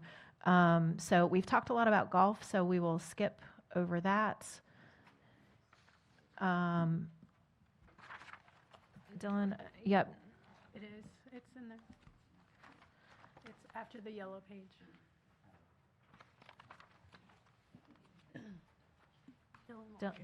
Dylan may need a little bit of guidance, if you don't mind. So we're not going to go over them line by line. There's just a couple that we wanted to point out to make sure that you were aware of and that you didn't have any questions on.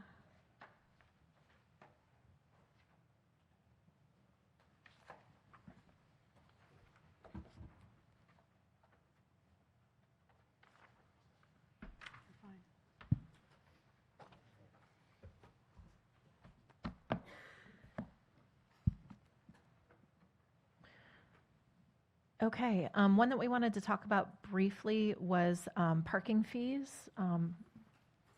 If Chance is, Chance in the room? I see Chance. If Chance can just speak to this briefly. We have some larger discussions that we know that we need to follow up with council on related to parking in some of the residential areas, but wanted to specifically call out a proposed change in our central business district. Good afternoon, everyone. So the two parking fee recommendations that landed in our fee schedule for this FY27 budget recommendation was one, the first was just activation of parking fees at our United Bank building, which is 115 North 3rd Street. That's historically been utilized for tenant-only parking, and what we've seen is after 5 o'clock and on the weekends, a lot of folks are slipping into that parking lot kind of unmanaged, unchecked, and parking for free. So there's a demand there, and we just like to capitalize on that demand and make some revenue. The second is kind of a look at our on-street meter rates. This is kind of a data-driven decision. We looked at kind of geographically total transactions around the entirety of the central business district, both on spreadsheets and data, but also visually. And what we're seeing is the outer limits of the CBD have much lower occupancy and much lower transaction rates than, say, the core of the CBD, Front Street, Second Street, and the cross streets. So what we're recommending is for the entirety of 3rd Street, from Market going north all the way up to Cowan, everything east of 3rd Street, and then everything north of Red Cross. So basically kind of a long inverted Oklahoma shape. Best way to describe, I've used that a few times, best way to describe it in my head at least. We're recommending reducing those hourly on-street fees from $3 per hour down to $1.50 per hour. We think it will potentially attract more folks into utilizing the space. Some of the visitors downtown that may be a little more price conscious and also don't mind walking a couple extra blocks to save a couple bucks. But really data driven in areas where I think those meter spaces along 3rd and north of Red Cross encompass about 15 to 20% of our total meter spaces downtown, but only relate to less than 5% of our transactions downtown. So big chunk of inventory where a lot of people aren't parking, and we're thinking just a lower rate per hour might attract more vehicles into those areas and also open up spaces in the core area where visitors may be willing to pay a little bit more per hour. I think that's it on the parking side. There was a map. I don't know if the map made it into the packet. On the decks themselves, Do we still, we have 30 minutes free parking? In the parking decks themselves, we have 30 minutes free at the Market Street and Second Street parking deck. I think all the other decks, we have just a kind of a behind-the-scenes 15-minute grace period, but Market and Second is still 30 minutes free.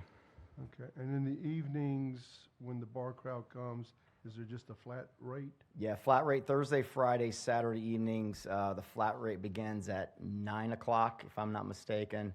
And right now, it's $8 flat rate after 9 o'clock, Thursday, Friday, Saturday. And when you're looking at the vacancy or occupancy of that deck in those timeframes, what does it look like? Do you have any number on that? It varies weekend to weekend, day by day, but we're regularly nearing occupancy, I'd say almost every Friday and Saturday evening at Market and Second Street. Okay, and then the rate thereafter is how much per hour? Outside of that flat rate, so the Thursday, Friday, Saturday is just a flat rate entering after 9 o'clock up until the next morning at 6 a.m. So there's not an incremental beyond that. The other hourly rates outside of that start at just $1 for the first hour, and it maxes out for $14 for a 24-hour period. Okay, and then when you compare, if you haven't received any, I'm sure some of you have, when somebody goes into a private parking lot, and I didn't realize how many private parking lots there are in downtown Wilmington, and I'm getting the call, or we're getting the letter, if somebody's so irate that thinks it's the city's deck or parking lot, not deck, but what is the private lot number?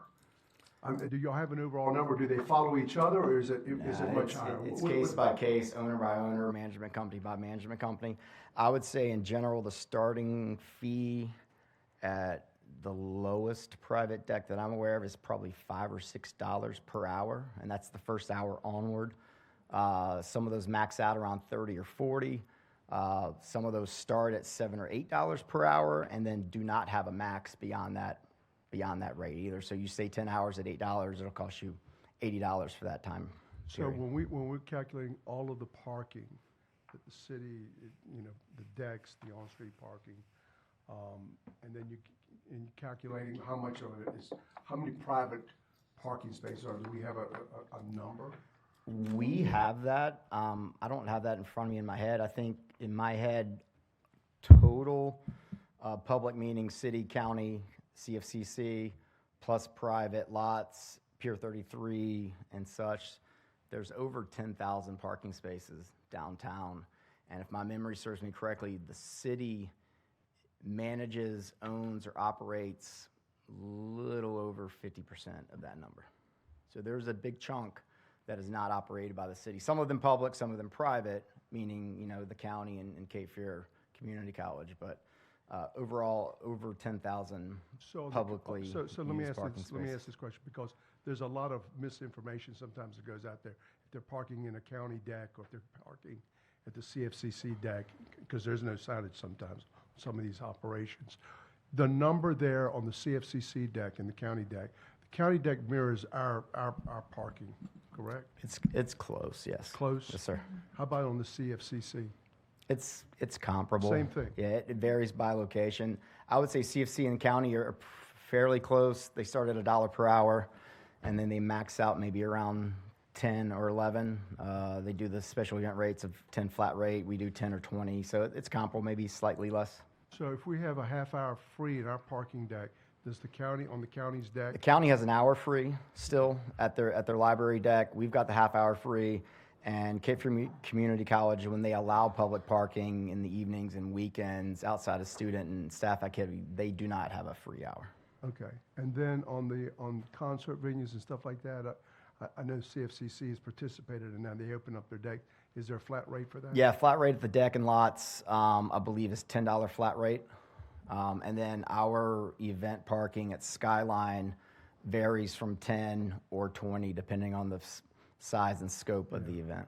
And then on the employers downtown, the restaurateurs especially, where they have a lot of staff, do y'all contract out with a lot of those folks in regards to their staffing needs? Yes, sir. I think there's over 1,000 monthly parking spaces that are contracted out to individual users, to a restaurant paying for 30 of its employees, to businesses. Yeah, it's wide range, but yeah, there's over 1,000 monthly contracts that we support. And last, I'm just going to ask, I know with the technology that we have today, I would imagine that a lot of people pay by credit card or the license plate, so we know where they're coming from.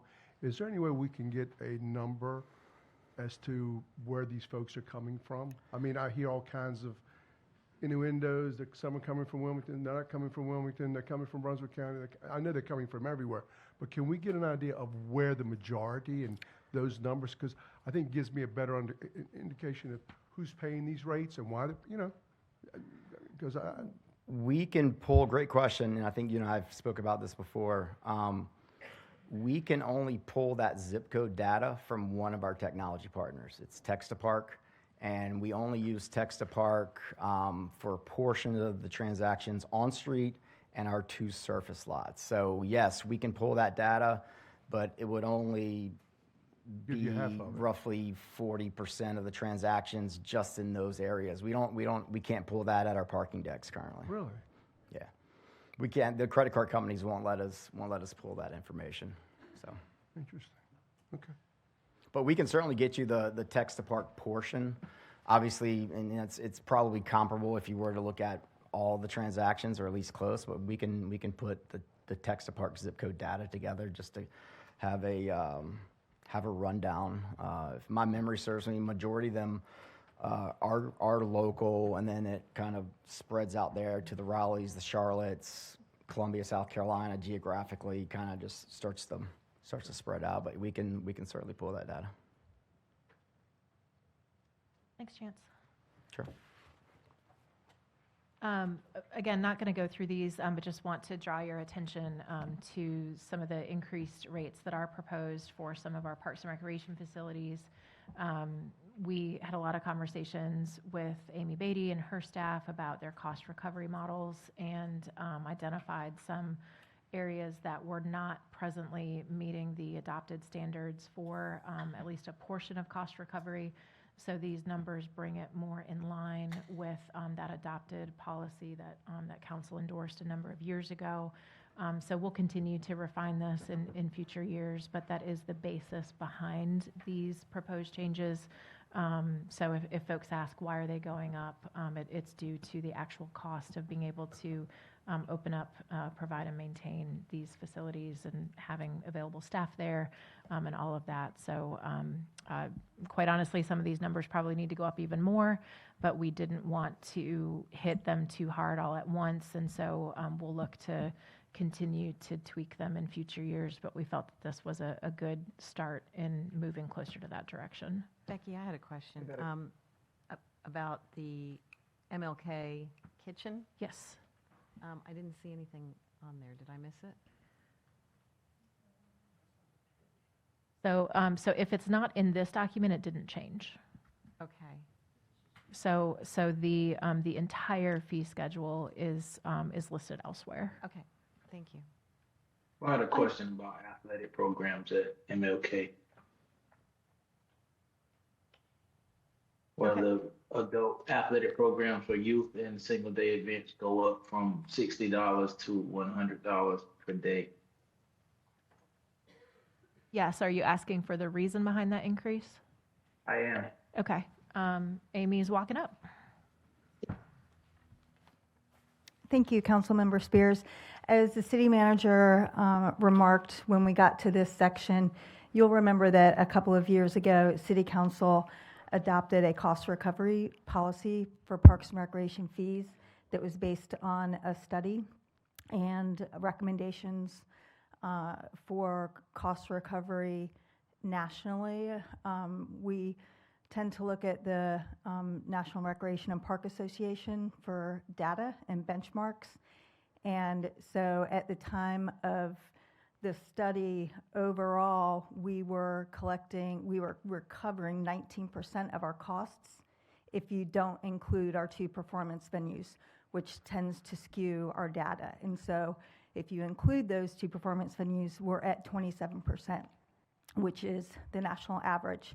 But we want to be careful not to just focus on that overall number and then not look at the remaining programs that, as the city manager said, need to be looked at every year in order to maintain the cost recovery levels that we've identified. And so when we presented that to council, we based it on scale. And so programs that most benefit the community and have the lowest cost to the city, we categorize those as we want to recover between 0 and 20%.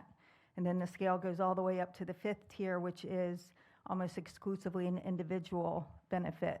So in that first tier would be something like a basketball court or a playground, where we're not trying to collect anything. At the far end, a concert venue or a food and beverage operation, you want to recover at least 100%, if not more. Golf fees would be on that individual end as well, tennis fees.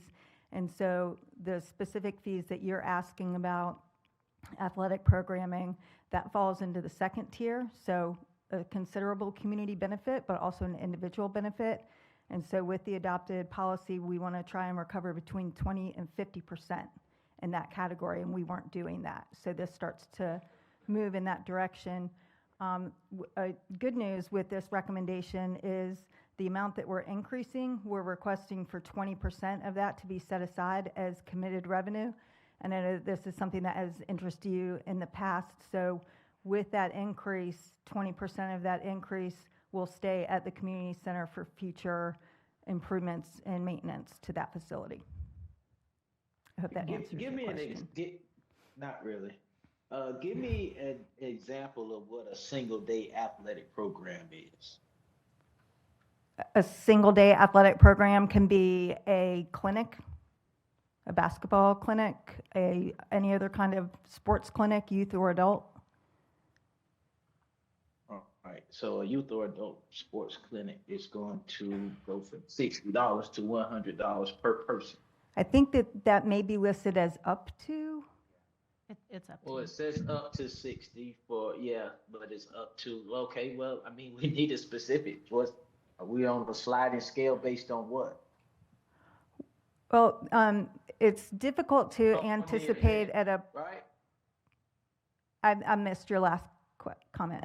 No, I was just saying, like, the sliding scale is based on the event, I would imagine. It is. So some events cost more than others, and it's difficult at one single point in time to anticipate every athletic program that we'll be doing in that year, especially considering that we're preparing our budgets 18 months in advance of when they take place. So we don't want to lock in a single dollar amount, because if there is an affordable program, say for at-risk use, then that would be on the less expensive end of that up to number. If it was a really popular event and we got, say a former professional athlete and to come do a clinic, and there was high demand for it across all demographics, then we want to be able to recover more of that type of program. So it's just giving us the flexibility, knowing that we have a wide range of programs that we're offering throughout the course of a year. Yeah, but can't we categorize? Like, if we don't define it, then who defines it? So I can send this presentation out again, the presentation that we provided to City Council upon the conclusion of the fee study. But we did recommend that we use categories instead of specific programs because of what I just said, that it's just hard to anticipate more than a year in advance every program we might want to offer. But I can put together a list of programs that we know right now and what category they would be in and what we anticipate to charge, if that would help. Yeah, do that. So to Kevin's point, when there's a tennis tournament at MP Park, and there's several, I mean, I don't know how many teams come to those things, but sometimes you'll have tournaments there, correct? That's correct, and we raised those fees last year. So we started last year raising the fees based on the policy, because that was the first year that the policy had been adopted. And so we started with a small stab at it, focusing on those Tier 4 and Tier 5 things. So to your point, and to the point of the policy, we raised our rates for tennis tournaments last year and for tennis clinics. Okay, and then. and reservations. So does this tie, does the other facilities that we have, like Encino Park, where you have rugby tournaments, you have soccer tournaments, you have all that, or is that a totally separate entity with their Each- own fee schedule, or is it tied into this? Each athletic facility, so we don't categorize MLK as an athletic facility. It's a community center, but we program heavily there athletics, especially for youth. Our athletic facilities being Olson Park, Godwin Stadium, Encino Sports Park, et cetera, those have their own fees listed in the fee schedule individually for them. Okay. Encino's a little bit different because we contract out management of that. Right. But their Encino's fee schedules are for Encino. Olson's are for Olson. Athletic programming is not tied to that because, again, it goes back to our philosophy that, participating in, say, an adult ultimate Frisbee tournament, that's benefiting me as an individual. It's having a secondary economic impact on the city, based on the tournament, but it's more of an individual benefit to me as a taxpayer, whereas things at the community center and athletic programming, and particularly for at-risk youth, the philosophy is that has a benefit on that child, but also on the community at large and for years to come for that child. So that is on the lower end of that 5-scale tier that we adopted. So, Amy, can you do this for me? Let's just do a comparison of the individual athletic programs at each facility and also the attendance or popularity for each facility. Because we just had a presentation about Encino Park. And, when we get these presentations, if we're talking about the golf course, we're talking about soccer fields, we're talking about even tennis, everybody's raving about how popular it is. But when we make these fee schedule increases, it's not displaying the same. There's no equity in what we're seeing as it relates to MLK. And I got an issue with that. Well, let me go one step further, and this is a question, Amy. I know Coach Crab that does the soccer, and I think she does it over at Maids Park. Is she getting charged a fee for that clinic that she does there and training and everything? I mean, she does a great thing for the community. And how does that work? And that's an example I would imagine, like that's using one of our facilities at Maids, for example. So do you charge her or you That's don't? an outreach clinic, and again, that would be probably 20% cost recovery that we'd recommend. And again, the average nationally, the cost recovery that is the average. The median is 25%. Okay. So when Lenny says. But is that Go ahead, is Kevin. that targeted at inner city youth, or is that just an overall soccer program? That's an overall Parks and Recreation agency, so that's taking into account every program that agency provides from the lowest cost to the highest cost. So from inner city athletics to a zoo or an amphitheater or pickleball. No zoo. No, we don't have a zoo. But anyway. We don't. Yeah, just want to make that clear. Put one at the new park. I heard we're getting goats at the new park. Hey, wait a minute. It's a different portion of this meeting. Oh, man. You got me confused. I think what may be helpful, and certainly we'll debrief with the city manager and our budget staff, but there are many new council members who have not seen the presentation that we did at the conclusion of the fee schedule, and it lays out all these 5 tiers, and it has examples in each tier of what would fit into that category, what would logically you would fit in the 0 to 20 bucket, the 20 to 50 bucket, the 50 to 70 bucket, and the 70 to 100 bucket, and the 100 on. This is a question I forgot to ask. When Lenny Simpson was running the tennis clinic there at MLK, Did he get charged, or was that? The city does not charge, no, the city does not charge outreach contractors to come, but there's still a cost to the city. So there's a direct and an indirect cost still to the city to provide equipment and for non-direct costs for wear and tear on the tennis court, for the recreation supervisor who is scheduling that. So we're trying to really capture the cost so that the taxpayer understands what it costs to provide these You have an services. individual, I think you have one or two individuals out at Impey Park that teach some tennis clinic. And I'm not talking about the main tennis court. I'm talking about, they've been there for years, having some kind of classes or whatever they do. Do we? There are tennis clinics and tennis camps that take place at Althea Gibson Tennis Complex, and we charge for those, and those would be at a higher cost than what we would call an outreach athletic program for an at-risk youth. I get you. Right, well, since the mayor brought up, sorry, but this is a little near and dear to me. Since we're talking about Impey, and we've received the emails about the anonymous letters and emails about Impey Park and the conditions over there.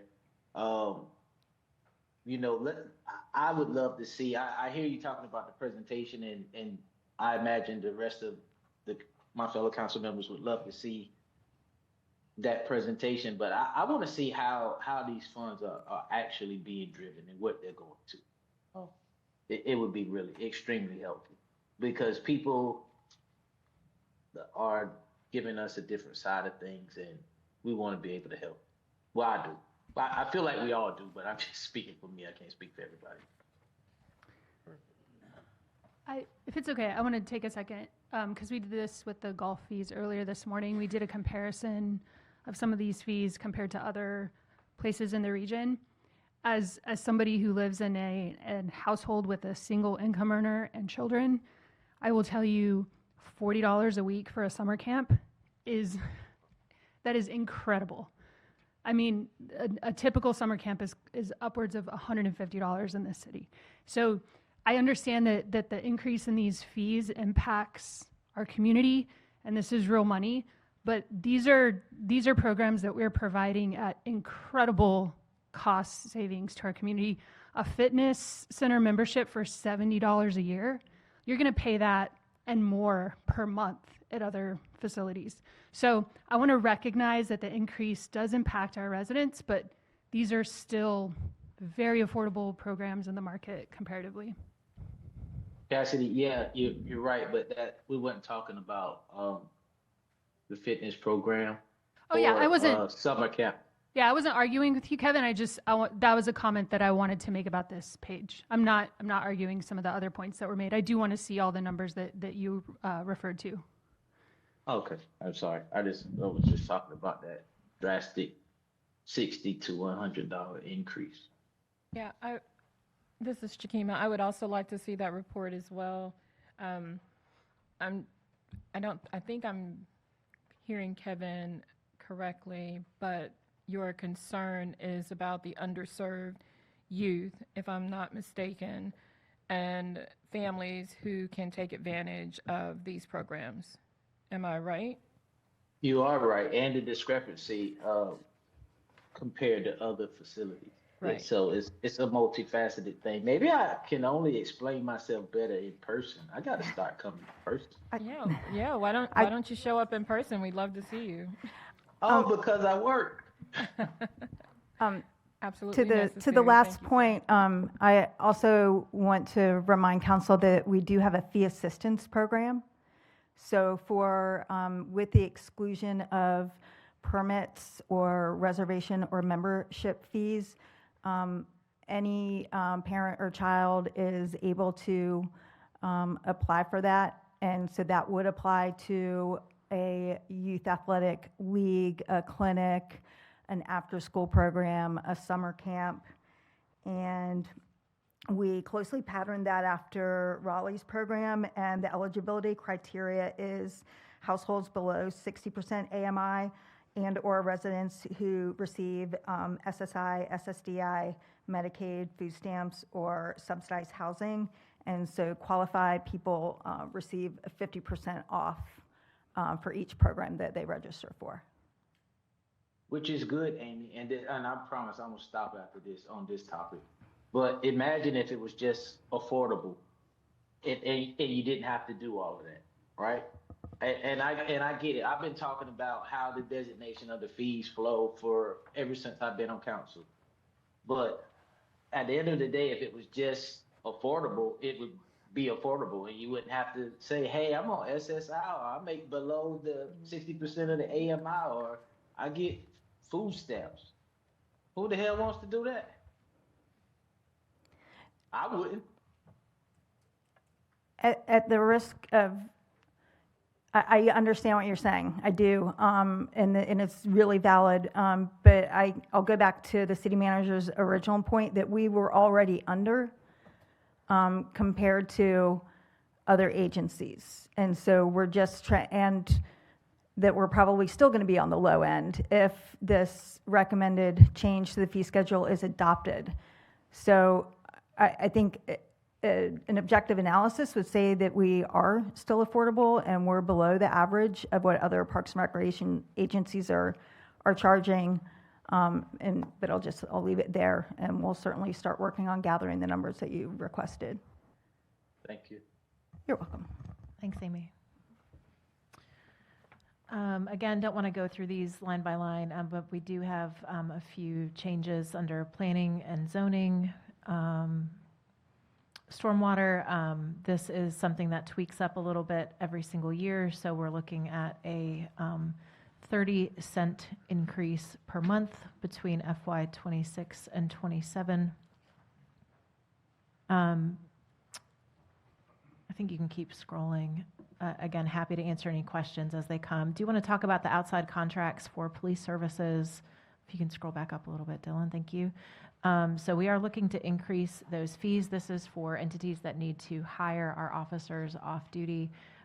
These rates were created in alignment with the New Hanover County Sheriff's Office to match what they are proposing, because often you may have one or the other serving at a various event. So these are on par with the changes that they are looking to make at the county level.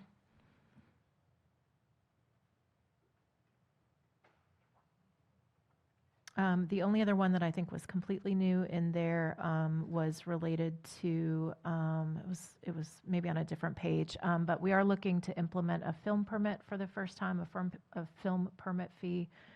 Right now, those permits are allowed to be granted without any fee. There is a staff cost. It takes time to make sure that the application should be approved, that everything is accounted for and managed.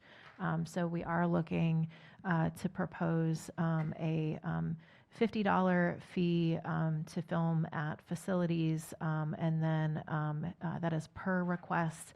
And then if you want to have an unlimited number of permits, you can pay once and submit for as many things as you want. That would be $500 annually. Excuse me, can you go back to, so let's just say if Cine Space were to buy that fee, or pay $500 for that, any production company that would come in under them could use that permit?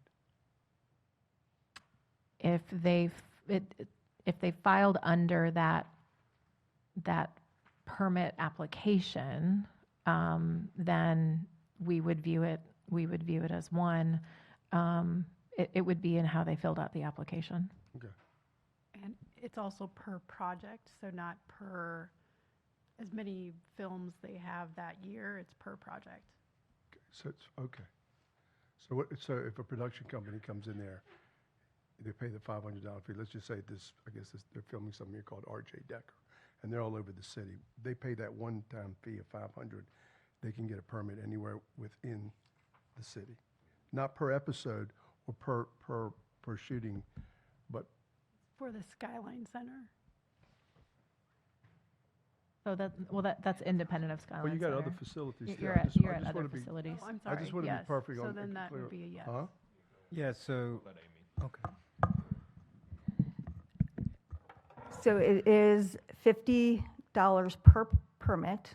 You can choose that option, or you can choose the option of $500 per project per year. So RJ Decker, knowing that they're going to film a lot in 1 year all over the city, they pay $500 one time. Okay, clear. And the staff recommendation was based on a lot of benchmarking, about 15 different cities, and I believe Savannah uses that model. And because we have a type of city that has a one-off where you would want to pay the 50, but we also have the RJ Deckers, it made sense to do the two options. All that kind of, all those Mhm. different ones. Okay. Thank you. Okay, we will. Thank you. Going back to the $450,000 that was listed under economic development incentives, that was actually the commissions that council approved that needed to be paid to Cape Fear Commercial related to the lease out of this building. So that came before you this current year. So that brought them up to be fully paid for their lease commissions.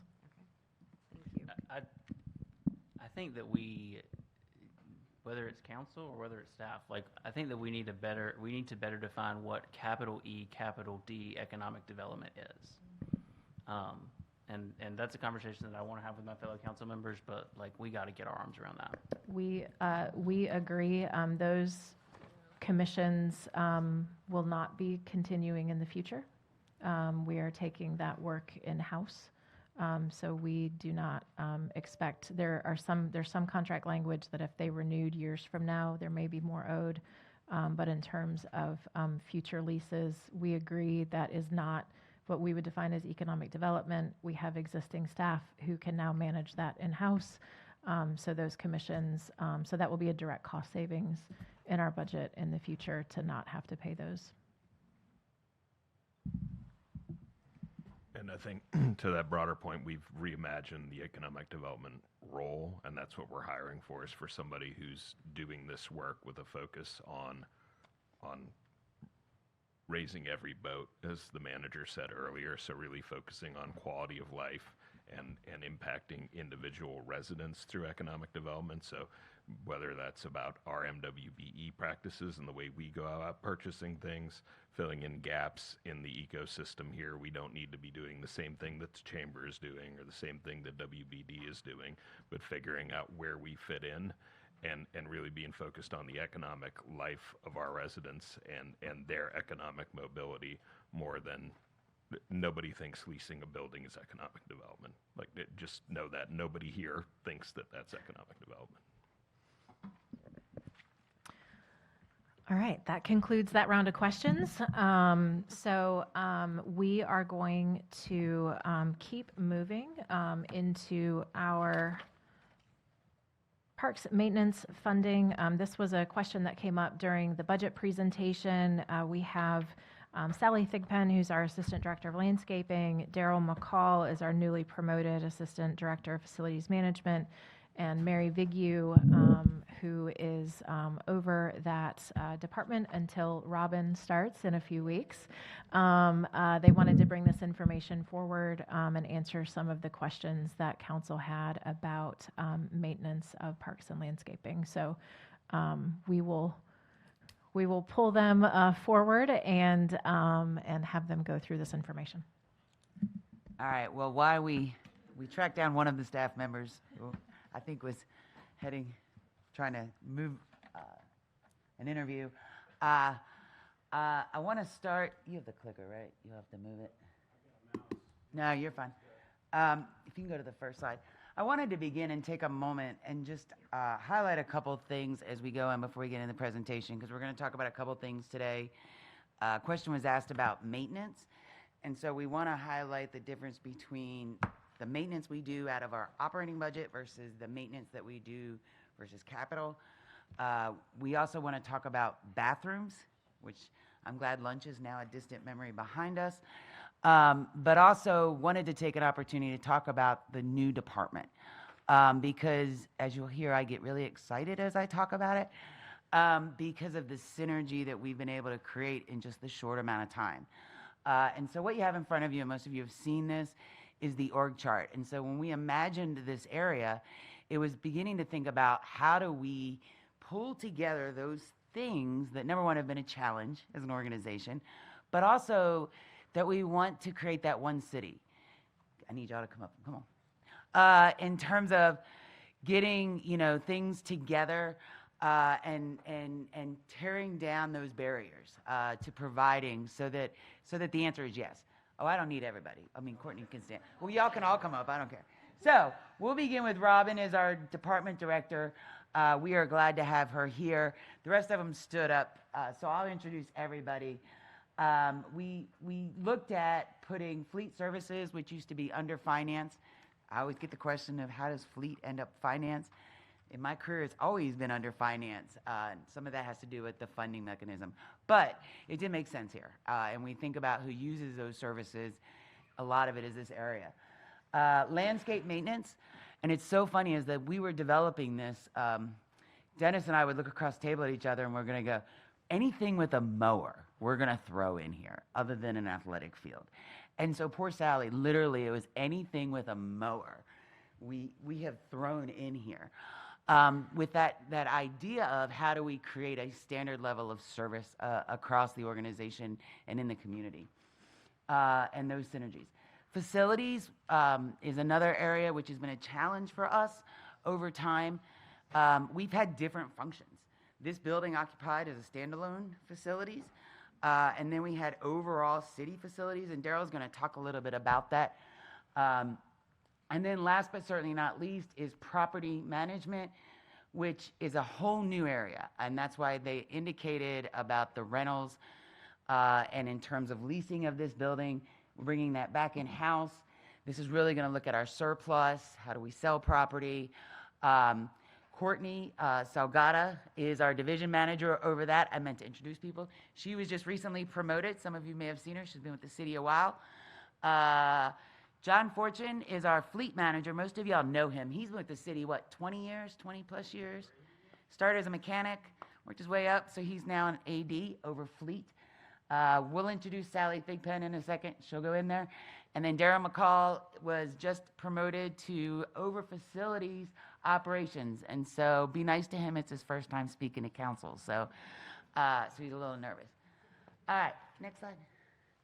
Just as a highlight, our overall budget as a department is $27.8 million. A huge hunk of that, so that's a little misleading because it looks like a lot of money, is fleet services at $12.8 million. And that a lot of that money is in terms of the replacement of vehicles. It includes the maintenance, but it's also the purchase is in that amount. So it's not just operations. So I just want to be careful. Fleet operates as an enterprise fund, meaning we charge and recoup the cost from the organization for those services. It worked out perfectly. The math, 100 authorized positions within this area. The bulk of them are in landscape services. I think it was 86, 80, 86, 80 We've something. got 60. 60, you have 60, and it was 86 in the general fund. And then there were 14 in fleet. And so we're going to go through this. I'm going to turn, by the way, that is the remote control mower. I just want to let you know that. And so one of the things they let me do was go out and use that. It's used in stormwater for drainages.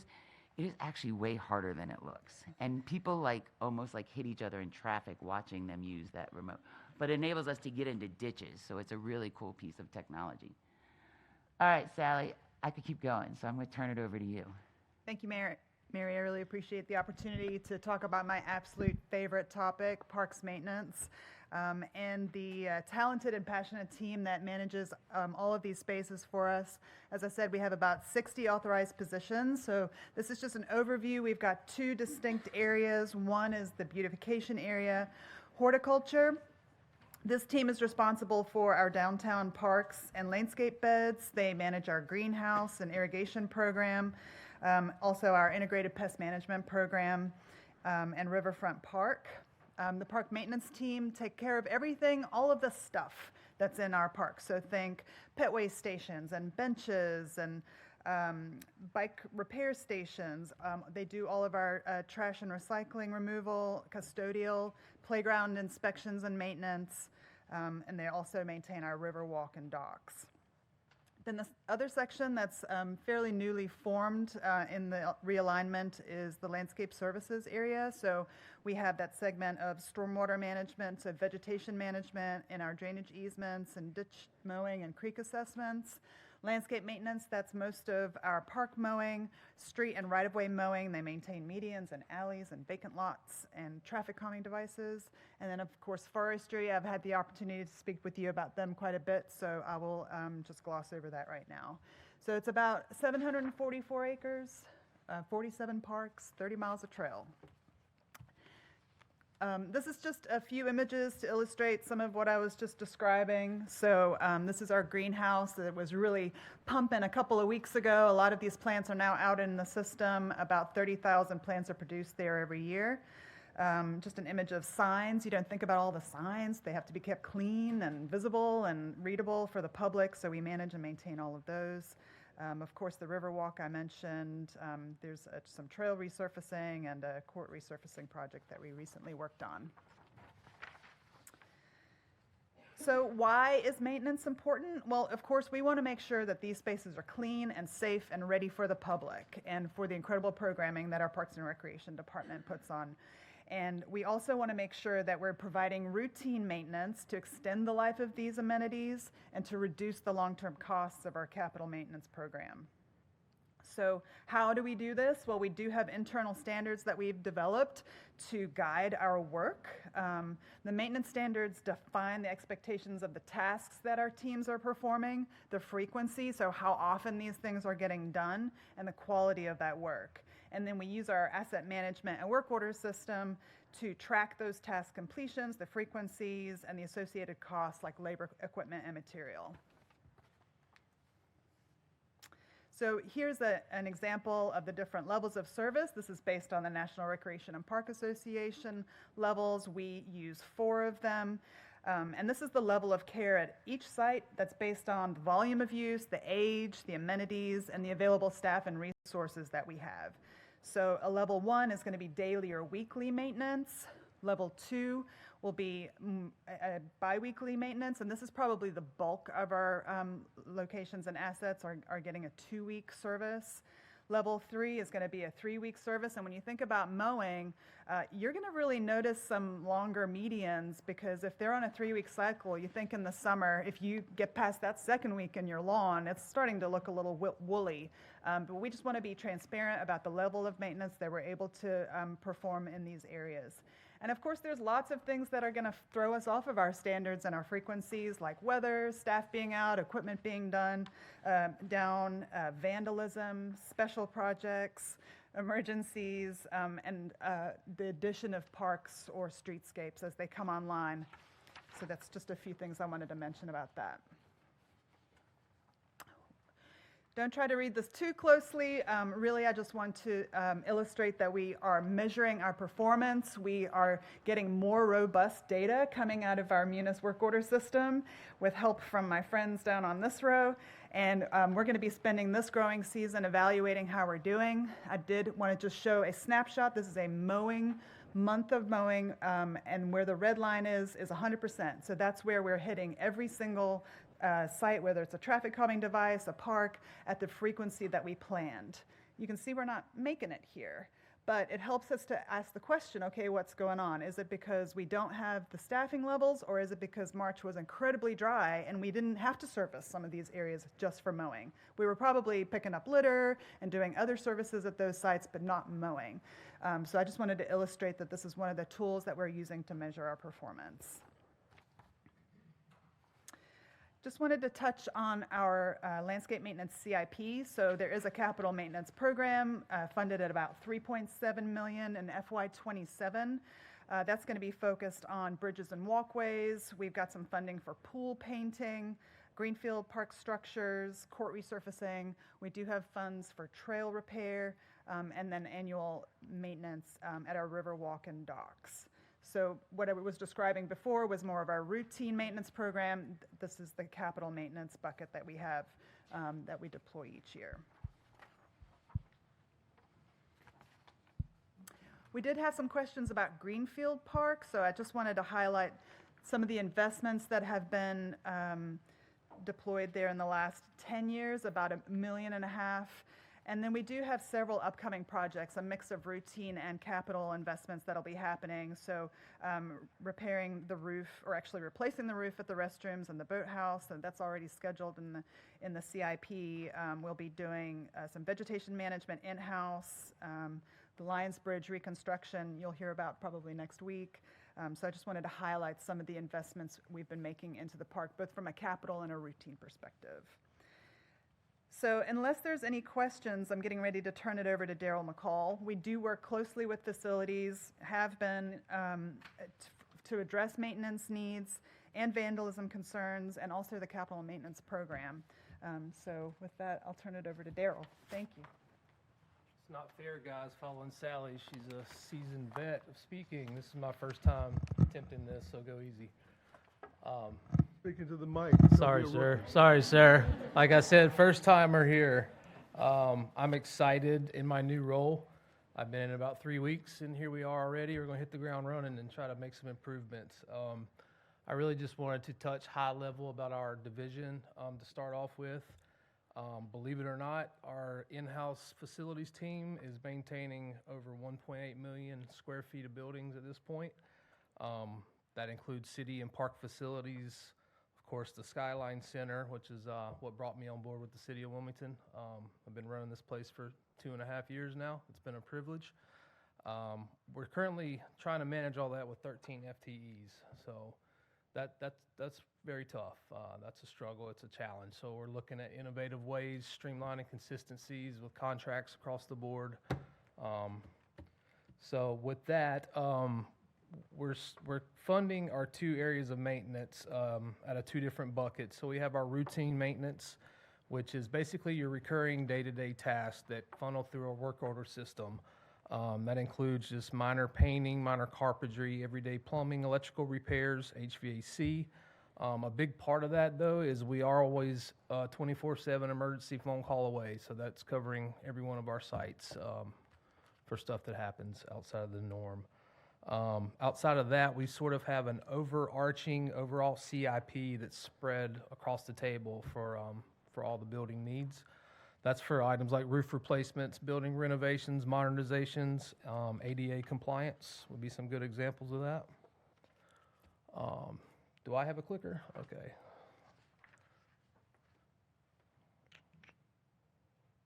Okay, thank you, Dylan. And how does that pertain to this topic of parks and more specifically the park facility restrooms? I took all day earlier in the week with some staff and we toured every one of these. I wanted to get out and see what we're up against. It was very obvious we have a lot of opportunities. We have a lot of challenges as well. Opportunities being they're in desperate need of a modernization, right? These things are dated. Several of these facilities need significant repairs, roof replacements. If you're asking me, it's a good time to look at those facilities and look at replacement versus sinking money into an old structure. Maybe we put our money towards the good with some new and involve the modernizations we need. One of the challenges that we cannot ignore in talking with staff is the most challenging issue is our vandalism. You can see the pictures. Sorry for that. It's a little scary. These were not on my tour. These were just taken over the years of the more significant issues. But talking with my staff is very frustrating and tough to fix something one day and come back maybe the next day or the next week and it's in disarray again. And it's really diverting our city staff and financial resources away from other city needs. And so with that, it of course ties into the public impact. I certainly recognize that the rest areas are like one of the most visible areas of service for the city. It is a public right to be able to use these facilities. But with some of this vandalism, it's taken these areas out of service for an extended amount of time. When plumbing fixtures are ripped out, locks are dismantled. So we're looking at that, but that is an issue for us. For the final slide, I just wanted to touch on a key point that custodian services are currently being shared between facilities and Sally's group and landscaping. It's sort of obvious to me that there's a greater need for more consistency and more frequent service. We're not visiting these places every day, so it's concerning of what the public might walk into when we're missing those days of service. So that's another great opportunity. And then with that, I just sort of highlighted some of the common areas of maintenance that tie into vandalism. We have gotten smart about some stuff. Been replacing, instead of porcelain fixtures, we're going to stainless steel. They're more vandal-proof. We're going to shatter-resistant mirrors. Now, these aren't the prettiest things in the world, but they're going to stand up better than your standard components. I hope to be a man of few words today for my first experience. So if it's all right, Mary, I'll turn it over to you because I know you want to talk about some of the other ideas and creative solutions we're working on. Yeah, so we're not in front of you today asking for anything. This came up as part of the conversation of the unknown amount that we need, and some of that is with the restructuring, we just need time. As Sally indicated, we're working on looking at data, using that information to make decisions moving forward. But also when it comes to the bathroom, one of the things we're thinking about is what are some of those creative solutions? I think we've spent a long time looking at one size fits all. And when it comes to the bathroom solution here, because it's a problem, and we know this, and having some of these facilities down for long periods of time isn't acceptable for our community. We've got to be creative across the city and look at it differently. So what is a solution at one park is probably not fitting at the other. And the other thing we talked about internally as staff is that we need to stop catering to the lowest common denominator, meaning these are very like plain bathrooms usually. We're not investing in them or getting the community to invest in them, so there's no sense of ownership or pride in the parks. And so how do we create that in those communities? How do we, reduce that vandalism so that when they see it, we're taking care of it? So we've got some ideas that we're working on, some low-hanging fruit that we're going to continue to work with staff on in the bathrooms. And then look at what would we need in the future to kind of change this. But really, I know it seems like we're talking about bathrooms, but there's so many of them, and when they're down, that's very impacting on the communities in which we're serving. It's also a safety issue for our staff because they show up in the mornings to clean those bathrooms, and typically the locks have been unlocked. They're finding people in them. And so it's a twofold issue of safety and also, you've seen some of that damage and some of those bathrooms go out of order for several months. And so just how do we change this? And then last slide, this department has got great synergy. And Monday, you're going to hear me talk about a new park, which gets at a whole nother level of synergy. But we are really looking at this whole one city and collaborative approach. And it's outside of even just looking at asset and property. We're going to start pulling in some other departments to really think about what is that creative problem solving. How do we look at it maybe from a different design concept? We really want to look at how are we measuring it? How do we partner with our strategy staff and report and plan on this? And then really understanding our current resources, right? We've only been at this since March, amazingly. So how do we look at, pulling all the mowers together? What did that mean? That may not mean we hit our targets any better, but maybe we find additional capacity or resources. So we just wanted to share some of that. We know the questions have come up. Doesn't mean we won't be back at some point with an ask. It just means that as part of this budget process, we want to work through where we're at. So we'll take any questions that council may have. I have two questions. First, for the park restrooms, what are the hours for the restrooms? They vary, I believe, and it can depend on the locking mechanism and where they're located. And we're looking at some of that in terms of do we rotate staffing differently twice a day in some of those communities where instead of an electric lock, it's a physical lock. So, but they vary. And then my second question is, how are we engaging with law enforcement on some of this vandalism? Because I believe everybody in our community has the right to use the restroom. Nobody in our community has the right to destroy it. So how are y'all working with WPD to increase patrol, to find folks that are doing this, ensure that, we incentivize them to not do it anymore? Sure. I mean, one of the biggest issues that we have is there are not cameras at a lot of these locations. And so when the vandalism occurs, nobody has seen it. It's found after the fact. So it's for all intents and purposes an unsolvable crime. So on the list of things, looking at cameras was one of them, to try to increase that, to be able to monitor the bathrooms better. With the existing staffing concerns that we have in the police department, they get around and do as much proactive patrol as possible. But if they're running call to call, the ability to kind of go through a park and the likelihood of capturing somebody in the act is very, very low.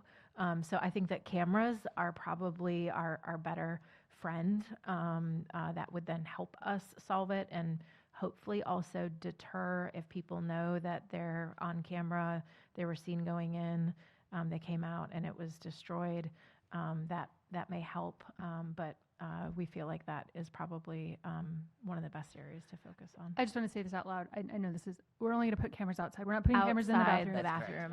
As that was coming out of my mouth, I'm like, I hope that was clear. I just want to be very explicit about that. The cameras will be outside. We would never put cameras inside a bathroom. And then a follow-up, when is the vandalism happening? Is it when the restrooms are closed and locked, or is it during open hours? Is it a combination of both? Yes, all of the above. Okay.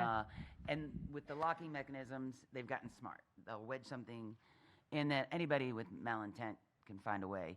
But we've also got some great, I forget where the picture was. Which park was it that we put the roll down doors on? Abbey Park. We've now changed some so that they won't, that hopefully to improve that. So that's the kind of stuff we're looking at. And we also want to engage police in looking at the environment around them, so that maybe there's a way to engineer them differently in terms of lighting, some simple low-hanging fruit. It could be cutting down vegetation to where you're creating more of an open, inviting space, so that, by design, we may be able to get at a reduction. Question. Great looking doors, very, very familiar with those type of doors, similar to being used on residential properties when you're trying to keep squatters out. Are those doors automatic? No. Okay, so someone has to come and inspect the bathroom before you lock the door, correct? And is that in place now? We just installed these. What have they been in there? 2 weeks, 3 weeks? So they're somewhat new. So the 2 times a day, there's someone that comes to unlock the door and then to lock the door, and those are the 2 inspections throughout the day, correct? Yes, ma'am. Okay. And so this may be a model we employ in other places, but again, we're not necessarily one size fits all. What's the cost of that? I don't remember. Does anybody remember? Do you remember, Gerald, what it was? 2 doors were $6,000, I believe, So installed. 2 doors were $6,000 just Installed. installed. It's the staffing on the other side that we need to look at and what that looks like too. Mm-hmm. Thank you. So I was at an NLC conference once and ran into a national vendor called Portland Loo. I don't know if anybody's ever heard of them, but one of the things that they do, and we might consider this with the design of our new park especially, is their units are designed so that, like from the knees down, there's no walls. So you can see when somebody's in there. And the lighting's automatic, and they also use like I think it's blue lighting, so that addicts can't find their veins apparently with that kind of lighting. Portland Loo. It's called Portland Loo. And even if you don't use that company, like look at some of their design, because they are designed for, anti-vandalism, anti-drug use. I think there's some good design ideas out there, especially considering the new park. Thank you. Mm-hmm. Thank you. Okay. Any other questions about park maintenance or facilities maintenance at this time? Again, the takeaway is, we feel like with the staff being put together in a different way and looking at things differently, we have existing budgets that we feel comfortable operating in for FY27, gives us kind of a full year to find our feet with the new resource allocation to then have a better sense of what might be needed in the future. But for the FY27 budget, we're comfortable with what's been included. All right, we want to keep rolling. We want to talk next. There was a request to just go through our CIP projects again, not in great detail, but just to remind council and the public of what those projects are that will be delivered in the next 2 years if the tax increase is able to be supported to have the necessary funding for those projects. Mike, if you want to come up. So I'm going to have Mike Niklicki come up to walk through the individual projects, but you can go to the next slide, Dylan. Just to remind everybody which projects we're talking about, this was introduced in an earlier work session with council to discuss the projects that were negotiable, non-negotiable funding challenges, and that is really the focus of the ask that's in the recommended budget is the dollars to complete these projects. I think there have been several sort of misnomers over the years that we haven't spent all of a certain bond's proceeds, and that's factually inaccurate. You know, there's an idea maybe that some of this is cost overruns, but the reality is you can't have a cost overrun if you've never started a project. So, I think we have to talk about the actual factors that sort of got us here, whether that's something wasn't scoped adequately, it wasn't guesstimated originally up front at the right level, or the cost to acquire the real estate to make something happen was outside of what was sort of expected. And so with the realignment and the creation of this new design and construction team, now we have sort of a sole source that's responsible for delivering those projects rather than individual departments sort of owning their capital projects. So make sure that we're going to have those departments as a customer to the design and construction team, but really there's one stop shop for all of this. And so they partner through the design and then ultimately through the delivery to make sure that we're meeting the intent, but it all lives in one place. And so we're refining everything from our contracting to our real estate acquisition approach, which we touched on earlier, and knocking on a door rather than sending a letter. That's a global sort of thing. So all of those things are being put into place to help us deliver these outstanding projects. We're recognizing that whether they were conceived of so long ago that the cost to deliver them has just changed, or thing has got to a certain point and we're stopped due to a lack of funding and they've got to be picked up for whatever reason. We're back now to try and complete all of these promises that were made so that when we come back for the next CIP, we can stand on the fact that we've delivered, we've kept our promises, and then folks can reliably trust that when we come back, we're going to do what we said we're going to do for the price we said it was going to be in the time frame that we said it was going to be delivered. So with that, I'll let Mike go ahead and walk us through the rest of the projects.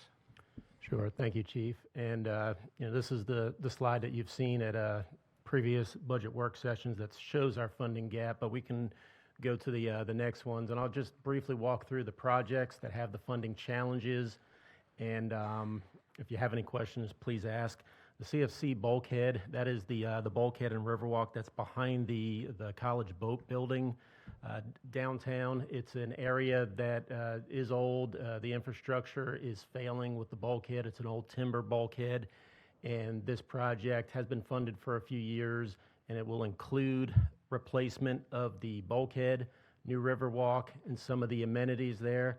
Some of that shortfall, if you recall, a couple years ago, we had to reallocate some of this funding to help balance the budget a few years ago, so this will help replenish that. And I apologize, that one's just starting design. We have a consultant under design to start that bulkhead project. The Front Street Bridge Rehabilitation Project has been awarded. That was brought before council. We are actually having a pre-construction meeting next week.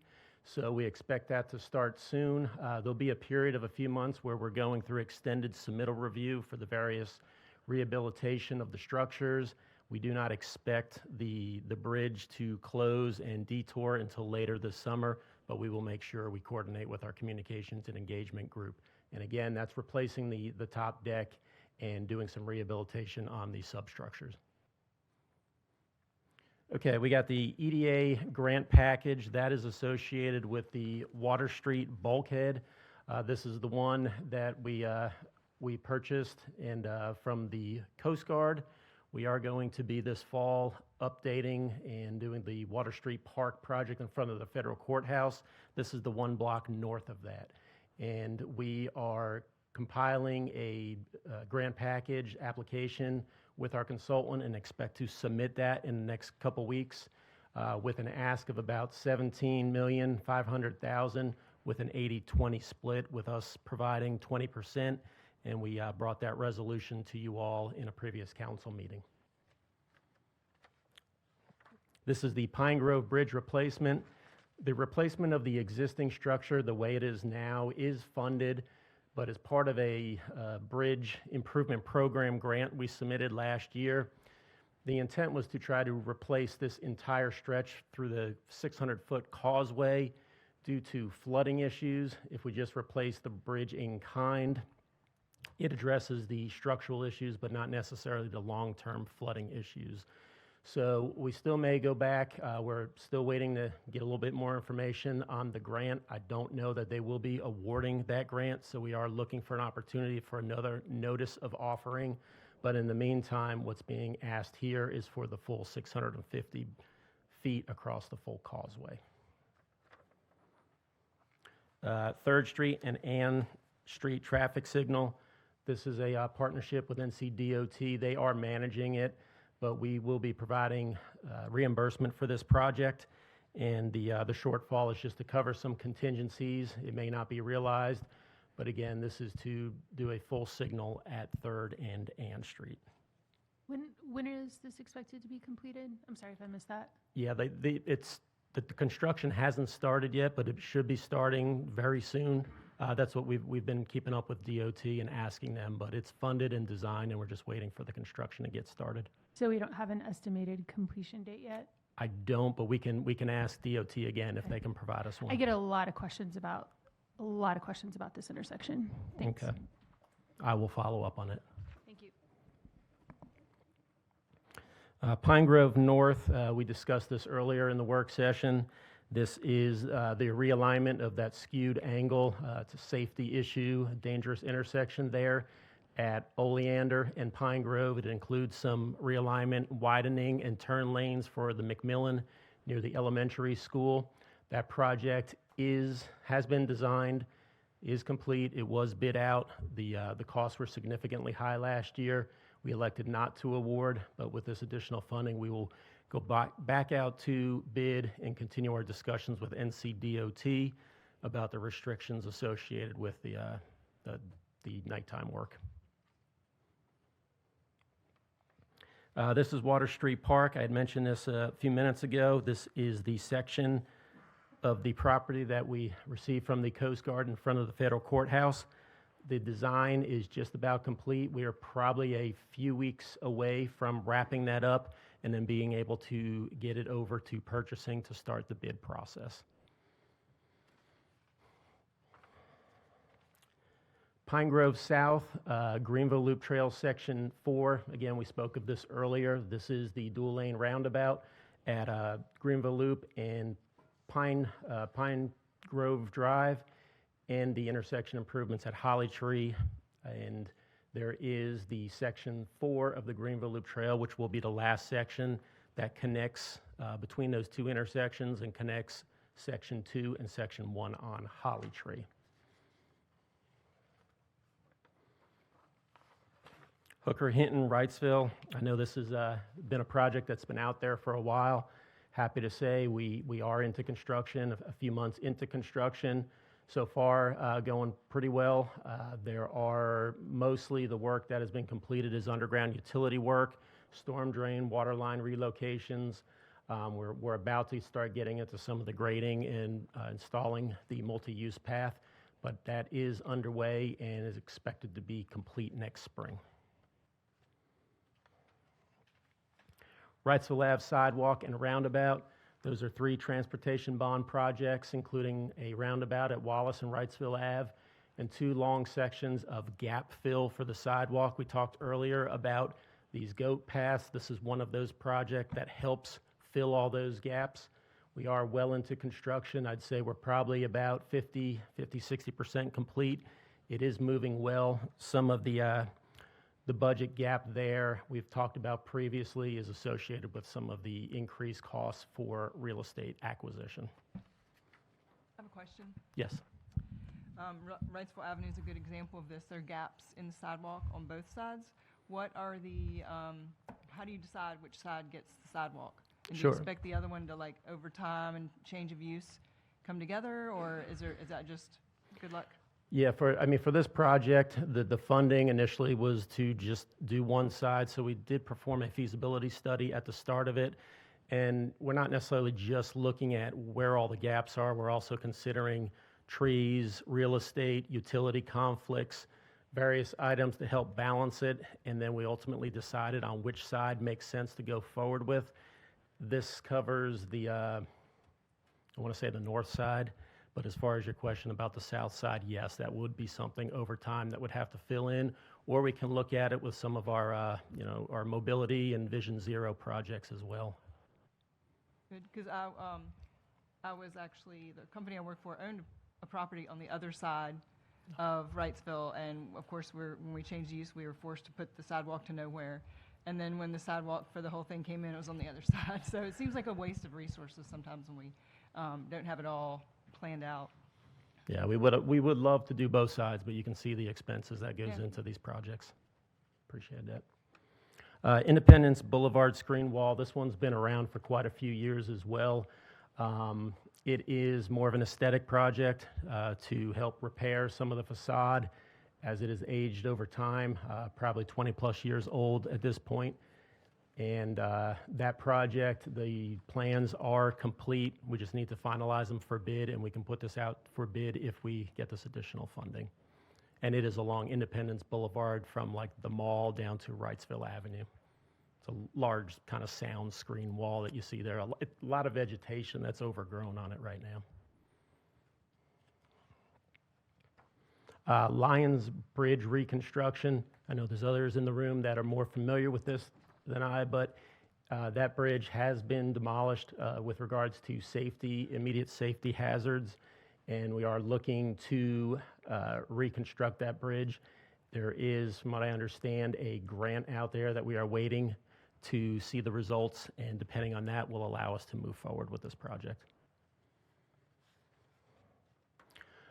Greenville Loop Park design. I understand there's going to be a big presentation on Monday, if I'm hearing right, Mary. What's that? Oh, different park. I'm sorry. So anyway, this project, most of you should be familiar with. We talked about it earlier. We did contribute $1 million towards the purchase price, being funded with the endowment. We are asking for the $1 million to get the design started due to the time restrictions to have this complete within a certain amount of time.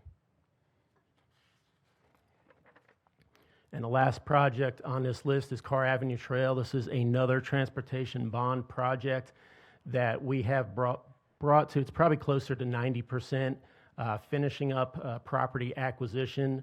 We did, with the help of the MPO, go through their grant application process to get some federal funding to help cover some of these, and the shortfall that you see there, we are limited to the amount of risk and contingencies we can put in those applications, so that shortfall covers those as well. And that's really it as far as the update for all the projects. Be glad to answer any questions. Questions?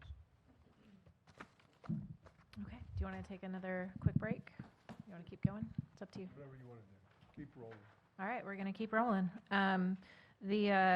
The last bit of prepared material that we have for you that we were going to go over was just, Mayor, you talked about it before with some of the calls for service related to the police department. So, Chief, are you able to come up and speak to the presentation?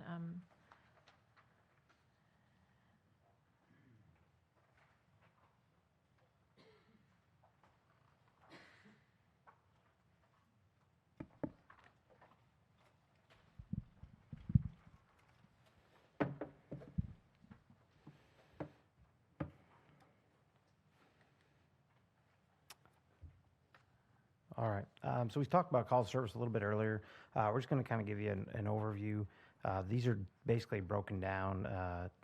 One large category, which is all that 150 on average, 1,000 calls for service a year, and then directed and self-initiated. Directed are calls that a citizen has called in and asked for some type of police service. Self-initiated are just that. The officer in his or her daily travels observes something and takes some type of initiative to, interdict with either a crime or get out with a suspicious person or whatever it may be.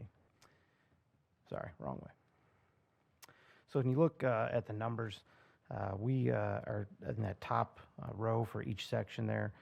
You can see the numbers over, again, that 5-year window, about an average of 150,000 calls for service a year. When you look at that comparative to the next line, which is New Hanover County Sheriff's Office, you can see they're averaging about 132,000. We'll break those down in future slides here to show you a little bit better what those look like. We've included all the other agencies in New Hanover County, so we've got Wrightsville Beach, Carolina Beach, and Curry Beach there as well. When you look at the next slide, this is going to break it down, just basically a visual depiction of the previous slide to show you calls. Again, this is total overall calls. As you can see, obviously the city stays pretty busy there. When you look at the next slide, this is breaking down those into directed patrol calls. So again, those are calls that are citizen requests or administrative calls for service. When you can see there, our numbers and represented in the orange are about double what most of the others are, and you'll see that on the following slide, but certainly a large volume of the calls for service that we get are citizen-initiated calls for service.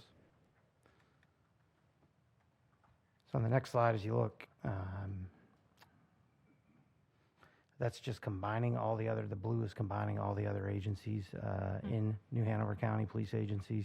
And you can see that we're, again, significantly higher. We handle about 63% when we compare to all those other agencies countywide. For the next one, what we've done is we've taken just a snapshot, basically, which is a month of March, to show you kind of calls by nature for the top 15 calls, as well as days of the week and hours of the day. And what that looks like on the first slide, in terms of your typical calls in that cycle. That's pretty standard for any month. That's not unique to March. You'll see very similar numbers in terms of your busier days, Sunday being the slowest day and usually Friday being the busiest day.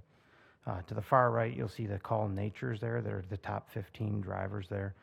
You'll notice most of those are not violent crime. That's great. If we had violent crime in those numbers, that would be significantly difficult. So you can look down and see kind of what the top calls for service are in a lot of those areas there. But as you can see, for the month of March we looked at about 58,000. I'm sorry, that's off. The data's off on that one. I'll have to get you. Sorry, yes. I apologize. Top 15 calls for service. For that is not for a 1-month cycle. That is for a year cycle there, as you can see. I apologize. I misspoke on that. When you look at the next slide, this slide you could put in any urban area, literally anywhere in America, for calls for service. This looks consistent to about anywhere you go, especially of any size. You're going to peak in kind of that late afternoon hours, and then you're going to be at your lowest usually around 5 or 6 a.m. in the morning. We basically allocate the staffing that we do have available based on some of this. Now, understanding that, at 12 o'clock in the afternoon, there are a whole lot of people that are working that aren't necessarily wearing uniforms, but are available to respond as police officers if they need to be. So your detectives, some of your administrative folks, things like that. When you start looking at, your 3 a.m. hour, what you see is what you get, right? The number of officers that we have, that minimum staffing level that we talked about, that's what you're looking at in terms of the number of officers that are immediately available, obviously with assistance from outside agencies when we look at that. We also want to do is give you a little bit of comparison with workload to both other local agencies as well as some that are similar size. So we've looked at some of the local agencies on the smaller side. We've already seen the numbers on the others that we showed you, but for Burgaw, Leland, Jacksonville, and then High Point, Nashville, in terms of population-wise, are probably the most similar. So is you look at Burgaw, I mean, not that anybody would expect, obviously, them to have workload similar to an urban environment like we are, but that just gives you kind of an idea. So when we talk about bringing police officers in here and keeping police officers here, you know, one of the first things I heard about when I came here is we've lost so many officers to Leland over the last several years. We've lost droves and droves of them. And we go to the next slide, and you look at Leland. We're going to compare for numbers so you understand call volume, what they're looking at. But I'll also tell you that policing in an urban environment is very different than policing in a smaller town or in a rural county. They are completely different types of policing. Yes, police work is police work, and we all handle 911 calls and all that, but it can oftentimes take a different type of person who wants to put on a badge and uniform to work in an urban environment as opposed to someone who works in either a rural county or in a smaller town. And that's not, again, throwing any shade on any of them, all very important jobs, no matter where you work or what uniform you wear, but a very different workload as well. When you look at Jacksonville, you can see the numbers there. Again, a little bit bigger city. You can look, the populations are down at the bottom there, so certainly bigger than Leland or Burgaw, but obviously, you know, roughly half the size, give or take, of Wilmington. So you can see the numbers there from a comparative basis. And we'll chart this in just a minute so you can see how these kind of lay out against each other. So this would be for High Point. So High Point, pretty close to about 115,000 population.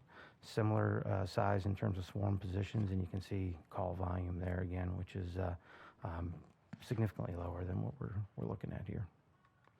And then lastly, Asheville. Again, Asheville, a little bit smaller at 93,000 population roughly, and you can see kind of the call volume that they're looking at there, split out.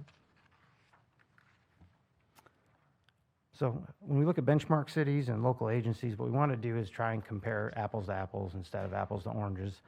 So what we did is broke that out in the next couple of slides to look at calls per budgeted position and also calls per Part 1 crime.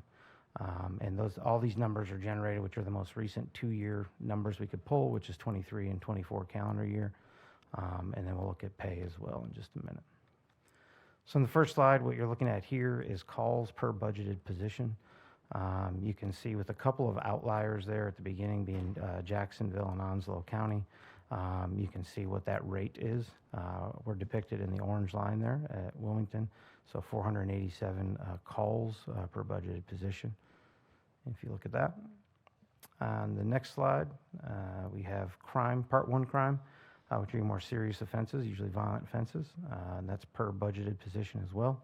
And you can see we are 1, 2, 3, 4, 5, 6, if my math is right, in terms of Part 1 crimes per budget position. And when you start to look on this slide, it's a little hard to see in the smaller numbers, but I don't think I've got a pointer on this, or maybe I do.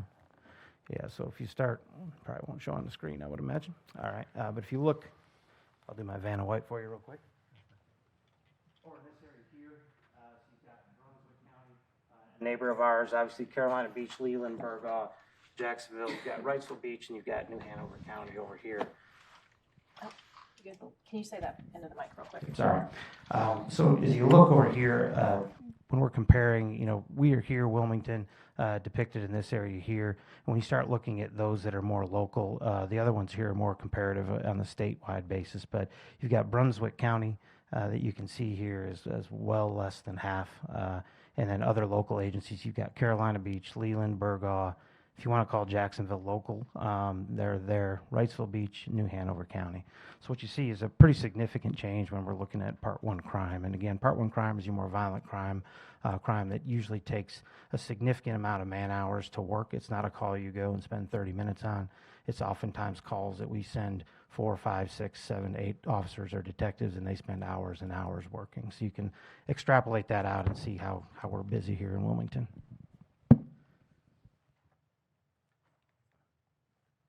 And the last slide to look at, this is just a salary comparison. This is as of, I think, about 3 weeks ago or so when it was polled, give or take. And these are numbers that were provided by those localities, but for us reaching out. You can see at the top of that pay chart is Leland at about 58.6. And you can see we're down just slightly below the average there at the 52 and change. And you can see all the numbers in between there. But just a graphical depiction of kind of where we stand currently in terms of a lot of our competitors. And these are just the ones that we reached out and kind of looked at. But what I will also tell you is, from my experience over the last 29 years of doing this job, you know, when people started in policing, when I did, you would go to a place or an area, and that's where you would kind of be. This generation is much more mobile. We just had 2 officers who are leaving to go do police work in Washington State. You can't get a whole lot further away from here unless you go to Alaska or Hawaii, right? So the idea of that we're just competing with what you see here, certainly our most immediate competitors and the ease of that, but a lot of our folks, if they're not tied to this area, which again, we all know there's a lot of us that are not from Wilmington, brings in a lot of transplants, right? And so what we want to do is when we get these officers here, we want to keep them here. And the package that's proposed to you, I would argue, is definitely a good start in making sure that we're able to do that from a salary and benefits standpoint. And then certainly we're working on a lot of things internally, as the manager mentioned earlier, to make the Wilmington PD a place that folks want to not just come to, but want to stay to and make careers out of. So I'll leave it at that, and I'll ask any questions you may have. Any questions, Chief?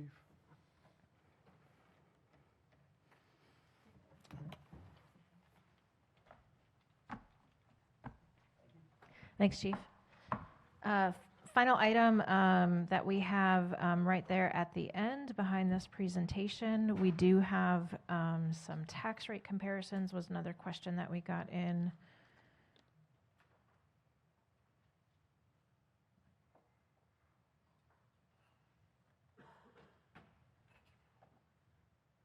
That Laura put together yesterday, I believe. Yeah, So this was really quick, so. Do we have that in the packet that I can be pulled up on the screen? I gotta go look.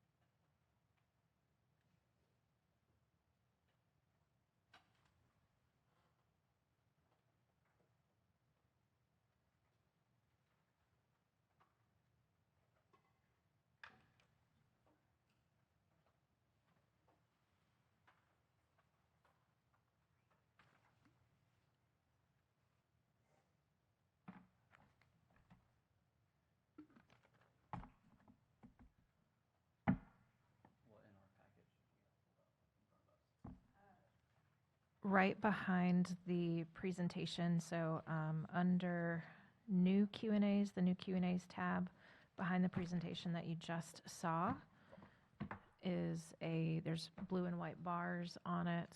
Yep, that is looking at the tax rates around us. The question was asked what our tax rates were. So they are looking for the file to pull up on the screen.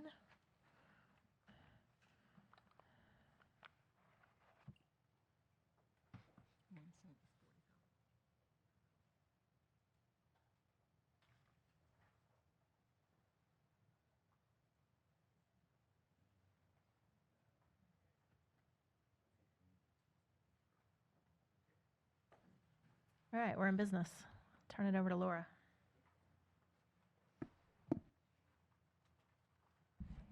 Because we did this really quickly, it's probably not sorted in a way that is going to be helpful right now, but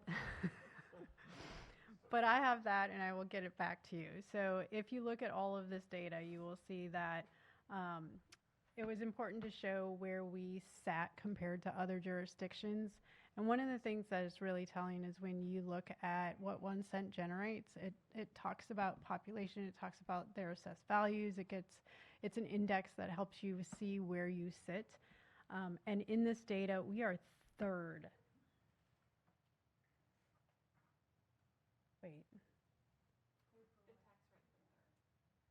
Okay, so let's go back just to the tax rate. Sorry, I was looking at the wrong one. With the tax rate, we are third when it comes to the lowest rate. So we are at 28.25 right now, and the highest in this is Greensboro at 67.25 cents. I mean, I want to spend more time looking at this, but I quickly went and highlighted communities with a assessed value similar to ours, maybe plus or minus, what is this, 10 billion? Is it billions? We're the lowest, I think, of comparable assessed value cities. I'd have to look to validate I mean, that. I'm just pointing out something that I see right away. So That's interesting. If you get back to what I was talking about originally when I thought I was looking at the right table, the 1 cent generated, we fall 11th in this at 3.5 million. The first is Burgaw, which is local. It's only $40,000. The highest is Charlotte, which shouldn't surprise anyone, at 23.1. Winston-Salem is above us at 3.9. And Concord is just below us at 2.4 million. We will send out these resorted for you so it makes a little more sense so you can see those indexes and where we sit. So apologize, but this was really done last minute. We tried to get what we could for you so there was something that you could digest. Yeah, thank you. The question came in yesterday, so we wanted to have something to present to you. So again, we'll send it out reformatted. But I do think that there is a good story to show in here regarding both the individual city tax rate as well as the combined tax rate when you have to pay both your city and your county tax bill, that compared to many, many, many other locations across the state. We are really, quite frankly, at a fraction of what you might pay in some other localities. Interesting. Any questions about that before we move on?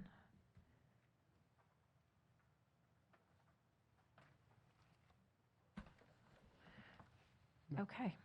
We know that we have received a couple of other questions that we are still pulling, including what the proposed pay rates are for police and fire from our competitive market.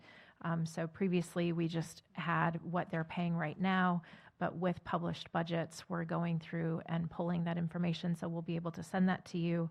And also a question about hard-to-fill positions, getting that list. We started pulling that yesterday. Of course, we talk a lot about police, but actually some of our hardest-to-fill positions exist in our fleet department, in some of our equipment operator positions, some of our maintenance positions. So we understand that police and fire gets a lot of attention, but a lot of those other positions are very difficult to fill. Fleet mechanic, as an example, you are directly competing with the private sector. And so being able to find a heavy mechanic that will take the job when they can make significantly more money in the private sector, and an engine is an engine. And so it is directly comparable. Right now, we just don't compete. And so we have positions like that sit vacant, that have been vacant for extended periods of time. We will fill it. They will then get a higher offer and they will leave. And so that is a constant area. So we want to make sure that we're lifting up those other positions for council and the public to understand that there are other needs across the city that remain a challenge with the current pay structure that we have.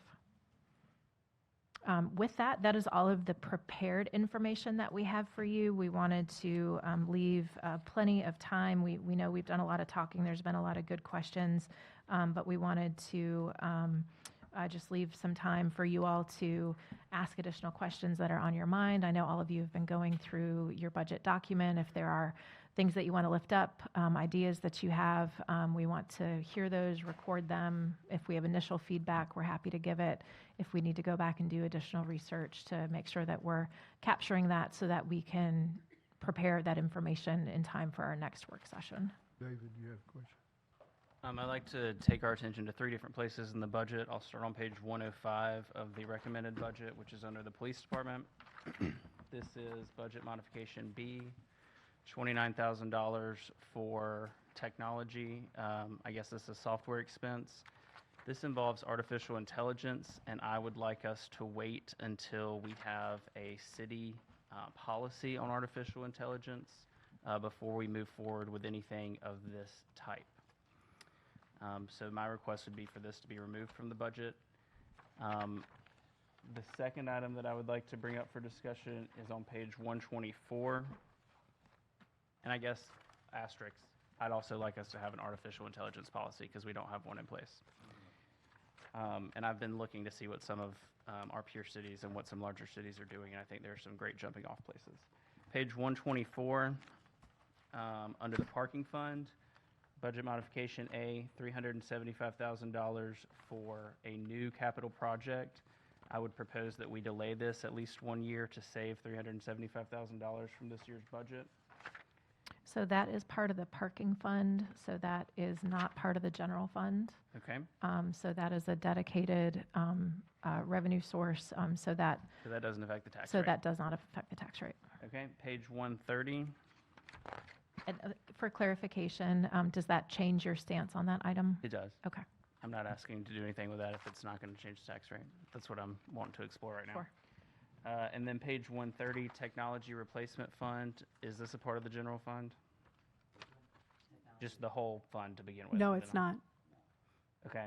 So for computer replacement, that $831,735, what portion of that would come out of general fund? Or how is that organized?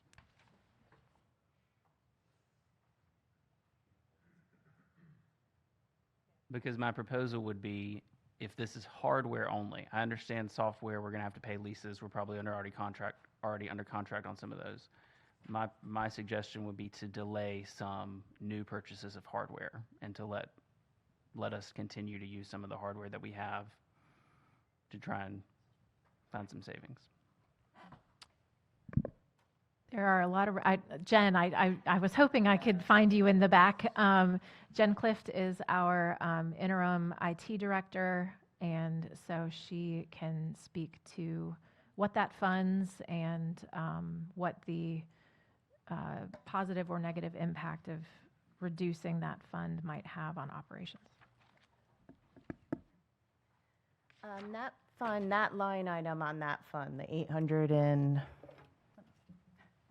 31. So that is strictly computers, peripherals. It's not touching servers or switches or things like that. So yes, we can hold off. We are already starting to push out our replacement. We had tried to tighten it up, and between getting the devices and things like that, we've already started pushing it out. So it is doable if we wanted to reduce that a little bit to push replacements out a little longer. We were doing a 5-year, it was turning into a 6-year. We kind of brought it back down to a 4-year replacement cycle, but we're starting to move back up. So I'm not certain how much you're looking to think about cutting, but it's doable. Well, I appreciate that, and I'd like us to explore it. I mean, if you look at the year over year, it seems pretty clear. This is sort of a dedicated amount of money that we're saying. This is a continuing process. We're dedicated to updating our hardware at this rate. And it looks like we're at a good cadence. But if it's hardware, not software, I think we could slow down that replacement and try and find some savings here. Sure. Thank you. More detailed, jumping on what David is saying, I think looking at a 5-year replacement cycle and what that would save us would be a good starting place. 6 years, you're starting to get into, an archaic technology. So yeah, and I will be honest, we do have 6-year-old ones out there, and we're always prepared to replace them first and quickly. And we have some people who use them a lot less and less heavy on them. So we try to stretch them as long as we can, and then if it needs to be replaced, we do that. But we really do try to not just replace very good shape computers out there. But we're happy to run an analysis of what a 5-year replacement cycle would look like and what the cost differential would be. I have a question related to, one of our speakers at our last meeting asked about what we had in our budget for homeless services. And I know that I had asked back in August for a cost breakdown of what it would cost to implement the strategy for unsheltered homelessness that we all worked on in 2024. And I know that Bill had asked for, later on in the fall, asked for, you know, a recommendation or cost of, you know, providing either land or building or whatever for a low barrier shelter. And I'm wondering, what is the status of those requests? Sure. Rachel has already come up. I will turn it over to her. Thank you. So we did put out some requests for information and have begun some conversations with Link. They were one of the submittals. We've also encouraged them, though, to work collaboratively with some of the other submittals, especially our local partners, because I think that there's room at the table and in the plan for a lot of different avenues for collaboration. We did not budget a specific amount with that request for information. We would be putting out a request for proposal as part of the next step for that physical piece. As far as the budget that we have some dedicated funding both in our affordable housing and with our federal funds that could be a piece of that. It's obviously not going to be enough to be the whole. And so that's where we would be looking at one of our partners, whether it's Link or whomever else may be sort of awarded that proposal to see what they would be able to leverage and apply for additional funding with what we have and some of the other partners. So that's sort of where we are right now. Generally speaking, our homeless services, based off of what we are allowed to put out with our CDBG, Community Development Block Grant, that's about $124,000 that would be able to put out next year. And that's more for services, not necessarily like the hard fixtures. We are able to use our affordable housing gap financing to sort of build that. That's about $3 million right now, and so that's sort of what we're working with. That helps. We also have the 4 social workers that are included in the FY27 budget. The cost of salary and benefits is about $500,000. We have a couple of them who just recently started.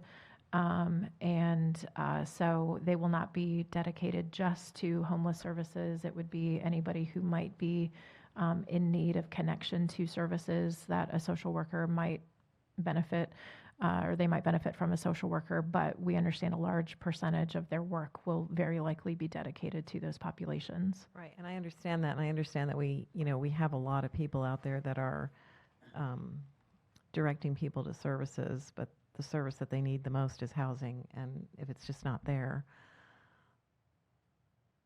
we don't have any place to send them. Sure. Yeah. And just to add, we also have this Monday and Tuesday, we'll be hosting some permanent supportive housing technical assistance as part of with the HUD technical assistance grant. And so again, really emphasizing the need to focus on that housing aspect of this. You know, we are one of the largest funder to our Continuum of Care, which is a lead agency that helps coordinate all the partner agencies. And then we also, through our municipal service district, pay for the street outreach through Block by Block with WDI. So we are sort of having that touch in the beginning, and then still with that emphasis on the actual housing units as the solution. Rachel, there was some discussion about Good Shepherd expanding their operation at Martin. Are you aware of that? Yes, so they have additional property surrounding their Martin Street complex, and so they're in the middle of a capital campaign to expand. They'll have some new family beds for shelter, as well as updating sort of their administrative, what they're able to do there, and then build additional permanent supportive housing. They've not submitted a formal application to us yet, but we're obviously in conversations with what that looks like when it gets to that point. Are they the only ones at this point in time? I mean, is Salvation Army coming forward with any additional housing, or is First Fruit? Not at this time. We have not heard any. Okay. And I think it's important too, as we look at the tax credit projects that come before us, we work with both the Wilmington Housing Authority and through their voucher programs, Trillium through their vouchers, all of those different options, so that as these new affordable units come online, they're able to partner with a coordinated entry and through the COC to help get some of those folks off that list into some of those units that we're supporting in other ways. So it's not just the permanent supportive housing units that are focused on those homeless individuals, but also all of the units that we're developing that are affordable. Yeah, and then also looking at some of the preservation and rehab. As you know, there's some conversations with potential large-scale redevelopment of some properties, whether it's the housing authority or some other potential units that may be expiring tax credits, of how we're able to preserve the affordability, maybe not the physical units because they're outdated and need to be better utilized for density and intensity. But as we look at that, that's also something that we've been having conversations about, investments in that.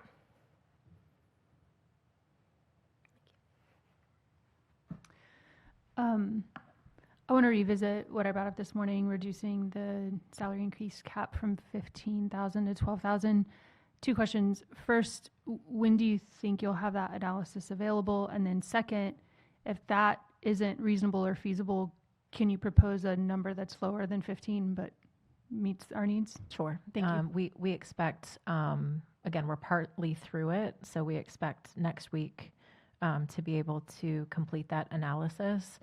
Happy to email that out to council as soon as we have it, including then a recommendation to either move forward with that, or if there is a number in between the two, we would absolutely offer that up.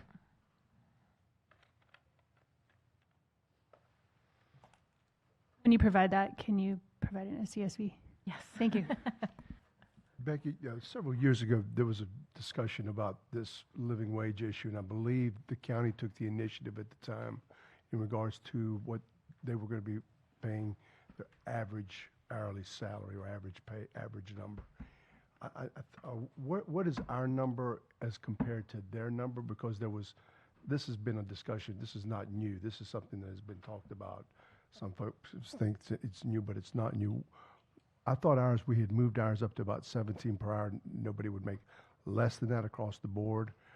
And then there was another number that the county had that I think was higher than ours. Or they had gone to a number higher. I think we started it at 17 and they went above us. That's correct. Our minimum hourly rate right now for full-time employees, the $17.38 an hour.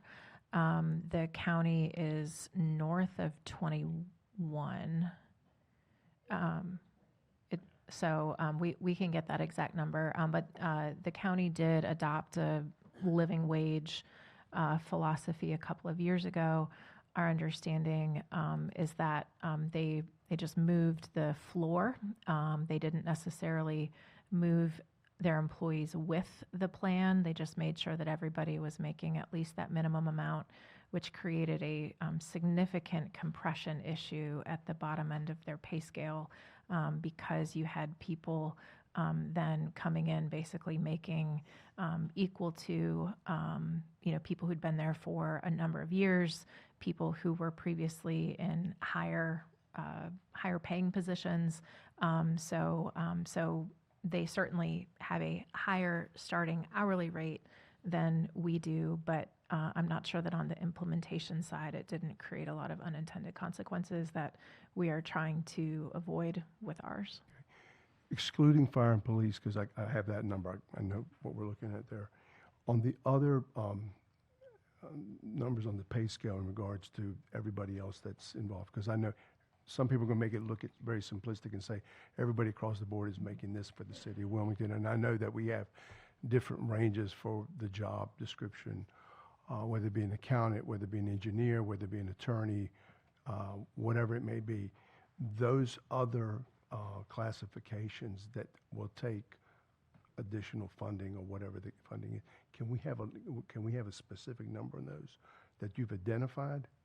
I'm not sure I follow the question. Of the folks that we're dealing with in regards to those specific departments that have more specialty orientation tied to it, where you're really competing heavy with the public sector, private sector, I'm sorry, where you're trying to get an engineer, or we've been waiting 2 years, we're short on this person, we're short on that, we're not meeting what the market rate is, and we're getting beat by the private sector for those particular positions. Do we have a number of those positions? yeah, so- that we're actively trying to get Yes. into the city? Yeah. Are we having to go higher on the pay scale? So they are either sitting, so we're bound by our pay scales. So a lot of them end up sitting open. So we mentioned the heavy fleet mechanic a few minutes ago. That's a great example of one that I think it's been open off and on for 2 years. I'm sorry, 5 years. 5 years. So you get somebody in, they then leave for higher pay. It then sits open again for months and months. So that one is a constant battle. So we have a list of those hard to fill positions, and we can then put some additional data next to it in terms of some of them do have a private sector comparison that we would be able to say, like on the fleet mechanic example, where, okay, this is one that's been hard to fill. This is the current pay. This is what the new pay would be. And then this is what the average market rate is in the private sector. We can put that all together for you. And then the other point I want to make is that anything that we do, and let's just say, because 70% of this is tied to public safety, I know our good friend Ed McMahon will look at our number and at least try to match that, I would imagine. And he will then go to the county commissioners, and they will carve out a piece specifically for sheriff's numbers. I'm sure you've taken that into consideration. We have. As mentioned, we will not be coming back to you saying, everyone just increase their rates. What are we going to do? We do understand that becoming the market leader on some of these positions means then that everybody's going to start trying to chase you to catch up, if not try to pass you again. If that were to happen, though, there's a couple of things going on. One, with the compression that we understand the county is experiencing, that creates a difficult situation when you're then trying to hire an applicant who has years of experience, who's already certified, because you have a whole slug of employees currently doing the job in your organization that are making a lower pay rate. So by implementing this appropriately, it avoids that compression that then if we get a certified applicant who, say they make an application to both the City of Wilmington and the Sheriff's Office and they have 3 years of experience, we can then slot them in appropriately on our pay scale that takes into account the years of experience that they have, that if you have a lot of compression, you're not necessarily able to do because you don't want to upset your existing staff by bringing in a new employee to then be making more than people who've been doing the work for a number of years. So we believe that we will have the flexibility that we need to honor those years of service that somebody may have earned elsewhere. And it is also a very different job to work for the City of Wilmington versus the Sheriff's Office. One of the least popular things to do for a lot of folks who work in law enforcement is to work in a jail. And some people love it, but a lot of people, that is not where they want to be assigned. If you work for the City of Wilmington, you will never be assigned to a jail. And that is not something that the Sheriff's Office would be able to promise their applicants.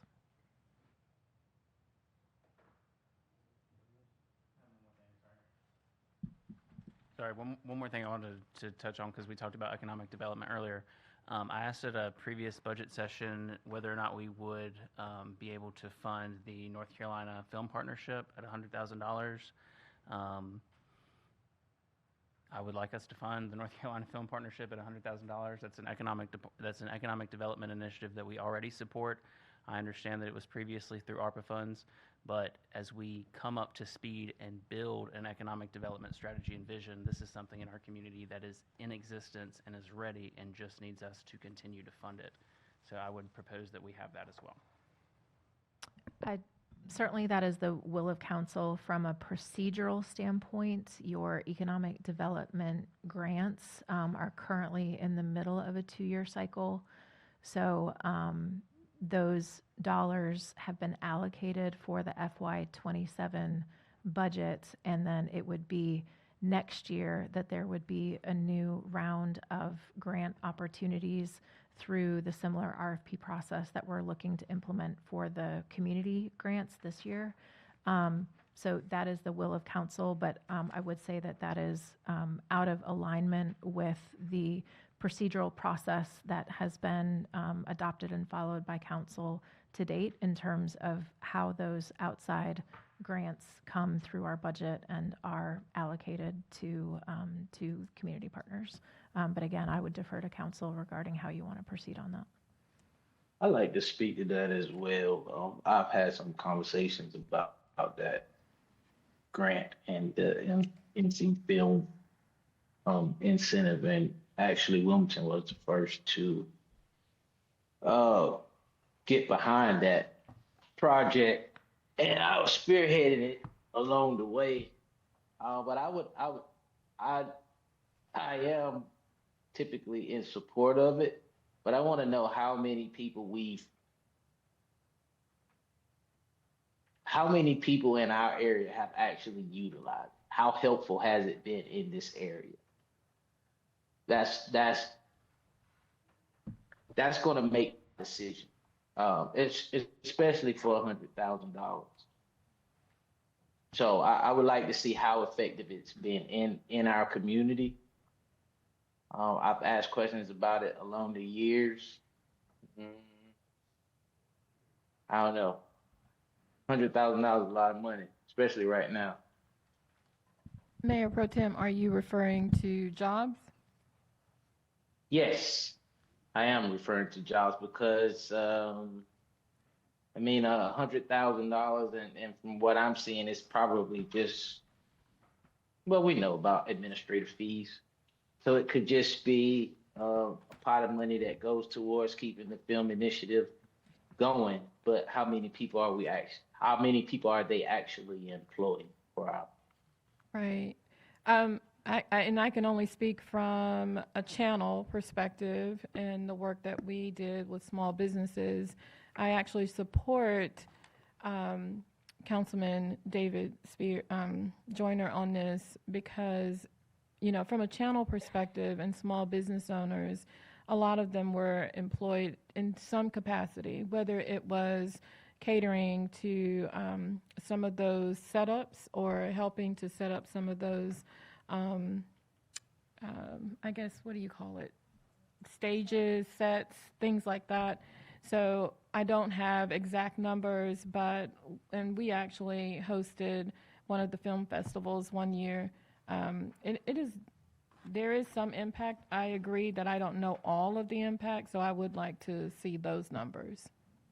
Well, I'm talking about the actual people that are involved in a training program that get the trade and start working in the film industry. Gotcha.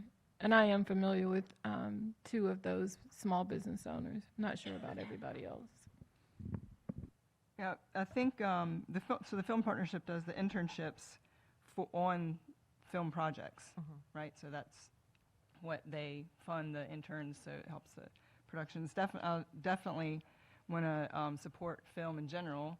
It's one of the things that built Wilmington and what we're famous for. Right now, the things I've heard about the job market is that there's not even enough film projects to keep the people who are already in the industry working full time. Like there's a lot of people not working in the film industry. So that's the only concern I have. I don't want to give people pay to train people to go on unemployment. So it's a hard decision. But I think maybe 100,000 might be a little high.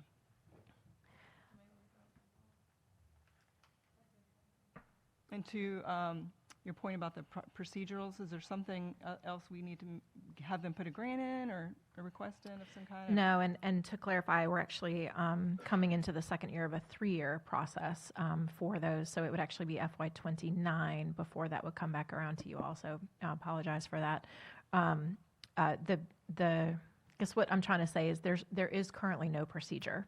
So there is not an application that exists that would be put out as part of the FY27 budget. There is no additional pot of money for something that is economic development related because all of those dollars are spoken for due to a previous grant application process that dedicated funding for 3 years. So FY27 and FY28 are just continuation funding from that prior award. There will not be new dollars that people would be applying for until FY29. So you would be making an exception that you are presently not looking to make for anybody else. And that's, thank you for that procedural clarification. They are funded through the city currently through American Rescue Plan Act funds. And we're on notice that when those monies dry up from the federal government, that's the end of your cycle. Or when that money expires, that's the end of your cycle. They also receive money from the state of North Carolina, except the state of North Carolina doesn't have a budget. So they're not getting any money from that. So my interest in this revolves around the fact that Wilmington is a unique, we are unique in North Carolina's film economy. So if the state's not stepping up to the plate on this point, I think that it is worth us looking at taking a step outside our normal procedures to say that we are willing to step up to the plate. So it sounds like there are a lot more questions. Folks who have questions, are you asking staff to answer those questions, or are you saying that you need follow-up conversations with the partnership? Staff would be happy to reach out to the partnership and ask them to provide the information that's been requested. Thank you. Go ahead, I'm sorry. I'm sorry. Becky, I just wanted to say that, and I've been asking this every year that we've been through budget cycles so far, so, and I like what's being done with the community funding. Putting it through the CRAC, I think that's awesome. I think that we need to think about a similar situation with the economic development funding when that does come up, and at a very minimum, have a couple of council members that are part of that committee so that we can make sure, because in previous years, I mean, we did have things brought to us basically with a bow on them from staff, and we didn't really have any input as to, which projects we wanted to fund. So that's just something I'm putting out there for when that time rolls around again. Yeah, we expect that to be a different process moving forward. Thank you. And I can share a impact report that was sent to me from the film partnership with some, pretty impressive numbers. 13 productions were assisted and 200 jobs in New Hanover County alone. So, and they're statewide. So, my comments weren't to tell them, that it's not a good investment at all. Just review it closely, so we know we're putting our economic development dollars in a place with good returns. So. 200 jobs in North Carolina in how many years? 200 All the years total? 200 in New Hanover County and 7,000 statewide. But it was just created with ARPA funds, right? So there's not like a long history, so that's got to be in the last couple of years, right? No, 2020. I have a little bit more clarity on this. When we gave the ARPA funding our share, I think the county put 200 in, we put 200 in. Remember, all film productions have unions. So these individuals that they are training are not union workers. So we're literally paying the individual to be trained, hoping that we can also, and with a relationship with the union, that the union would take them in and train them during the process, but we're actually paying, or the group is paying their salary, with the hope that when they get finished with the training process, that the union would hire them, pay union dues and all that. So it really comes down, all these productions are under union contracts. So the union actually, hopefully building the relationship with the individual that they're helping to train, that we are helping to pay for, will eventually be hired by the union, thus being part of the film industry. Now, the state was involved in it, the city, the county, Winston-Salem also put in some money at the time. And I think in this year, think that the county is, I think, putting in some money. I think they've been, that's one of the things I would like to know. Is the county funding any of this, which I believe they are, but I'm not certain 100%. I asked her yesterday. She said Okay, yes. she did say yes? Yeah. let me Okay, look at it. but then again, to Kevin's point is how many specific jobs were created where the individual that has been trained is now on board with one of the unions, whether it be IATSE, whether it be the Teamsters, because the union has to hire them. So it's a tricky situation with the film industries, how you train these film workers and hopefully get picked up by the industry. They're very protective of their union workers, which I understand. And it's been a good partnership as far as the training aspect of it is. But I would like to know, because they have done some really good training with, and I've met some of these folks. I'd just like to know how many have been picked up by the industry itself. She said the county gave 100,000. 100? Okay.